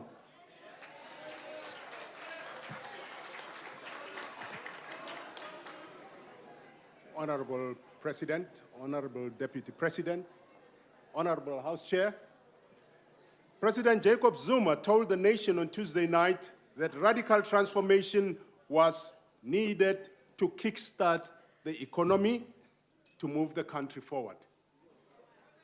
He is right. He is right. Here is something radical that he can do tomorrow during his reply to restore trust and boost confidence in our economy. The Honorable President must pull the ANC government out of the tripartite alliance. The alliance has become a toxic mix in our economic environment. The alliance has destroyed trust and confidence in the golden triangle of government, labor, and business. Until this trust has been restored, investor confidence will continue to wane, and his economic growth target of 5% by 2019 will stay but a dream. our nation is currently in a very bad state on several fronts. Fears of recession, ballooning youth unemployment, rising energy costs and insecurity of electricity supply, crime, corruption, and the lack of inspirational leadership at the top. The downgrading by Standard & Poor's of the country's ranking and our banks are clear warnings that South Africa dare not ignore. We must change course. We must change course now. And yet, when we expect President Zuma to provide the country with a sharp vision of how we should get the country out of this low-growth quagmire, what the citizens get are arrogant, flippant, cynical, and self-serving quips. During the State of the Nation debate on 19 February 2013, I urged the President to show true leadership and take ownership of the Nkandla scandal, because no amount of talk or spin would explain the scandal away, and that no amount of praise singing or fawning on the President would change this fact. True to form, in his response later, the President contemptuously laughed off my plea and similar others by members of this House as howling. Well, geachte Speaker, kyk hoe lyk die howlers nou. Kyk hoe lyk hulle nou. More than 4 million South Africans agreed with us on this scandalous issue during the elections last month. Earlier this year, President Zuma referred to South Africans who criticized him over Nkandla Gate as clever blacks. The implication is that there are South African black people who are not so clever, who support Nkandla Gate. That cannot be right. Every nation prospers on the backs of its clever people. Instead of treating the so-called clever blacks with contempt, the President should embrace them and seek their counsel on how to build an economically prosperous and united country. I make these points to show that his is not the kind of leadership that is going to take us forward to the country of our dreams, as envisioned by the National Development Plan. The NDP foresees a South African economy that should be at close to full employment by 2030. Unfortunately, there have been strident negative noises coming from some members of the ANC-led tripartite alliance about the NDP, threatening its implementation. Strong leadership is needed from the presidency to counter these disruptive forces. The tripartite alliance has outlived its usefulness. The alliance is today more of a huge stumbling block to the economic progress of South Africa than a facilitator. President Zuma and his presidency team must take this critical issue by the scruff of its neck.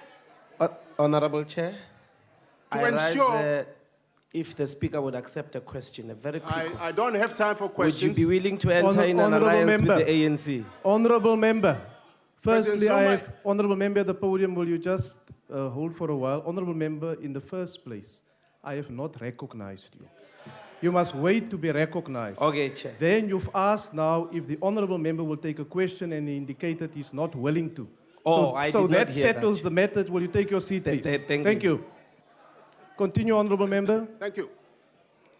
If he takes this radical step, President Zuma could go down in history as a president who freed South Africa from the pernicious shackles of the outdated alliance. What a legacy.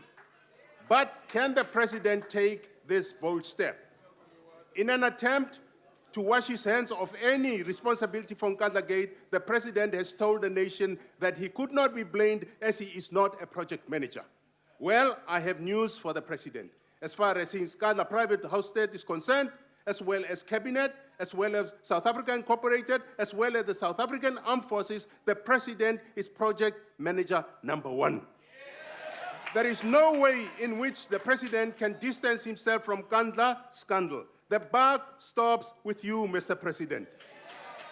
Let me close by referring to the NDP, and I quote, "Leaders, especially in government, must also face up to the difficult decisions and trade-offs.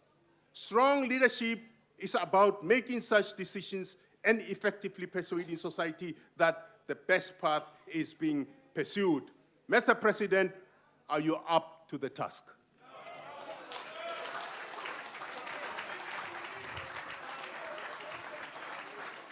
Order.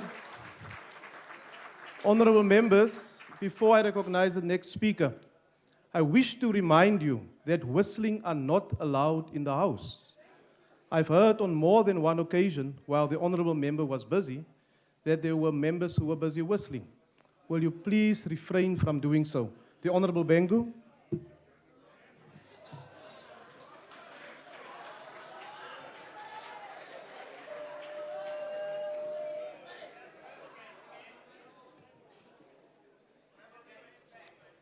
Honorable Chairperson, His Excellency, the President, Comrade Jacob Zuma, Honorable Deputy President, Honorable members, fellow South Africans. Ngithatha leli thuba ukubonga abantu base South Africa abavotele i-African National Congress ngobuningi. The ANC presented an elections manifesto with realistic and attainable goals based on a thorough analysis of socio-economic conditions in our country. We told no lies and made no empty promises. Our people voted for the African National Congress overwhelmingly. Thank you. The ANC, together with the people of South Africa, will move South Africa forward. The elections campaign is over now, and real work has begun. Those who are not directly affected by inequalities and poverty will sing a different tune to protect their wealth and prevent radical socio-economic transformation. Others from affected communities will present unattainable goals to gain popularity and dominate the media space. That is not what will change socio-economic challenges in this country. Only a good plan will do, and that is the National Development Plan and radical socio-economic change reflected in the elections manifesto of the African National Congress. Honorable Chairperson, the ANC has tasked me to unpack in this debate what we seek to achieve through the infrastructure development program. I'm also going to reflect on uneven levels of development inherited by the African National Congress government in 1994, particularly on water, energy, sanitation, and communication services as catalyst resources for local economic growth, job creation, and poverty reduction. Before I do that, let me quote from the wisdom of the first state president of a democratic South Africa, His Excellency Nelson Rolihlahla Mandela, who said in 1994 during his trial, I quote, "I have fought against white domination. I have fought against black domination, and I cherish the ideal of a democratic and free society in which all persons will live together in harmony and with equal opportunities," close quote. Honorable members, in celebrating 20 years of our democracy, we need to reflect on the long road that we have traveled since 1994 and appreciate the fact that South Africa is indeed a better country than it was when the ANC assumed power. We also need to be realistic and acknowledge that the needs out there are more than available resources. Uneven levels of development in our society require careful planning and allocation of resources so that the gap between developed and underdeveloped communities can be reduced in order to realize the ideal of a democratic and free society in which all persons live together with equal opportunities, a society that Tata Mandela and his African National Congress fought to bring about. Honorable members, the apartheid government allocated resources and development infrastructure along racial divides and geographical location of communities.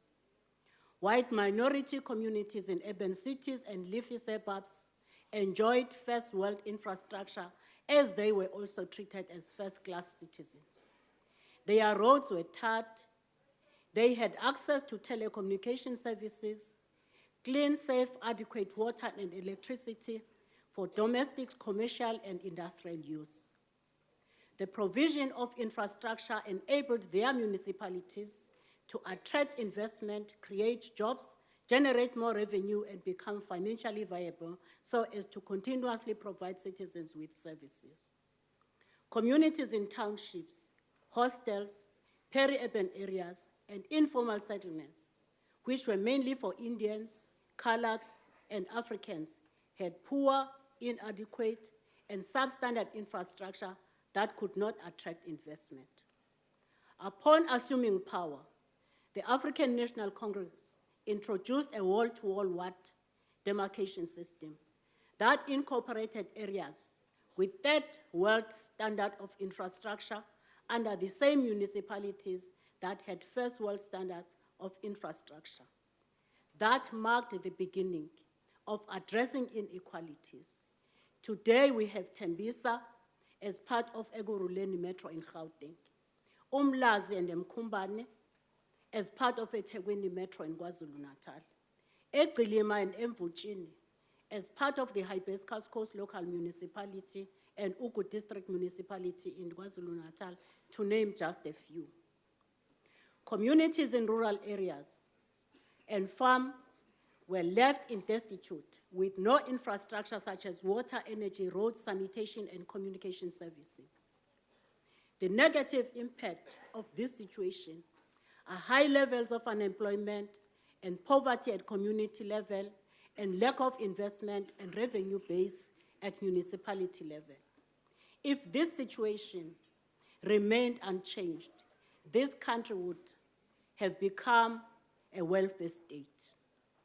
The radical socio-economic transformation that Honorable President Jacob Zuma presented is aimed at speeding up the process of breaking the poverty cycle caused by lack of adequate investment on infrastructure development in underdeveloped areas.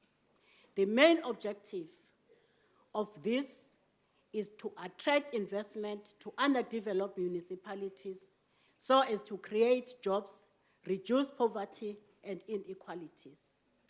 Communities would become self-sufficient, self-reliant, and afford to pay for services. Municipalities, on the other hand, would broaden their revenue base, become financially viable. Honorable members, when we reflect on what was inherited by the African National Congress government, we are not opening wounds to rub salt on them. We are merely demonstrating and appreciating that a lot has been done and a lot still needs to be done to correct apartheid settlement patterns and uneven distribution of resources that created rich and poor communities in one country. The radical shift in this instance is therefore investment by government on the infrastructure development informed by infrastructure backlog and development potential of each area to create a balance between developed and underdeveloped areas and address inequalities. Kunabantu abafuna ingathi nto indaba yokuthi ANC yathatha izintambo zombuso kunjani kulelizwe. Bafuna sikhulume sengathi yonke lenyakanyaka yokungalingani esiyilungisayo yenziwe yi-ANC kube kungenjalo. Bayaziwa abantu abadla izamba likampondo ondle bezikhanyilanga, abadla imbuya ngothi bahlala kwanja iphume nasemalokishini. Kubalulekile ukuthi sichaze lokhu ngoba kunentsha yakithi esakhasa kwezepolitiki egixabezwa ngezikhundla nemali, ivaleke amehlo nengqondo, iphenduke imikhovo ekuthakathwa ngayo la ekhaya. Amaqembu ahluliwe okhethweni angachithi isikhathi abange umsindo omkhulu ongasho lutho. akukho shintsho azolwenza abavoti bengawanikanga amandla okuphatha izwe. Umuntu owenza ushintsho umuntu onikezwe amandla okuphatha izwe. Ake basidedele siyi-ANC senze esikuthunywa abantu base-South Africa. Sithuthukise izingqalasizinda kohulumeni basekhaya. Sihehe abatshalizimali bavule izimboni zemisebenzi. Kukhule umnotho wezwe, kuphele ukuhlupheka. Abantu bakhulume bathi akubuse i-African National Congress. Abahluliwe okhethweni sebeyophinde bazame ngo-2016 nango-2019 nalapho i-ANC yobe ikhona. Abangazi ukuthi sikhuluma ngani babuze kwilunga elihloniphekile umnomzane Lekota. Nabo bafika beshayela phezulu bekhulumela futhi. Namhlanje badla izigqoko. Kunzima emzabalazweni ayingangamlomo. Honorable members, the African National Government identified 23 presidential poverty nodal points. These are the most underdeveloped municipalities that cannot attract investment due to lack of catalyst infrastructure such as water, sanitation, energy, roads, and communication services. These, therefore, become priority areas for infrastructure development program to prevent continuous migration of people from rural to urban areas, as that creates more demand for housing and related services in urban areas, resulting with mushrooming of informal settlement as well as disintegration of families. In 2010, the Portfolio Committee on Transport, I was the chairperson of then, undertook a study tour to China. What we learned from the study tour was that the Chinese government focused on integrated transport system that linked railway transport to roads, aviation, and maritime. The introduction of high-speed trains in China gave birth to establishment of new factories in deep rural areas and development of new cities, which resulted with many job opportunities. That did not happen by default. It was a conscious decision taken and implemented by the Chinese government. The same approach applies to South Africa. The ANC government took a conscious decision to invest in infrastructure and integrated transport for growth and development purposes. The Deputy Minister of Science and Technology in her maiden speech correctly raised the issue of integrated transport system as a need. We appreciated that kind of thinking as it demonstrates an understanding of challenges. The ANC government has already implemented the integrated transport system in South Africa, Honorable Deputy Minister Magwaza Msibi. That process is already ongoing.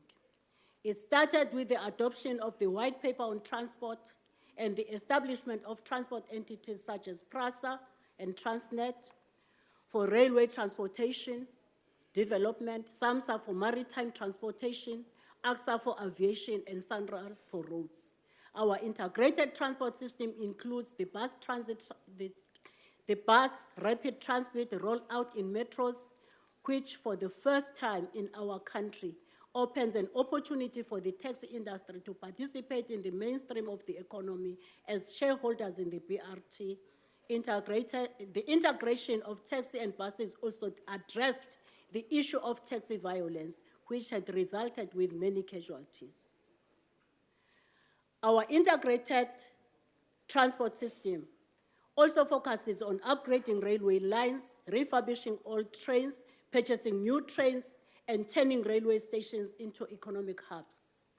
Upgrading of our ports and building new ports such as Ngqura. Upgrading of our existing airports to world-class standards, as well as the building of the new King Shaka International Airport in KwaZulu-Natal, your home base, Honorable Deputy Minister. The upgrading of freeways and rural gravel roads. The roads maintenance program, commonly known as Samba Sonke. Building of bridges to connect communities and address the problem of school children who swim across rivers to access schools. provision of scholar transport, including supply of bicycles to school children in rural areas. So the integrated transport system is on course. The ANC government is hard at work moving South Africa forward. There would come a time in South Africa when no municipality would be referred to as a presidential poverty nodal point or an indigent municipality. There would also come a time in South Africa when a permanent exit of poor families from the social grant will be realized. That time is 2030 in terms of the National Development Plan. The infrastructure development program in our elections manifesto includes upgrading of railway infrastructure, including new signaling system and converting railway stations into commercial zones, building new railway lines to connect cities, ports, and airports, refurbishing of old trains and acquiring new trains to transport both public and goods, upgrading rural roads and access roads from gravel to tar roads to support agriculture and rural development, the building of new water dams and upgrading water reticulation services to cover new villages and new settlement areas, accelerating broadband infrastructure rollout, reducing costs of energy by establishing electricity plants to ensure that sufficient energy is produced to support our industrial plan, ensuring a consistent and adequate funding stream to address sanitation challenges. Honorable members, the ANC government has committed itself in building a developmental state. The National Development Plan provides a framework for all sectors of our society to work together in the process of building a developmental state. The ANC has got a good infrastructure development plan with adequate resources to create 6 million job opportunities. Uma i-ANC ikhuluma ngamathuba emisebenzi ayiphuphi. Le misebenzi izovela ngokwanda kwezimboni ezinkulu ngenxa yokuthuthukisa kwezingqalasizinda, ukuthuthukiswa nokuvulwa kwamathuba ohwebo kosomabhizinisi abancane nama-cooperatives. Asixoxe nganekwane, asifuna abantu bamile impondo emini. Sineplan yangempela, i-NDP. Together we move South Africa forward. I thank you.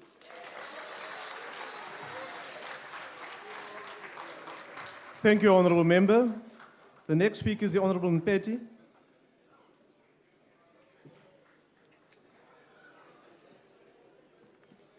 Honourable Chair, President, all protocol observed.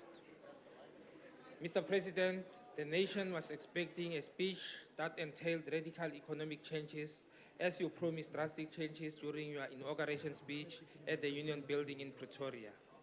How can poverty, inequality, and unemployment continue to affect the lives of many people while the ANC has been in power for 20 years? South Africa is not a better place than it was in 1994 as far as poverty is concerned. On national minimum wage, you were supposed to support what Marikana workers in the Platinum Belt are demanding. We call on the President to appoint an audit on the appointment of personnel in the municipalities, because there are those people that we call deputy premiers in different provinces. In 2014, we are told to celebrate the 20 years of democracy, and yet we still have APLA operatives still languishing in the country prisons. The likes of Kenny Mutsamai, who was sentenced to 25 years, had served 22 years of his sentence in Boksburg prison. Now the Minister of Justice and Correctional Services is talking about releasing Mr. Clive W. Lewis and Mr. de Kock. Mr. President, all MK political prisoners are out of jail. Please release our political prisoners. We don't have money to go to the courts. You say no. Land. Redistribution of land and wealth is the key. Mr. President, please admit that you and your government don't have concrete plan on land reforms. What is 1 million jobs in agricultural sector in 16 years to come?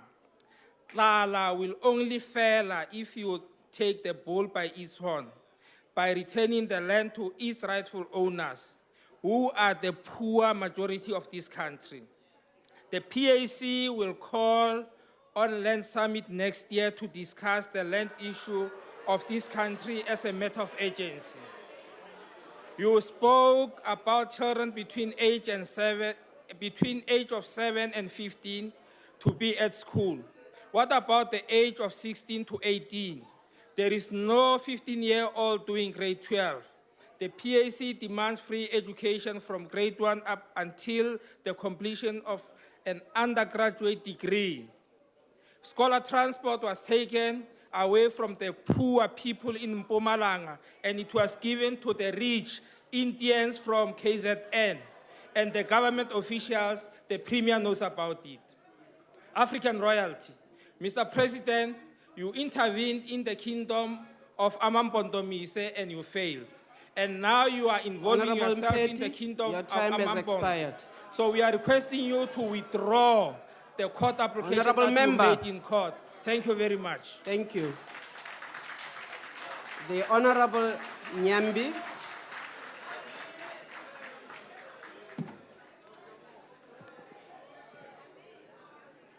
His Excellency, Honorable President of the Republic of South Africa, Honorable Deputy President, Honorable Ministers, Deputy Ministers, Honorable Chairperson of the NCOP, Honorable Special Delegates of the NCOP, distinguished guests, ladies and gentlemen. It's so interesting that Honorable Maimane, I'm tempted to deal with the part that I thought you'll address when you were here. I was so disappointed because as a disciplined member of ANC, well, I'll take the cue from the Honorable Deputy Chief Whip. If it wasn't for that, I wasn't going to call Honorable Walters honorable for what he did. I thought we were going to address the issue of the picture here to show that as black people, we cannot be undermined like that. Instead, we decided to ignore it. Today, what is so interesting is that from the DA side, it was very interesting. Because of that picture, it's not a mistake. If you check the list of the DA, they decided to use our own honorable blacks to undermine the achievement of the past 20 years. We had Honorable Kopane, we had Honorable Banga, we had Honorable Makhalaba, we had Honorable Motau. It's not a mistake. Honorable Banga, why you failed to address such an important matter? Maybe I'm qualified to call you a factory fault. You started from the Youth League, you jumped to COPE, now we are coming back as a DA. Hence the confusion we are having today. Honorable President, let me assure you that as NCOP, Simele Mapondo, we have been to these different provinces, and people in provinces applaud the feeding scheme, applaud the RDPs, applaud the roads they never had in the past. The ANC I'm representing, it's for non-racialism, non-sexism, and we're striving to build a prosperous South Africa. And if you talk about alliance, what backwardness? You are a bombastic representation of white capital. This year marks and proclaims the culmination of an apex era of legendary leadership in our country, as we celebrate 20 years of epic journey of democratic governance and the restitution of the dignity of our people. Today, I can say with unshakable confidence that I'm proud to be South African. I'm proud to be part of an illustrious movement such as the ANC that continues the unparalleled path of nation building and making South Africa a world-class country. I am proud to be part of a movement led by pioneering leadership of committed men and women who have put their shoulders on a wheel to move South Africa forward. I say this because in the last 20 years of democracy, our movement under the incisive leadership of the ANC have moved with profound speed and dedication to redress the legacy of atrocious divided past. South Africa is continuously becoming known as a place in the world that is being progressively liberated from the imposed division of sexism, patriarchy, and racism. In the last 20 years, we have witnessed a government in action to transform society and build a better life for all our people, regardless of their social status, gender, and location in any part of our country. We have done this because of our historical resolve to wage a concerted fight against apartheid and all its ugly manifestations in all sectors of society. Under the leadership of the ANC, indeed, we have a good story to tell. We have been able to lead South Africa nearer to non-racialism, non-sexism, and equality. Through our decisive interventions, we have been able to address the consequences of apartheid and the inequality of the past. Our practical actions and decisive leadership has ensured that none can challenge us when we say we have a good story to tell, and that we are a nation at work to build a better life for all. As we have seen yesterday, the success that we have garnered as a nation under the leadership of the ANC are often minimized by the politics of expediency and constructed half-truth by people whose experience and commitment to the historical struggle waged by the National Democratic Movement to change their lives of our people remain shallow and self-serving journey. But despite the vile efforts of our dictators, this ANC-led government will continue to thrive and lead South Africa forward. Honorable President, indeed, we truly have a good story to tell.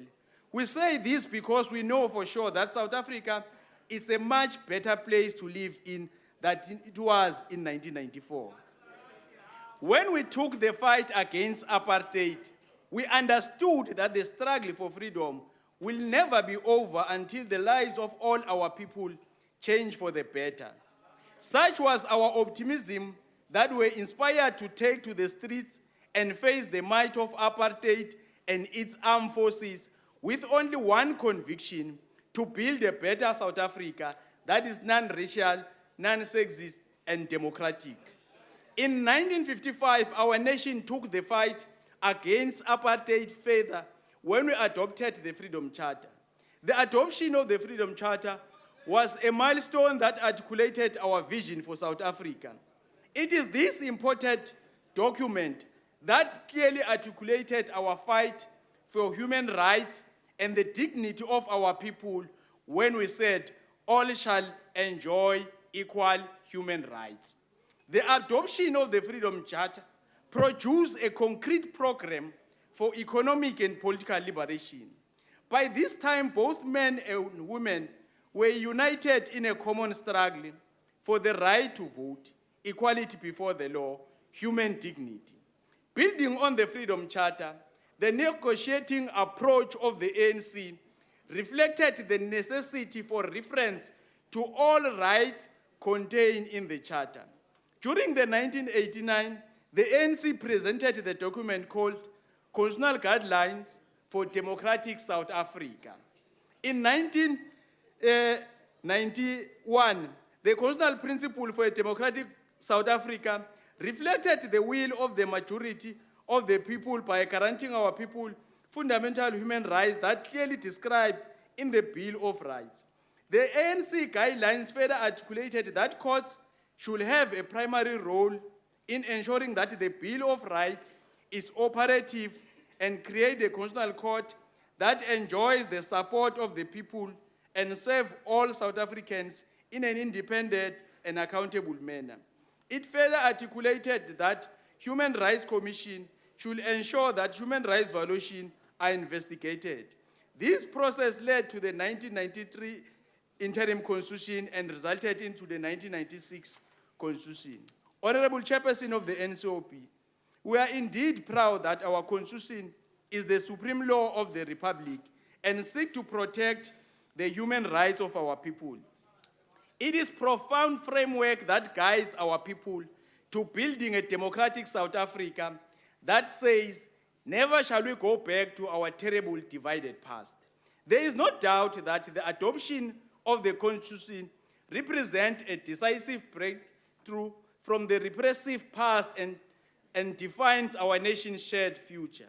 It is this Constitution that we shall do everything in our power to defend and uphold. Our Constitution remains a useful instrument to guide our quest to dismantling the pillars of apartheid and build a better life for all our people.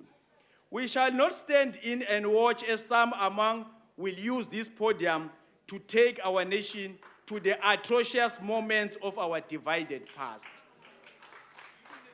We have moved decisively to address the social imbalances created by apartheid.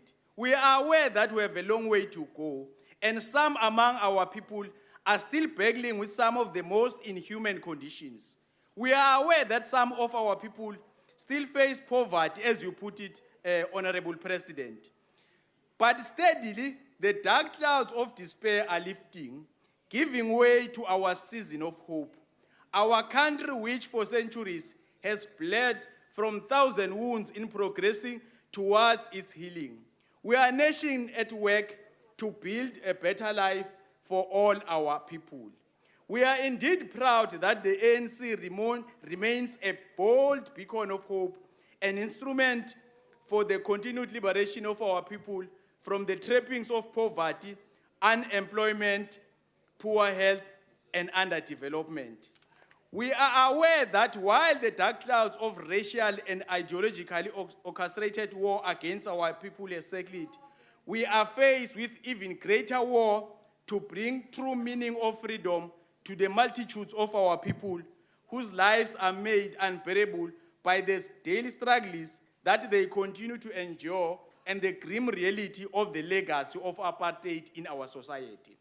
Honorable President, as the ANC, we are aware that our nation is faced with some of the challenges that we never anticipated when we fought against apartheid. Our people are held at ransom by those who continue to steal the resources of our people through dubious tenders and trust.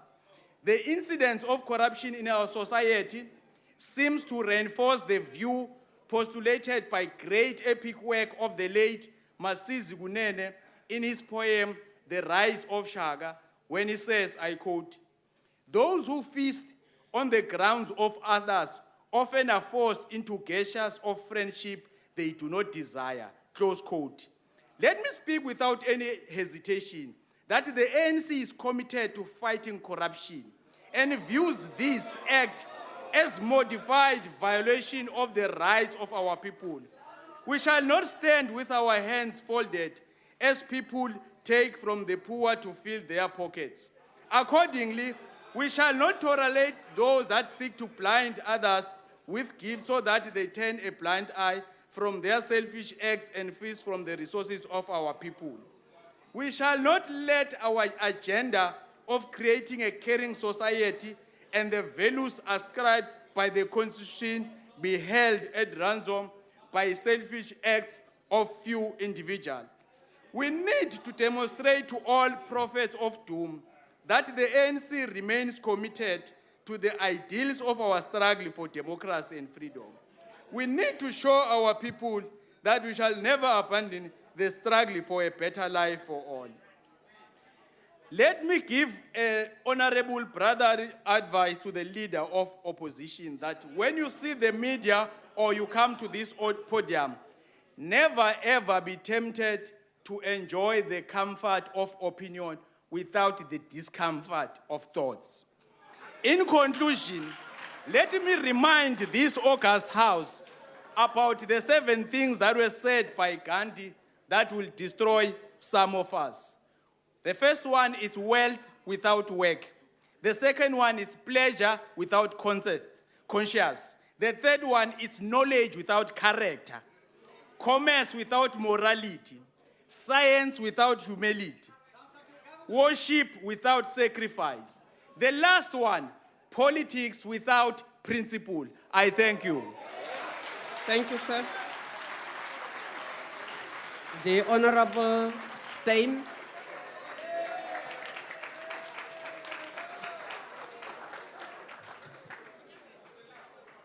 Honourable Speaker, Honourable Chairperson, the National Development Plan marks agriculture as a key job creator, proposing that it can create close to 1 million jobs by 2030.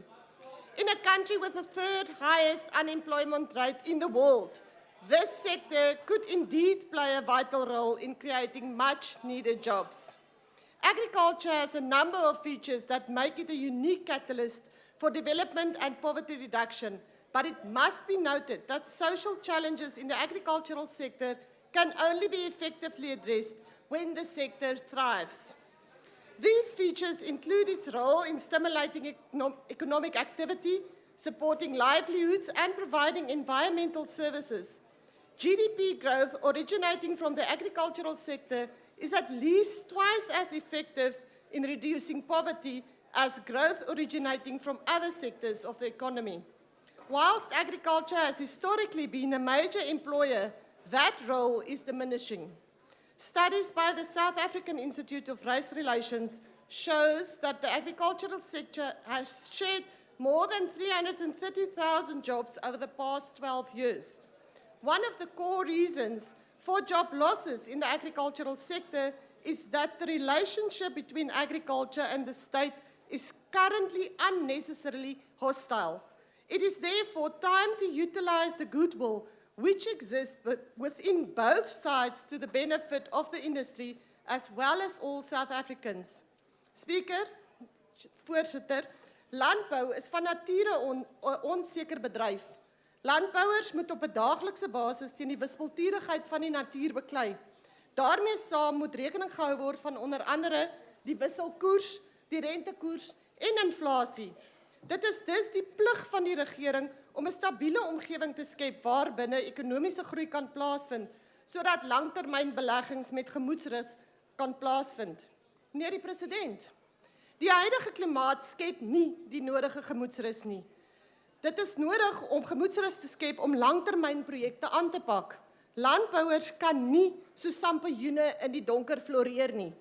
Die onsekerheid rondom die heropening van grondeise, sprake van 'n 50% oordrag van grond aan werkers, die onsekerheid met die direkte aanslag op private besit, soos vervat in huidige wetgewing, voortdurende stakings, verval van dienste en infrastruktuur, korrupsie en wanbestuur, is alles besig om 'n agteruitgang in die kommersiële landbou se produksievermoë te verseker.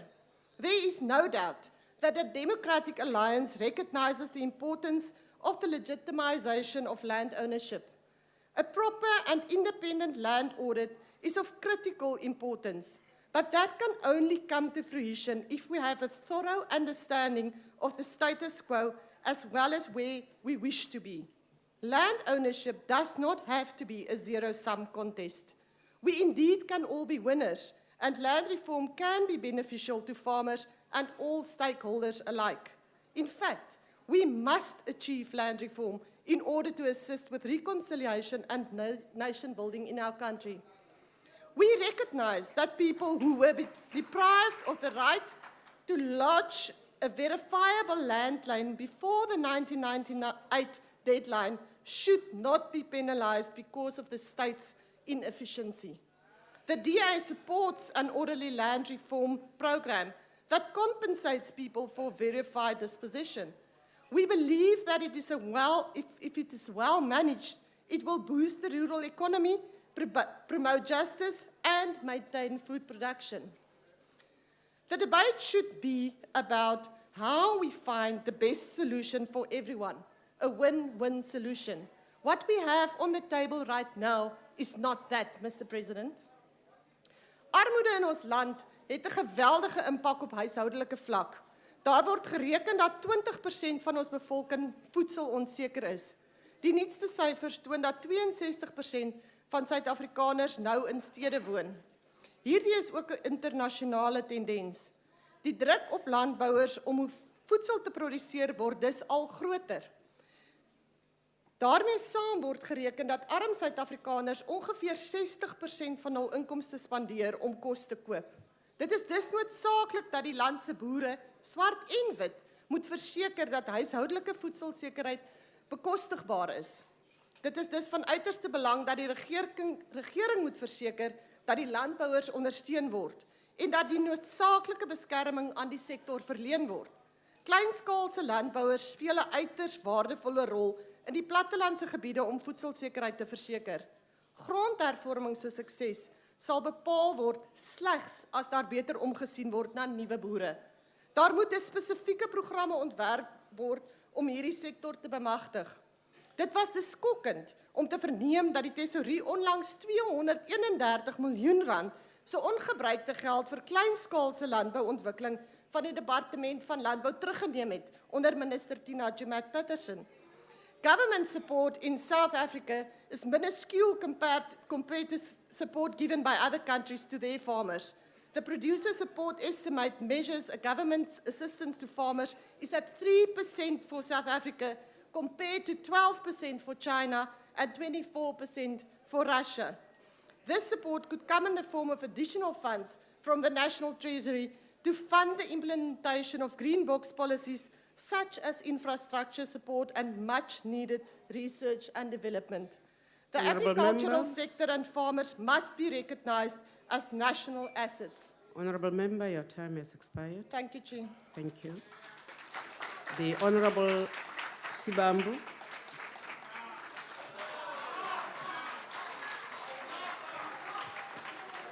Thank you very much, Honorable Chair of the House. Look, we're not going to degenerate like it has been the case, particularly from this side. We're just going to use this opportunity to give a proper interpretation of the capitalist crisis that is defining South Africa today. Number one, South Africa is the richest country in the world in terms of mineral resources, both precious and industrial metals and minerals. And despite that fact, South Africa experiences the highest levels of poverty at 44% as per your own statistics. Two, we're the most unequal society in the world.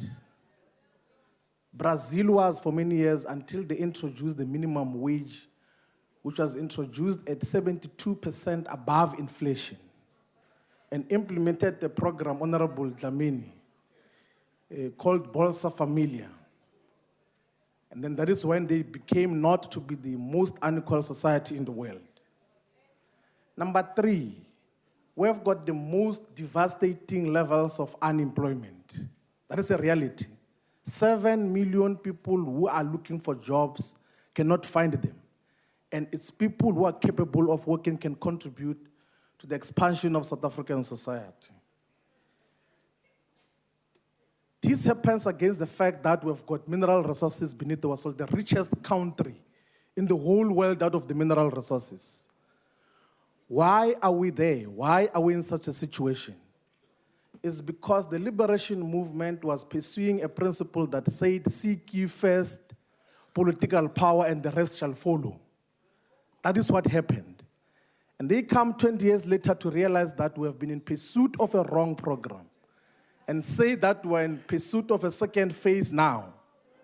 And not saying we're in pursuit of a radical economic transformation, which does not have a consistent interpretation.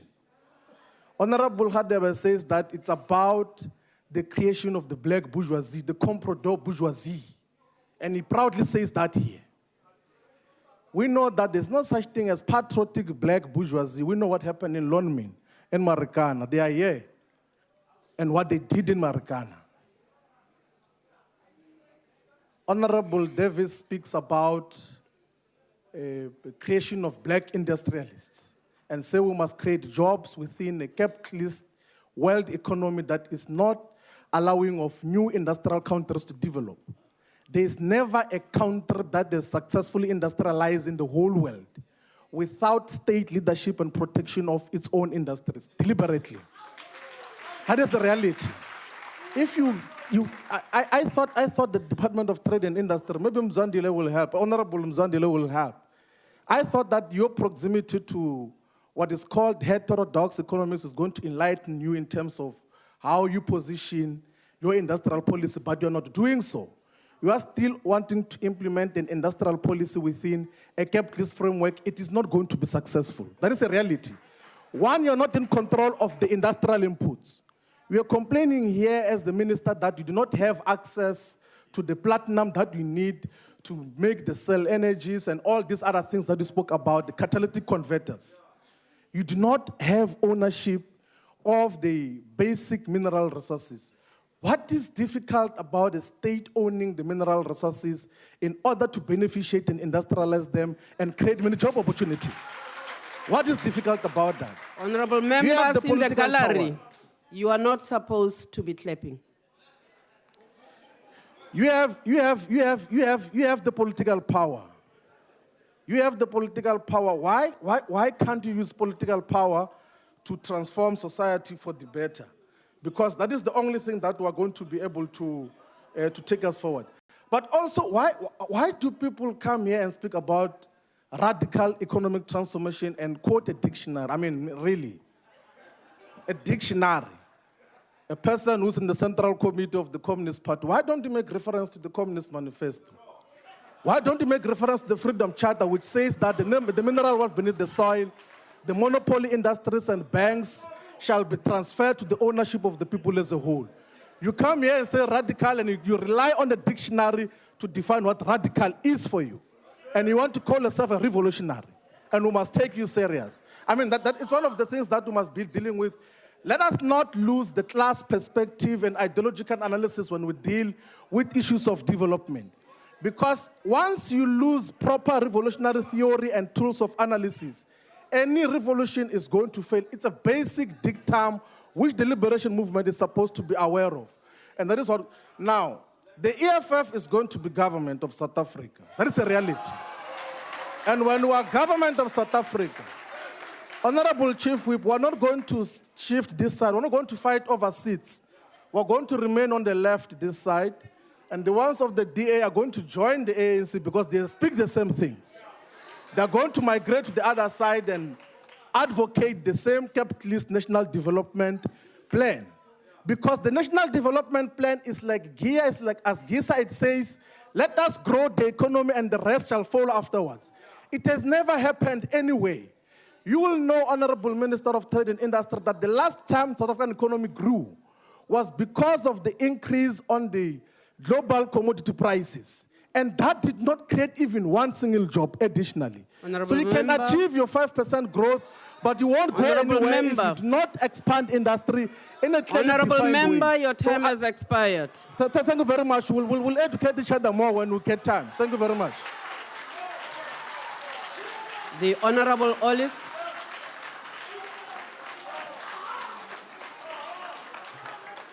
Thank you to the EFF for your applause. I appreciate it enormously. Order. Order.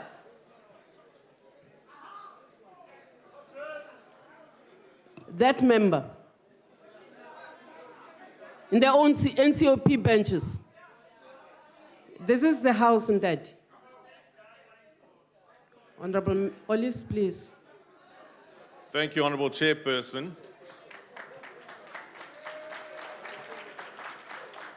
The Honourable President did the right thing by setting us on a target of 5% economic growth. The DA would, of course, prefer 8% economic growth because we think that's what's necessary to create sufficient jobs for South Africa, but 5% is a good step in the right direction.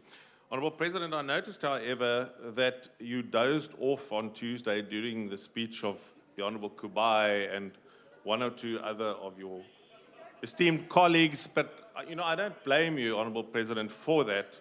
Listening to some of the balderdash from some of the honourable members, I don't blame you. Some of that neo-Marxist stuff that we heard about, it all just really tires one out. And it doesn't seem as though your colleagues were able to offer some good, solid tips and comments on your actual speech. So let me give you 4 points, Honorable President. There are 4 things you can do to sort out our jobs crisis, which I would encourage you to do. The first one is read the Riot Act to Eskom about the Medupi power station. This afternoon at 4 o'clock, a national power emergency was declared yet again by Eskom because they can't fulfill their mandate. Number 2, bring the Labour Relations Act back to Parliament and put secret balloting for strikes back in the bill. Workers should be able to decide for themselves whether they want to go on strike and not be bullied by bosses and politicians and other people. Thirdly, sort out the environment for drilling for oil and gas off of our coastline. At the moment, that's all happening in Mozambique. We need it here, and we need the same conditions that transpire elsewhere so that we don't get locked out and ship all of our jobs north to Mozambique. And fourthly, the 4th point I would encourage you to do, Honourable President, is to push for small business concessions in the labour legislation so that we can cut red tape and small business can get a foot in the door and employ more people. The NDP says we must reduce the regulatory burden for small business, and I suggest that you do that as well. There we go, Honourable President, 4 things that you can do. And if you do those 4 things, the jobs count in South Africa will slowly go up, and you can take a much-needed break. I would offer you my Voyager miles so that the taxpayer wouldn't need to cough up, and you could go on a holiday overseas. While I'm at the podium, let me just congratulate the City of Cape Town, who have now started and announced that they have the launch coming of the new express MyCity bus service from Khayelitsha and Mitchell's Plain into the city. It's going to be fast and efficient. And Honourable President, 100 taxi drivers are going to be incorporated into the system by giving additional training and provided jobs in that very service. They're very happy about that. Honourable President, in case you think the opposition have forgotten about Nkanda, let me just say that we've discovered something, that the National Intelligence Agency required the Honourable Premier of the Western Cape to have a security upgrade on her private home as well. It cost the massive total of 3,248 rand. But I bought the checkbook, and we're quite happy as a gesture of goodwill to the public to give that amount of money to Treasury, but we ask that you would do the same. And could you just write that check for 249 million, and then the taxpayer won't need to fund all of these expensive security upgrades. I was interested to see the Honourable Sisulu making comments about black leaders in the opposition, which he doesn't seem to like very much. You know, racial nationalism is becoming a problem in South Africa, and we're increasingly hearing about this very serious problem in our debate. What is the problem with having black leaders in opposition parties in South Africa?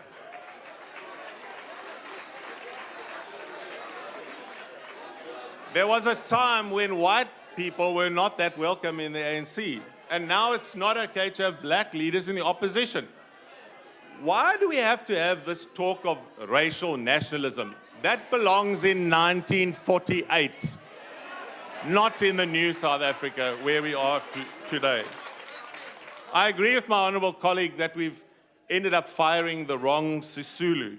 At least this leader of the opposition didn't have to trade on his family name to get a position in cabinet.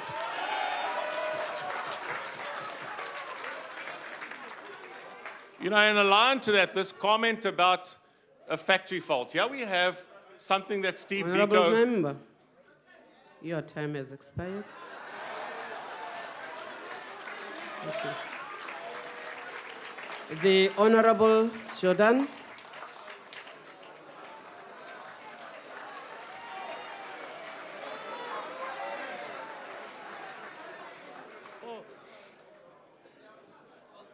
Thank you, Madam Chairperson. Thank you for welcoming me back. Your Excellency, the President, Deputy President, honorable members, comrades, and friends. To perhaps fully appreciate what the ANC government has achieved for South Africa, let us recall that there was a time when this country was regarded as an international pariah. Since that time, since 1994, this country has become a highly respected member of the international community. And to weigh that, to assess the sort of respect we have earned internationally, we need only cast our minds back to December 2013. After our nation and the world received the sad news of the passing of Comrade Nelson Mandela, there was an outpouring of grief in every part of the world. No other African head of state has ever attracted that many heads of state and government, either to a memorial service or to a funeral. I'm old enough to recall the passing of General J.C. Smuts, who was once regarded as an outstanding South African international statesman. His passing did not evoke that sort of emotion in the capitals of the world. In addition to former President Jimmy Carter, two others, Presidents Clinton and Bush, felt that they could not stay away from the Mandela Memorial. The incumbent, President Obama, made a stirring ovation at Madiba's memorial. And during that oration, amongst other things, he said what was great about Nelson Mandela was his capacity and his ability to stand in his opponent's shoes. You still have to measure up, honorable members.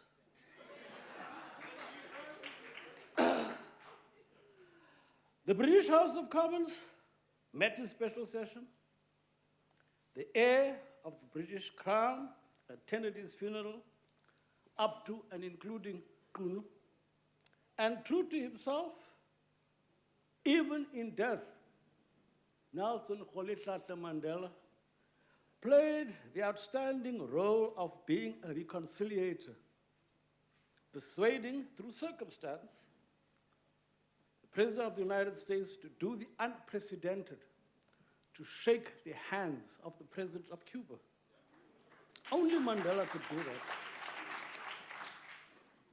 It's inconceivable that any South African politician prior to 1994 would ever have been honored in the fashion that Mandela was. One can therefore say that since 1994, ANC-led government has really rehabilitated South Africa's international image. Now, when we mention Mandela, everyone, and I'm certain even some of those who once called for his execution, protest that he belongs to all of us. He belongs to the nation. He belongs to South Africans. That is very, very, very true. Indisputably so. Nelson Rolihlahla Mandela is a truly South African hero, and he will remain an international icon for generations to come.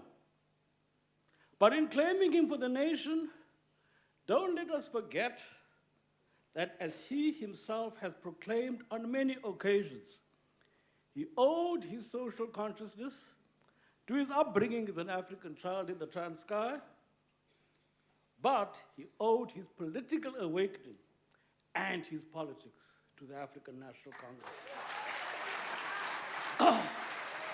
An African National Congress which he served in many capacities, beginning as a callow participant in the Youth League during the 1940s, and through service and dedication, rose to president in the 1990s. Madam Chair, the centerpiece of South Africa's foreign policy since 1994 has been the African continent. It's one of those ironies of our history that ours is the only country on this continent that actually incorporates the name of the continent in its name, South Africa. Yet for the greater part of the last century, we seem to have a schizophrenic attitude towards the continent. We're not quite comfortable with our Africanness. It was another ANC president addressing this august house from this very same podium who eloquently reclaimed our status as Africans, projecting an inclusive conception, very eloquently reclaiming our Africanness and that inclusive conception of African to which our movement has always subscribed. It's well established that while others have appropriated the name Afrikaner to themselves, meaning that they're Africans, they prefer to call the indigenous people Swartes, Swartekis, I don't know what else not. Well, in the past were other interesting names, plural, Bantu, and so on. But as former President Mbeki made clear here, we are all African. There are even others who've had the temerity to call us refugees. Our African agenda is premised on a simple reality. We as a country cannot hope to grow and prosper and develop without moving forward with the rest of the continent, which is why the President's emphasis on regional integration and the enhancement of Africa's regional economic communities is so important. One has heard some opposition speakers bemoaning the fact that the size of Nigeria's economy has now outstripped our own. They tend to forget, of course, that Nigeria is the most populous country on the continent. They forget, too, that except for its size, compared to South Africa, the Nigerian economy still has a lot of catching up to do. It was vitally necessary that South Africa completely reorients itself in relation to the continent. In the past, this country, its wealth, its military capacity, were regarded as a threat by the other countries of the region and the continent. From that conflictual relationship with the rest of Africa and our region, we now have established very strong fraternal relations with the countries of the region in the first instance and with the rest of the continent. The people and the leaders of the continent have great expectations of South Africa, and South Africa has been compelled to accept and shoulder a number of responsibilities on the African continent as a consequence. Last year, one European diplomat very aggressively said to me, "What are South African troops doing in the Central African Republic?" I gave a very simple answer, and I said, would you prefer that we allow this continent to descend into chaos? As we know, the South African National Defense Force is currently deployed in a number of countries, ranging from Sudan to Congo and Burundi. In all these instances, we were called upon to intervene in order either to preserve the peace or to assist countries to recover from conflicts. These obligations the continent has asked us to assume, we have accepted because the alternative is the chaos that might beset the continent in the absence of government, in the absence of peace. One has heard a lot of noise when our troops suffer casualties. But when you look at the reports of military experts, they'll tell you that South African troops acquitted themselves well, whether in the Central African Republic, Congo, Sudan, or wherever else they've been deployed. Stability and peace on the continent are essential ingredients for any economic growth and development. And stability and peace is equally important for our success as a country. Many applauded the intervention of the EU, led by France and Italy, in the events that culminated in the murder, which it was, murder of Colonel Gaddafi in the streets of Libya. While no one on this side of the house, at any rate, holds any brief for the late Colonel Gaddafi, one has to say that what the EU did has not produced beneficial results. Otherwise, dormant fundamental sects have emboldened, and the ripple effect of that intervention are the problems that are today confronting West Africa and Central Africa. The sovereignty of our African continent is once again under threat. In the Horn of Africa today, we have the scourge of piracy, which is the direct result of the collapse of governments. And there is the bleeding ulcer, which will undermine not only our trade relations with West Asia, but with other littoral states of the Indian Ocean. That poses a danger that the hard-won self-government of Africans might actually be jeopardized. Just last evening, I attended a reception at a Chinese frigate, which was on a visit to our Navy. We learned during that visit that the Chinese Navy is participating in anti-piracy programs in the Horn of Africa. Yes, very good, but I don't think one needs to be a genius to understand that Africa cannot afford to outsource the security of its coastline, its ports and harbors to non-African powers. And it is in that regard that one has to look at our defense review undertaken during the Mandela presidency, which strongly recommended the refurbishment of our Navy. I submit no responsible government can afford to outsource the defense of the African coastline to others. Under this ANC-led government, South Africa is playing a new and very exciting role in world affairs. With our links with emerging markets in BRICS, we have diversified our international economic relations as well as sources for much-needed foreign direct investment. Two of the new economic powerhouses in the world, India and China, cooperate closely with South Africa in a number of fields. And Chinese investment in South Africa grows almost daily. The presence of cars, trucks, and buses bearing the name Tata on our roads testifies also to the role that India has begun to play in the South African economy. There can be little doubt that these two countries, together with Brazil and Russia, are destined to become significant partners of South Africa well into the century. Again, developing links between China, India, and ourselves underscores the importance of the Indian Ocean for our security and for our economic growth.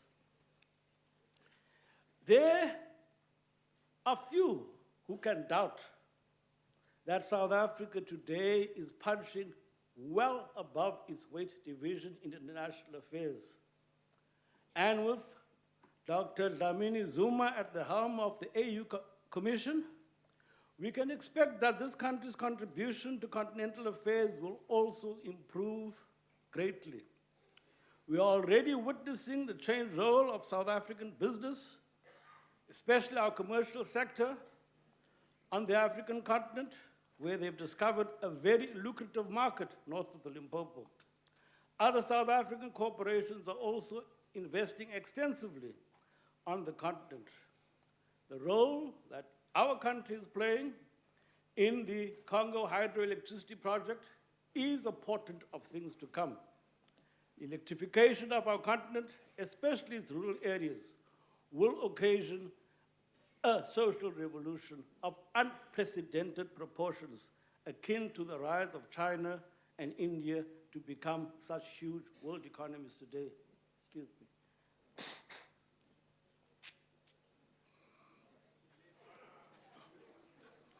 It was South African initiatives under the ANC-led government That led to the adoption of the African peer review mechanism, which is one amongst the numerous new continental instruments to encourage the rule of law and to stimulate democracy. NEPAD, the Agenda for African Development, was also a South African initiative.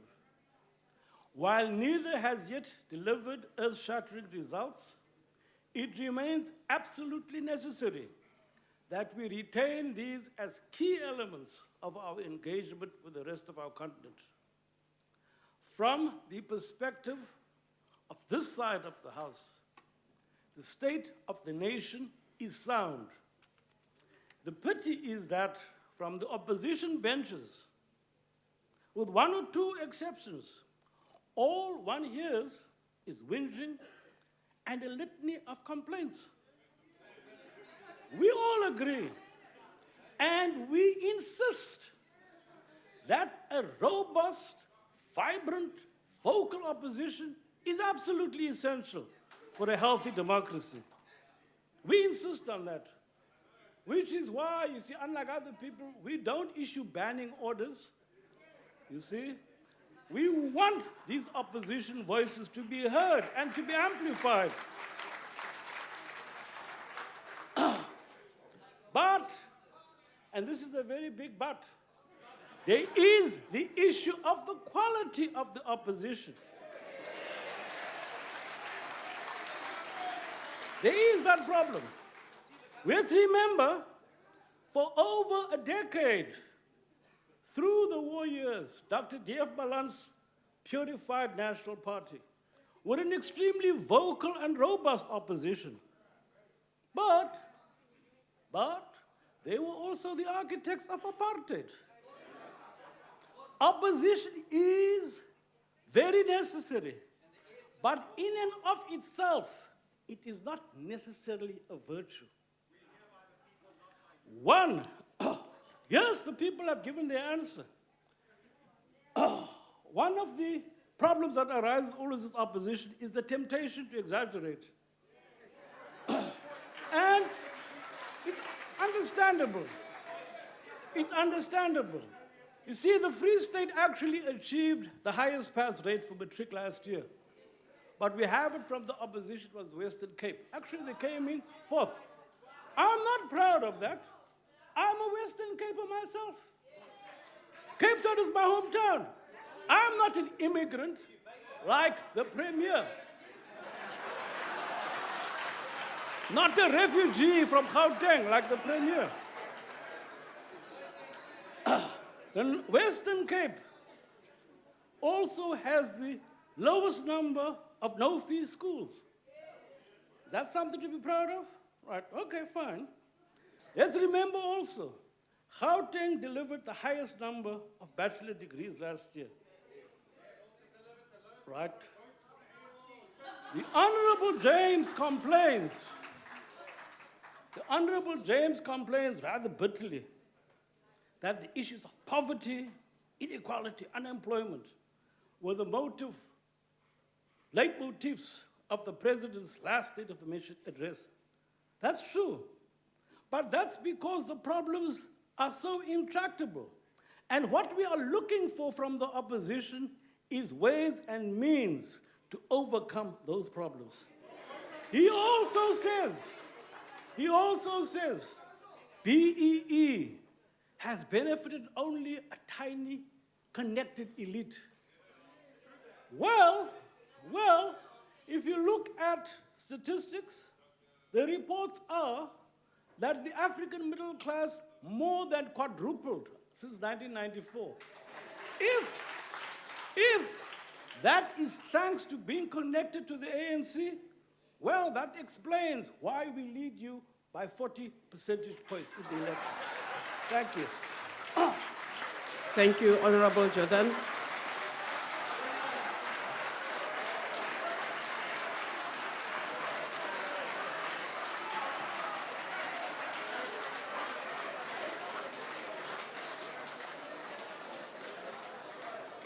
Order.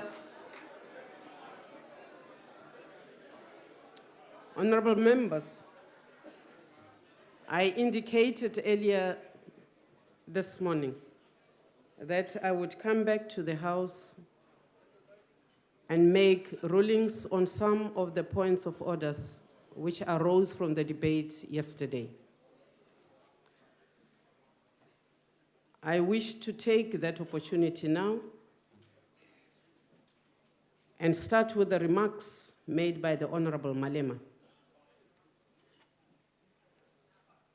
At the joint sitting of the 18th of June 2014, Honorable Member Khadebe raised a point of order against a statement made by Honorable Malema during his speech. The statement reads, they, referring to the mine workers, were striking for 12,500 rands when the ANC massacred 34 of them 2 years ago for doing so, close quotes. After a point of order was stated, Honorable Malema maintained his statement and reiterated, and I quote, the ANC government massacred the people in Marikana. Those police were representing the ANC government, close quote. Despite an attempt to call Honorable Malema's attention, he insisted that he was not going to withdraw. I indicated yesterday that I would make a ruling on this matter. Honorable members, having perused the Hansard, I have arrived at the conclusion that the statement made by the Honorable Malema are unparliamentary and do not accord with the decorum of this House. Although members enjoy freedom of speech during the proceedings of this House, this freedom is subject to limitations imposed by the Constitution and the joint rules. The statements made by Honorable Malema suggest that the government, which is made up of members of this House, deliberately decided to massacre the people of Marikana.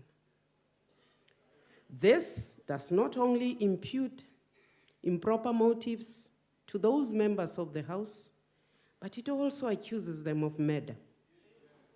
Secondly, I must also indicate that there is a commission set up by the President to inquire into this matter, and that commission has not yet made any findings. It is therefore undesirable to make statements which will second-guess the outcomes of that commission. I want to further remind honorable members of this House that a ruling made by an officer presiding is final.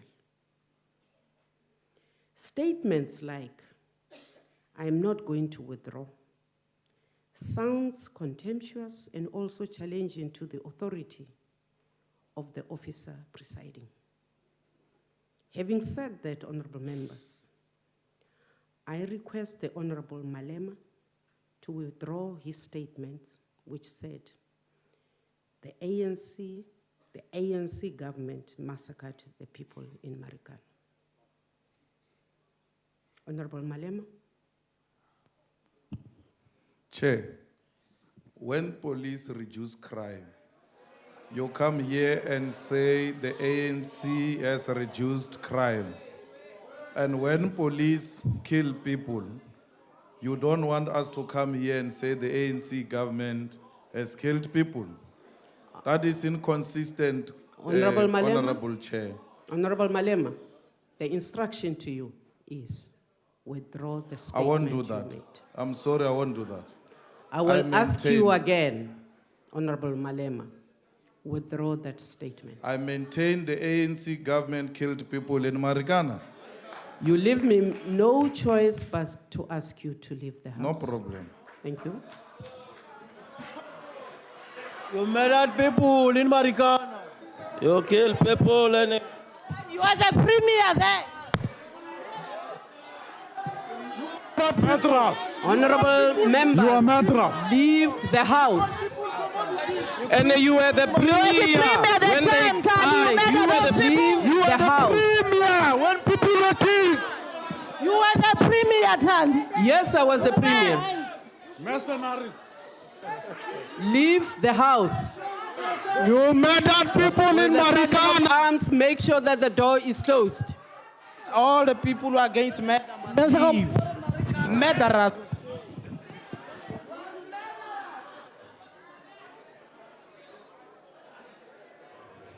Julle is moordenaar, julle mense gaan moor in Marikana. Hey, leave the house, sir.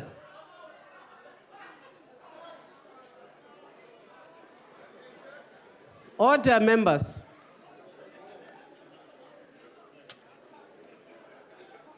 Honorable members,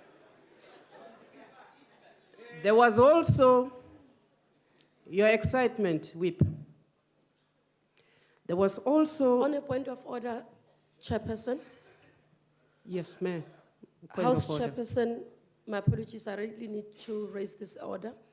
In terms of the rules and in terms of the code of conduct, the members of EFF have really brought this house into disrepute.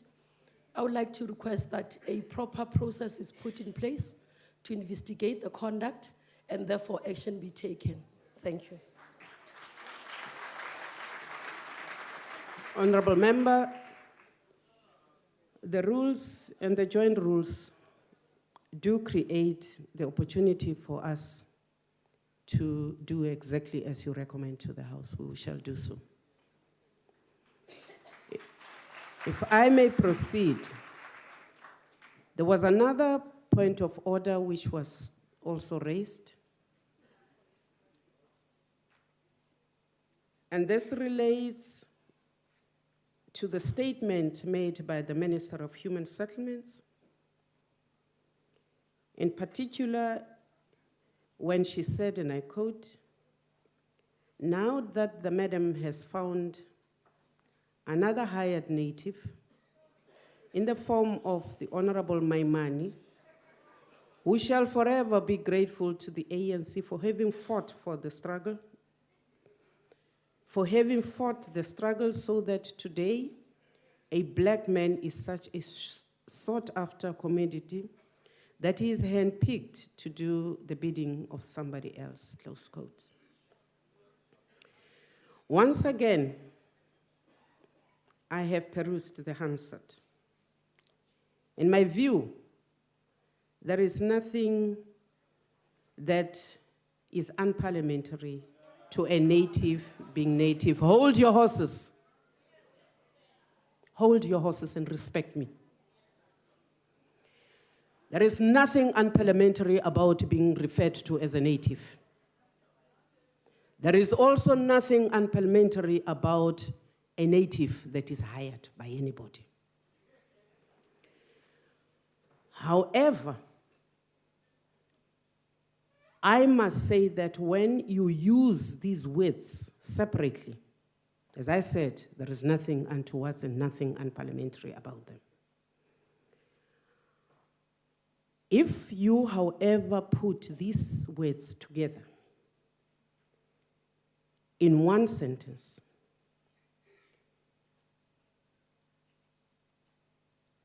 the context that you get in the same sentence as the minister put them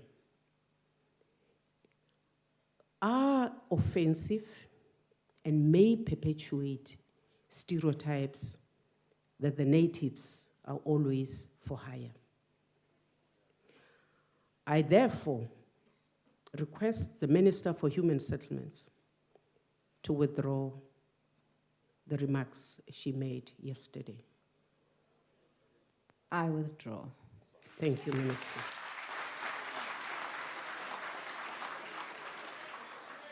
Order. The last point of order was made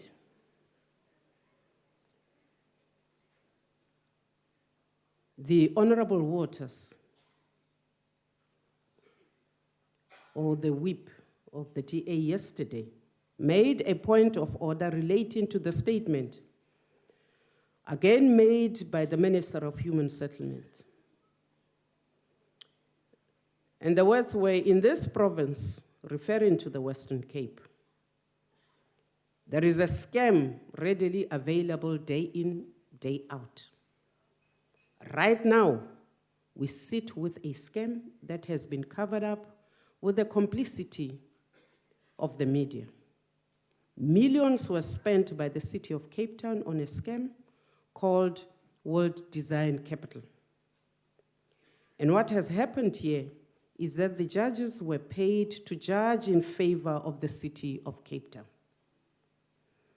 The honorable member who stood up to object stood up in terms of Rule 14 of the Joint Rules, which prohibits members from reflecting upon the competence or honor of the judges.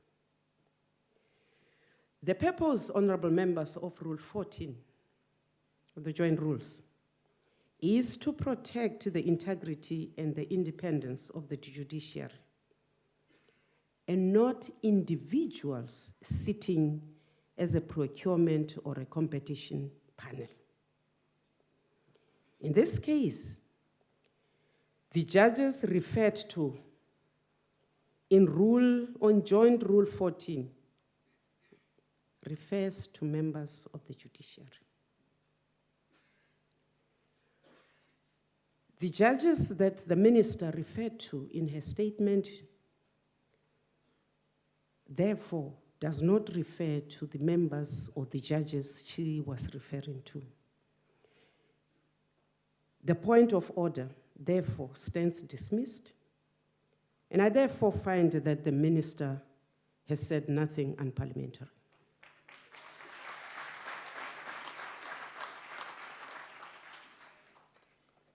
Those were the point of orders raised in yesterday's sittings.